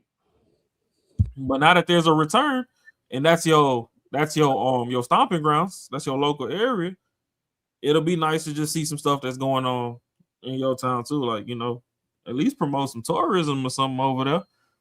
And then, I guess you could say meetups and all this stuff is dusty and whatever, and people ain't outside or they need security. And you can feel how you feel. Honestly, realistically, if you go anywhere and you travel with 4-5 of your homies, whether you paying them or not, you technically still traveling with security. Because unless you traveling with a bunch of weak ass niggas, your mans ain't gonna see you getting beat up and not jump in, right, and help you out. So to varying degrees of security, but it's just, I don't know. He did a stream on Carrie. I like that he didn't really slander. So at the end of the day, who did stream on Carrie? Freezy. Yeah, he was trying to flip Carrie. Carrie didn't flip. She just stayed neutral. But he went on there for a mission. He wanted to flip Carrie. Now he trying his best. He was trying to get her to say some salt and all that stuff. But Carrie, she real solid with her with her beliefs. She got some good PR training. Right. Yeah. No, I don't think she got PR training. I think she really in her beliefs. Yeah, but I think she's in her beliefs, but I think naturally Carrie's PR trained because her dude's actually in the entertainment industry. Yeah, you're right. So I think I don't know, GP. girl. I don't know. Maybe that is true, but his intention was different. He wanted he's one of those dudes. He gonna act like he cool. I just want to talk in X, Y, and Z, just and the third. And he was waiting till he can bite, so she could say some bullshit on Anton, and it didn't happen. So that conversation between both of them, it seemed like cordial, nothing bad, nothing like that. But I guarantee if she started saying some shit, Freezy was gonna be on that shit. Oh, he gonna jump on that shit. He gonna jump on that shit the next hour. Soon that bitch go dead. Soon she cut the out. Yeah. Nah, man, Freezy's career is based off how he talking about Anton now. If you think about it, remove yourself. If you a Freezy fan or if you're an Anton fan, remove yourself, bag up, and be like, okay, what's the situation between both of them? Freezy talking about Anton for the most part. See, and that's why Anton doing it's a regularly what's the word? Regularly scheduled show programming. That's what he doing. He ain't even talking about nothing. Nothing like that. But Freezy, bro, every week. It's damn near every day, to be honest. But look at this shit, bro. He acting like he used to date Anton or some shit. Hey, no freaky, chill out. No, I ain't chilling out. I'm just saying that's how. I get what you're saying. I get what you're saying. He acting like a broad that was living the best life, and he said, "You know what? I'm cutting you off," and the chick start going crazy and try to make up stuff and all that type of stuff. That's what he doing. Bro, Y'all just was.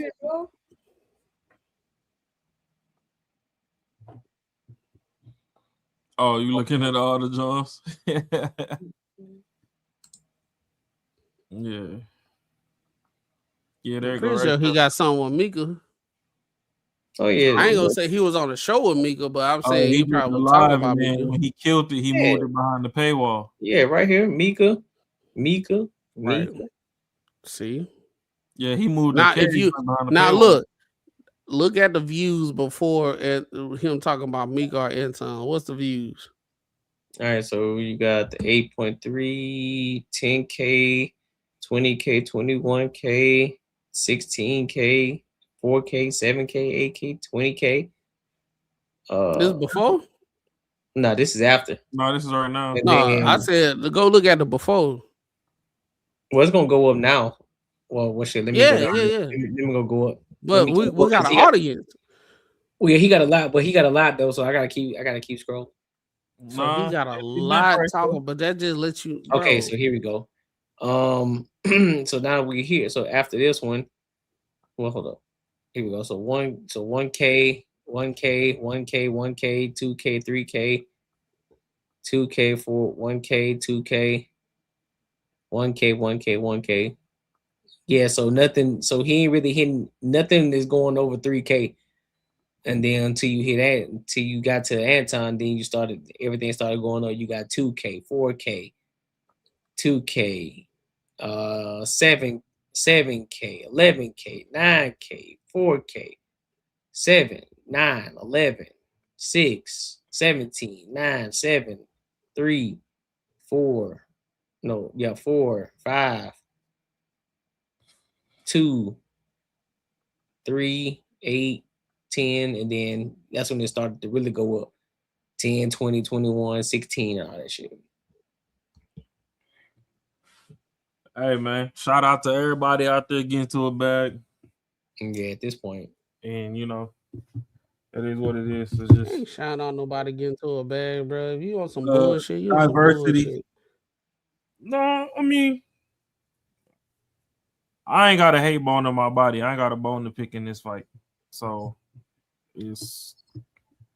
I'm not hating. I'm just looking at. Well, no, I know you're not hating, but you know, just in case he was to slip up and see this shit right now, one of the people viewing fucking send the shit, you pull it up. He ain't put no money in my damn pocket. I don't give a fuck. Hey, everybody entitled to feel how they feel. So exactly, everybody feel how they feel. He ain't put no money in my pocket. I got that's what I'm saying. I ain't gonna tell you not to do nothing. I'm just you already know what I got going on. Like he ain't finna stop nothing going on with me. You know what I'm saying? He ain't finna stop nothing going on with me. Yeah. No, I just think that's what's dope. I'm comfortable to say that now. It's not dope, but at the same time, I'm not being disrespectful.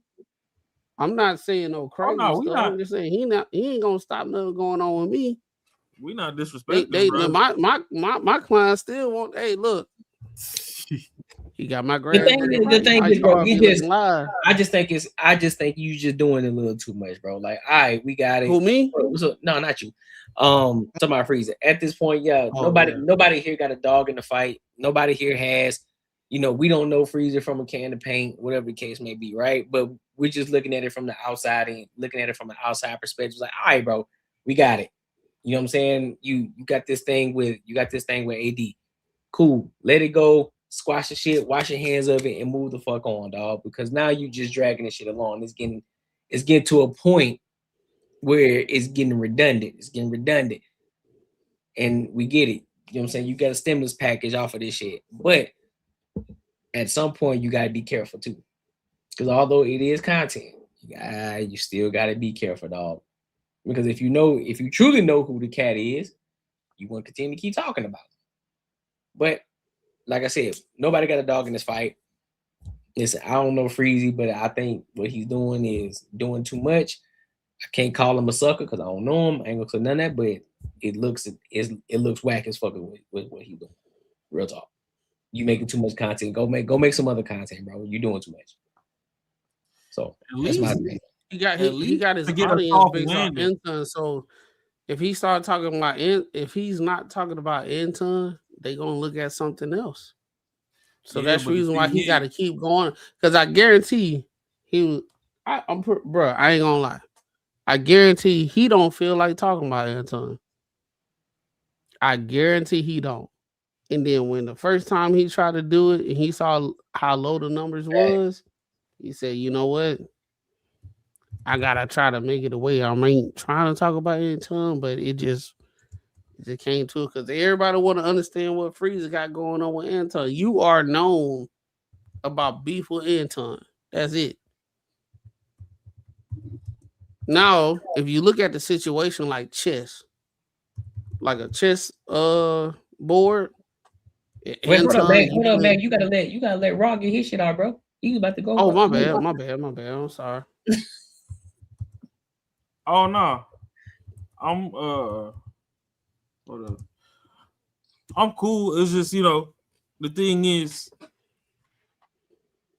to make the landing a little more soft when he does move on. If he does move on from Anton, it'll just be cool to mix a few more things in between. It's like, yeah, AD spits out content every day, 2-3 times a day. Mm-hmm. On the low end, realistically, he dropped like 7 times a day. So if you're fishing, you're gonna catch something. Plus, there's the whole back catalog, and then you got a whole tribe of people following that. They have their back catalog. People got stuff they done screen recorded. It's fine. It's the internet. That's what it is. The thing is, it's like nothing's supposed to stay stagnant. You're supposed to grow. When you grow in a business, it's supposed to evolve, whatever. And there's people that have gotten on Freezy streams and they've talked to him and they told him that, and he was like, hey, Anton said he was ready to milk Corey Holcomb for the next 2-3 years. So who are y'all to tell me not to do what I'm doing? It's like, all right, yeah, that's cool and all, but the difference is, due to having multiple channels or just multiple ways of attacking content, if Anton wanted to drop a video about Corey one a day, there's still 6 other videos coming that deal with other things. And that's what I feel like sometimes you should be able to, I'm not going to necessarily say read the room, but I don't have a better expression for it. And see that when your chat, they love what you're doing, but they're also yearning to see your other creative abilities, because some of them have even called in, cammed up, whatever, and said, expressed as such.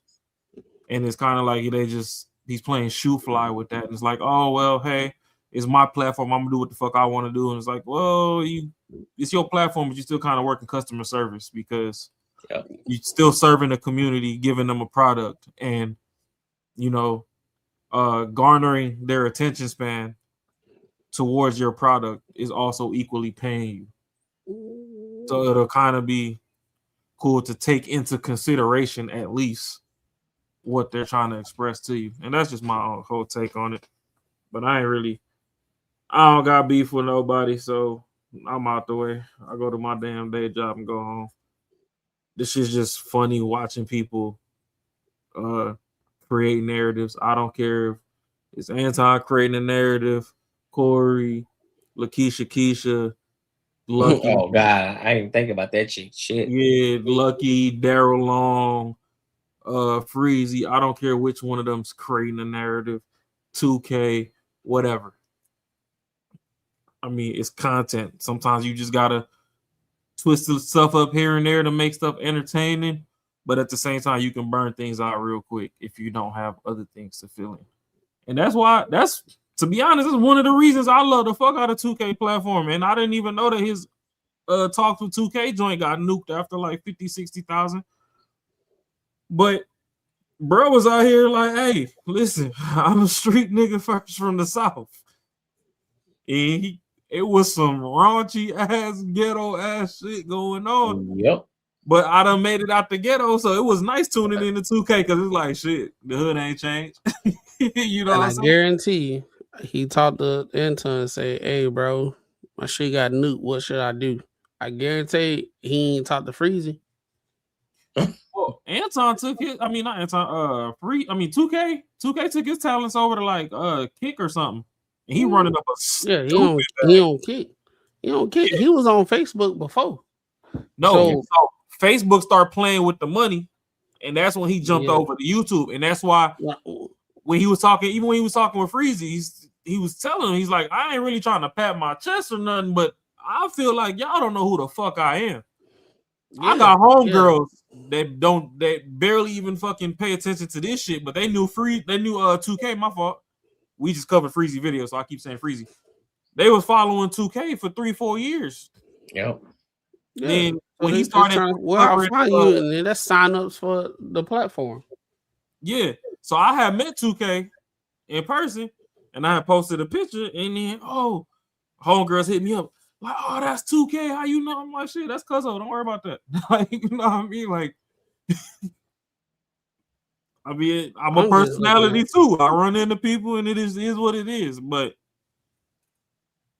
content creation is hard. It ain't for everybody. So I get it. If you find your niche and you want to swing at the ball till the fucking leather fall off the wrap, do what you do, or you can buy a bucket of equipment and have multiples to where you could practice a little bit more without stressing out one particular piece of equipment.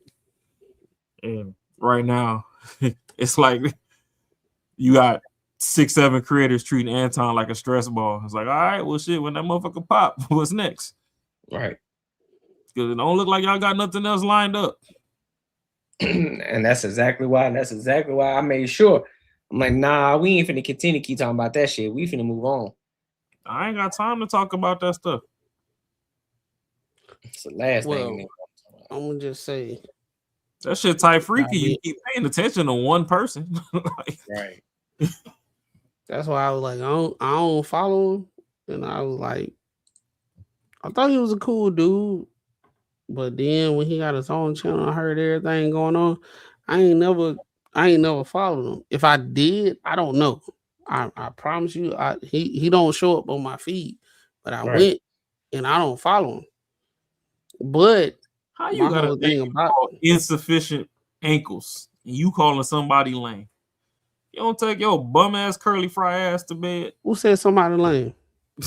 Hey man, that might be a bot. It might be a bot. Yeah, it's a bot. That's why I ain't even respond to that fool. They gonna bot these nuts. So my whole thing about this whole thing, bro, I'd rather see a sermon than hear one any day. All that shit you talking, all that stuff, but I see what you doing. You know what I'm saying? You saying Anton did you bad and all that type of stuff. Okay, fine. Right? He did you bad. But I'm seeing you go on there and talk about this dude every goddamn day. And then when you having a conversation, what basically what I'm saying, like what I'm hearing, right? Or I see a clip or something like that. Every time somebody that do not like Anton, they saying some shit that they done made up themselves and you leaning into it. That's all you got. That's all I need, bro. For me to be like, okay, I see what type of dude you is. You know what I'm saying? Because at the same time, I done seen people beefed out and they be like, nah, he ain't like that. I ain't even gonna. We might got our differences and stuff, but he ain't like that. Freezy, somebody else will make some shit. Yeah, and I'm just trying to say, I mean, shut up, bro. You trash. It's just real interesting to watch because sometimes I'm not gonna say that things are forced because everybody's central processing system works different. So I can compute information the way I compute doesn't mean that that's the way Courtney does or Mac does. So everybody's reality is their own. But it's wild sometimes. Well, it's just it's wild sometimes to hear somebody say something and you laugh. It's just like with the Corey Holcomb, for instance. It's like, nigga, do you realize we could see you? That's what I'm saying. We were tuned in to your shit live, and then you came up here and told us, "Oh, I don't know what these motherfuckers talking about. They're sharing AI." Nah, nigga, we was in the building, bro. Gaslit the hell out of everybody. Yeah. We saw when you changed your thumbnail. In We real saw it. time. We saw it in real time. We was live in the thumbnail change. Like, damn, the thumbnail change. You changed the thumbnail, and 3 minutes later, you took Anton's name out the damn description and put Craig Facts. And Craig was only there for 5 minutes. And Craig was late.